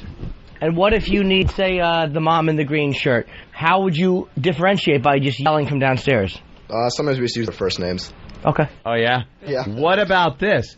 Who's more of a disciplinarian? Like, who would you, if you had to go to mom to maybe go to a school meeting or something like that, where you know you want the more lenient one, which one would you tell? Probably Amy. Yeah. Which one's Amy? Shirt. Yeah. Yeah. A little more lenient. Wait, why? That is so weird. You're calling her by her first name because there's a blood thing there too. I mean, you guys. Yeah. Or something as Mom Amy or like Mommy Amy. That's very Brady Bunch of you, because there was time when he grew up, he said Mike and Carol. Hey, Mike, Carol. Mike put a stop to that. He jammed a dick right up his ass. Way to say that and then look down. There's a family out there. I was ashamed. As you should have been. Look, I'm just reading this one. It's coming in a lot. Oh, no. So, have you ever caught your mommies maybe? No. Oh, Jesus. Why would it be any different Hey, than I regular remember couple? the kid hearing some weird things through the door. I'm just asking. No. Jeez. You don't want to think that, right? Thank God. No. What kid wants to think Don't that? do right? that. Oh, my God, if you rummage through their night tables. Oh, Jesus. Oh, my God. Oh, no. The smorgasbord you'd find. No. I'm sure. But never do. Never. They're nice people. I can't even look at them. I know. They are very nice people. They're wholesome, I like good people. that. You guys have no idea how hard we're trying to behave here. But I don't want. Where did you guys meet? We do. We're trying to show another side of us. Yes, human. And a human side, which only comes out every once in a while. We're trying so hard. Where did you two meet before 23 years ago? Oh, that's good. We work together. Doing. We're lawyers. Oh wow. Okay. What kind? Criminal or lawyers? Civil. Nice. Yeah. We don't like lawyers, you know. Two lawyers. We like the two mommy thing, but we don't like lawyers. Yeah. What kind I'm of against lawyers getting married, having kids. What were you guys doing as lawyers? Unfortunately, we can't anyway. Were you rifling through entertaining things and removing all the fun and humor? That's what our lawyers do. So you just brought up the fact that unfortunately you can't get married. Would you, if there was a place where you can get married, would you get married? She keeps saying she's not the marrying kind. No, huh? So you wouldn't? But I like the right to. You've been I would like together the right so to. long, yeah. And, things like health insurance, Social Security benefits, those are things that you get if you're married, and if you can't get married, you can't get the benefits. So Right, so what about property and stuff? I'm sorry. Property and stuff, like you guys have to split everything 50-50, just so if one of you dies, the other one keeps it? I mean, how does that work? Well, you have to do a lot of things by contract. Yeah. By wills and trusts. Well, let me tell you something. A lot smarter that way than just getting married and having a marriage certificate take care of all that stuff. All your property, your money, how much you owe people in the future, little things like that. I think it's a lot smarter to sit down and write out a contract for everything. Property, cars, money, kids, insurance. Everything. Health insurance, all that stuff in separate contracts. So in court, you go, here you go. If you ever, you guys together for quite a while, but if, new couple gets together and doesn't like each other anymore, it's a lot easier if you just pull out these contracts. That's what I say. It's not interesting or funny. It's just it was interesting though. It was a good point. But if you don't have a contract and a gay or lesbian couple splits up, then you don't have the whole divorce law to provide some forum for splitting up, so it gets even uglier. And I say thank God for that, because divorce law is bunk. That's what I say, and I know from experience. And now, ma'am. You don't listen honestly. You don't think that I belong in your community because I've had a few indiscretions with gentlemen in dresses, who I didn't know were. He never knew. If you call them indiscretions, then I'd say no. So what? The guy had a big back. And Jimmy noticed, but put it out of his head until things were over. Absolutely. Because things were already happening. Yeah. So why stop? But they were so good. Sometimes you got to take a cell number. I mean, just to be courteous. Yeah. And if you get chafed on your inner thigh by beard stubble, it goes away in a day. It happens. Either one of you men in the past, or always women? Oh, the one is nodding. Oh, you gave no. What? Always a woman. Always women for you. You tried. Wait, she just gave you a look like, well, what about? Wait a minute. Wait a minute. What's going on now? Oh, I hope we break up this couple after 20 years. You were. Why are you saying something with the man? What? Pardon? No, she's had men.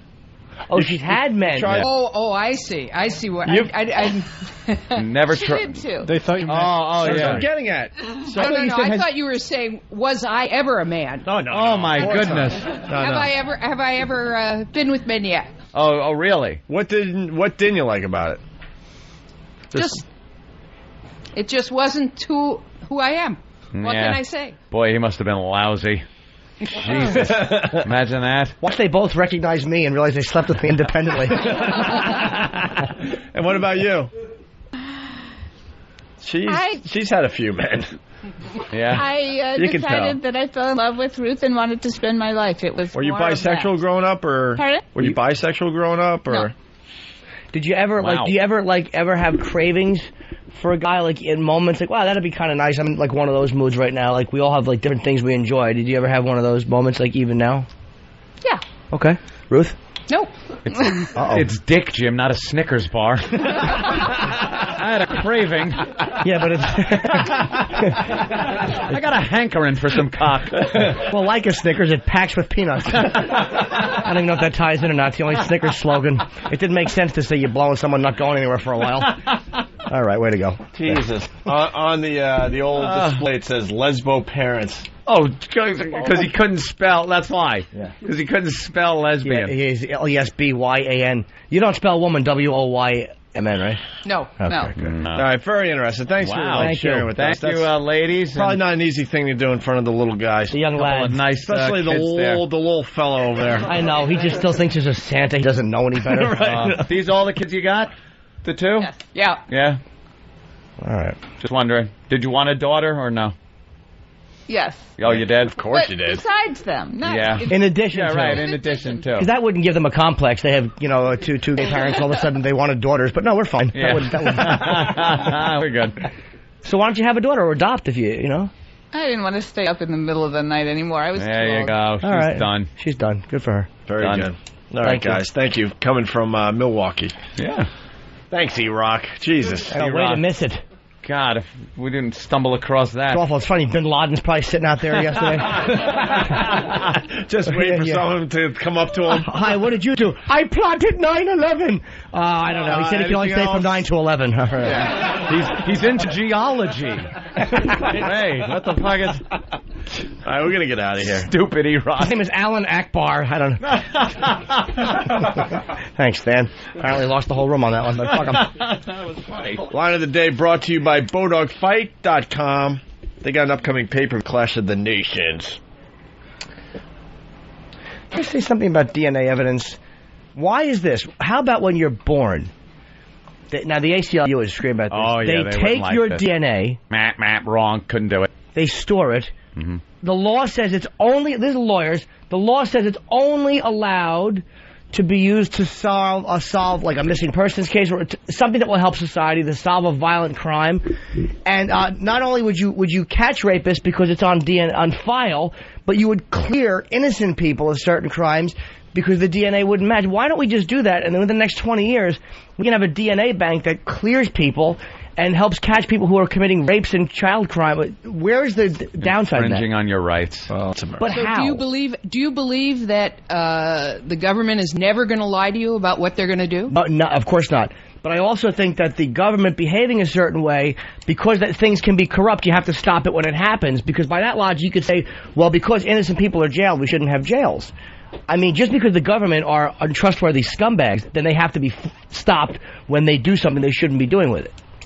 So the question then is the benefit of having that DNA a greater benefit than the risk of all the things that the government could do with it if they misused it?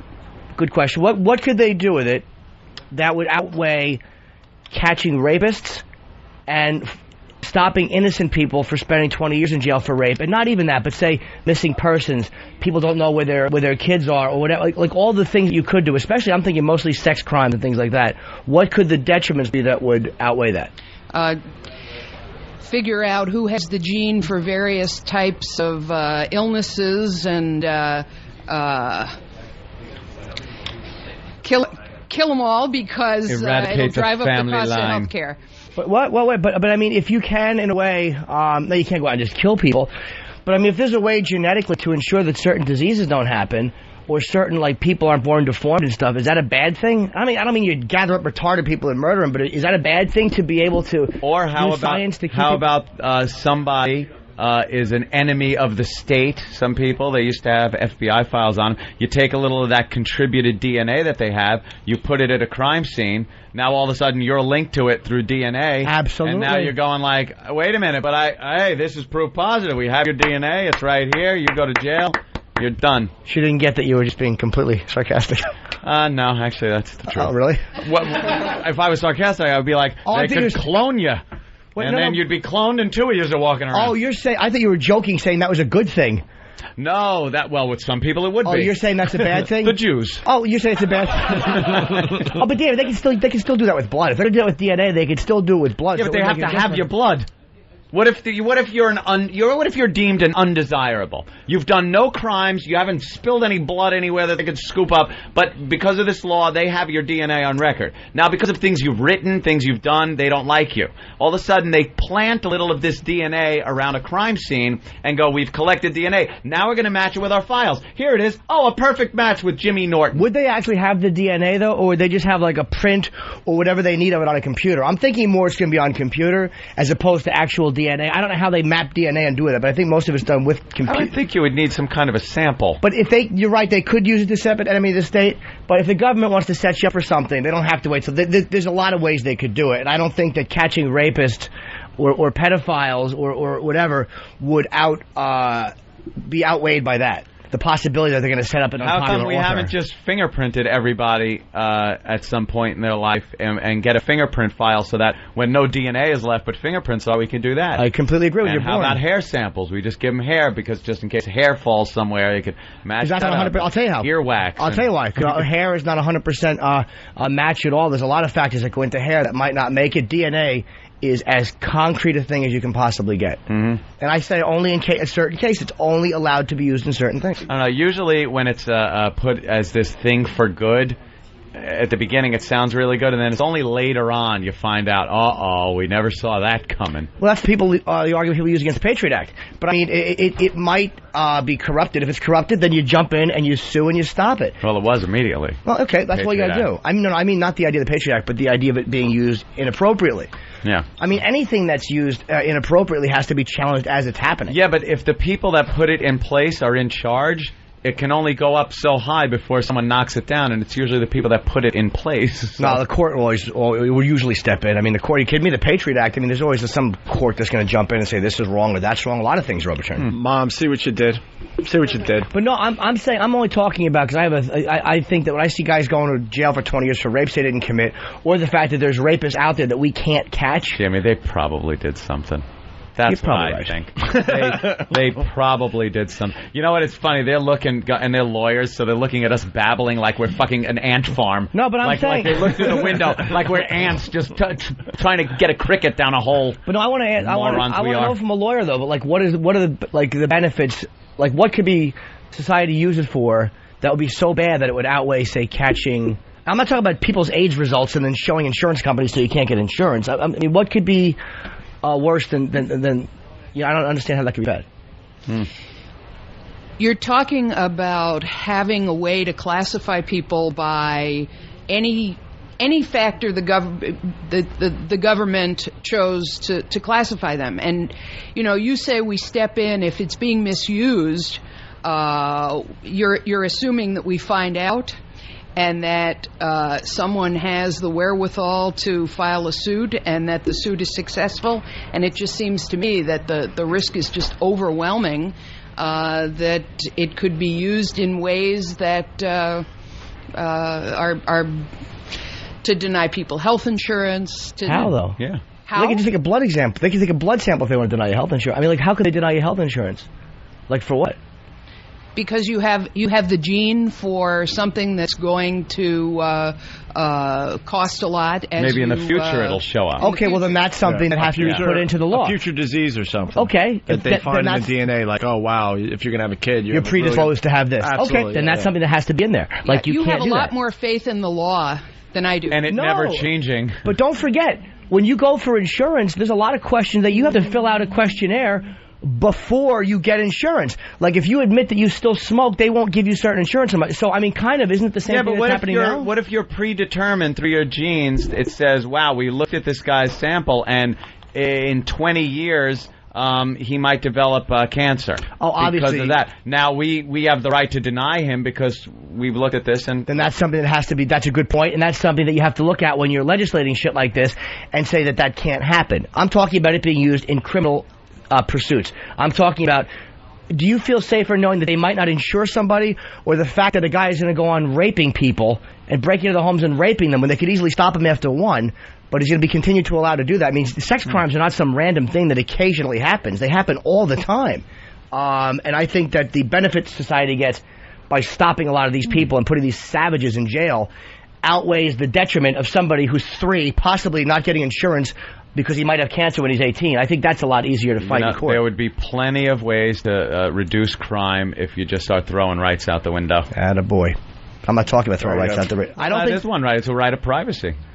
I don't think that that's really an invasion of privacy. The government having some of your DNA, I don't think is... I'll give the government some of my DNA. But you know go to the White House and jerk off right on the stairs. I don't think that's an invasion of there you go. Take that privacy. sample with you. I don't think that's an invasion of privacy, as long as it's not used for... Fucking shut up and kiss me. I'd love to. Let's agree to disagree. But no, Why don't we just agree to disagree? Thank God. And that's not to taking away a right. Anthony's right, though. You could actually lose a lot of crime if you cut down on our rights. But that, to me, the government having my DNA is not infringing on my rights. Stupid me. I wanted to know who the mommies find hot out there. Oh, there you go. Who do you find hot out there in the celebrity world? Who do you find hot?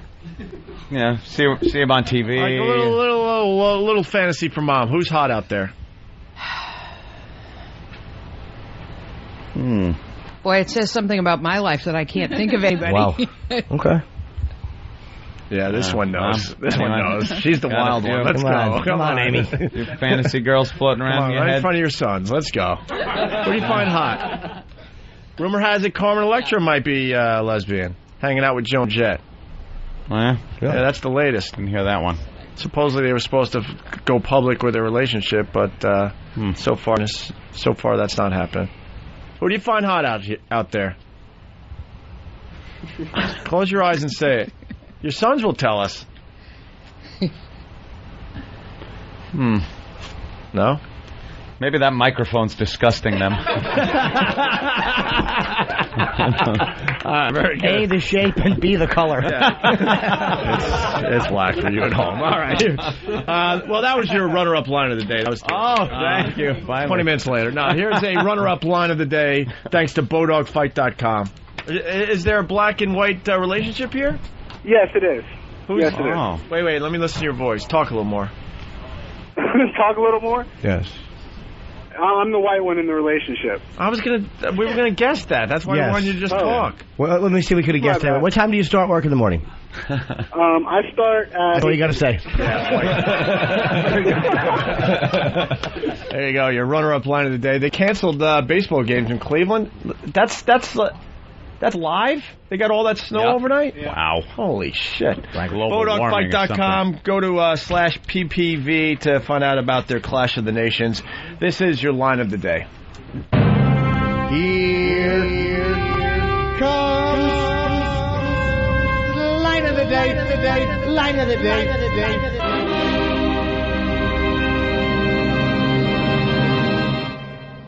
You want to know what people call me for supporting Harold Ford Jr.? Do you want to know the mail I got to call me an end lover? And do you want to know what people said to me for the years that I played Bishop Patterson's sermons?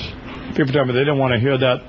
Well, you can imagine. You know what people said to me when I booked the Blind Boys of Alabama here years ago, and they've been on fairly regularly ever since then? Glad I got my letters. What they said about that? Wait for it.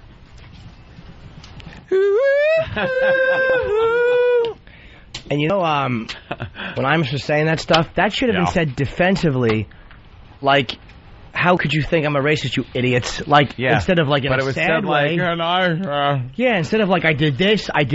Half the cancer kids that come to our place are 10% of black, half of my not. That should have been like, you fucking morons. Will you look at the facts and stop knee jerk? There you go. Reacting. They come to the ranch. 10% of them are African American, and I don't even have enough lanterns for them to hold. Guys, thank you out there. Thanks, everyone. They were great out there, the studio audience. We'll see you guys tomorrow. Thanks. Quick out today. Bye.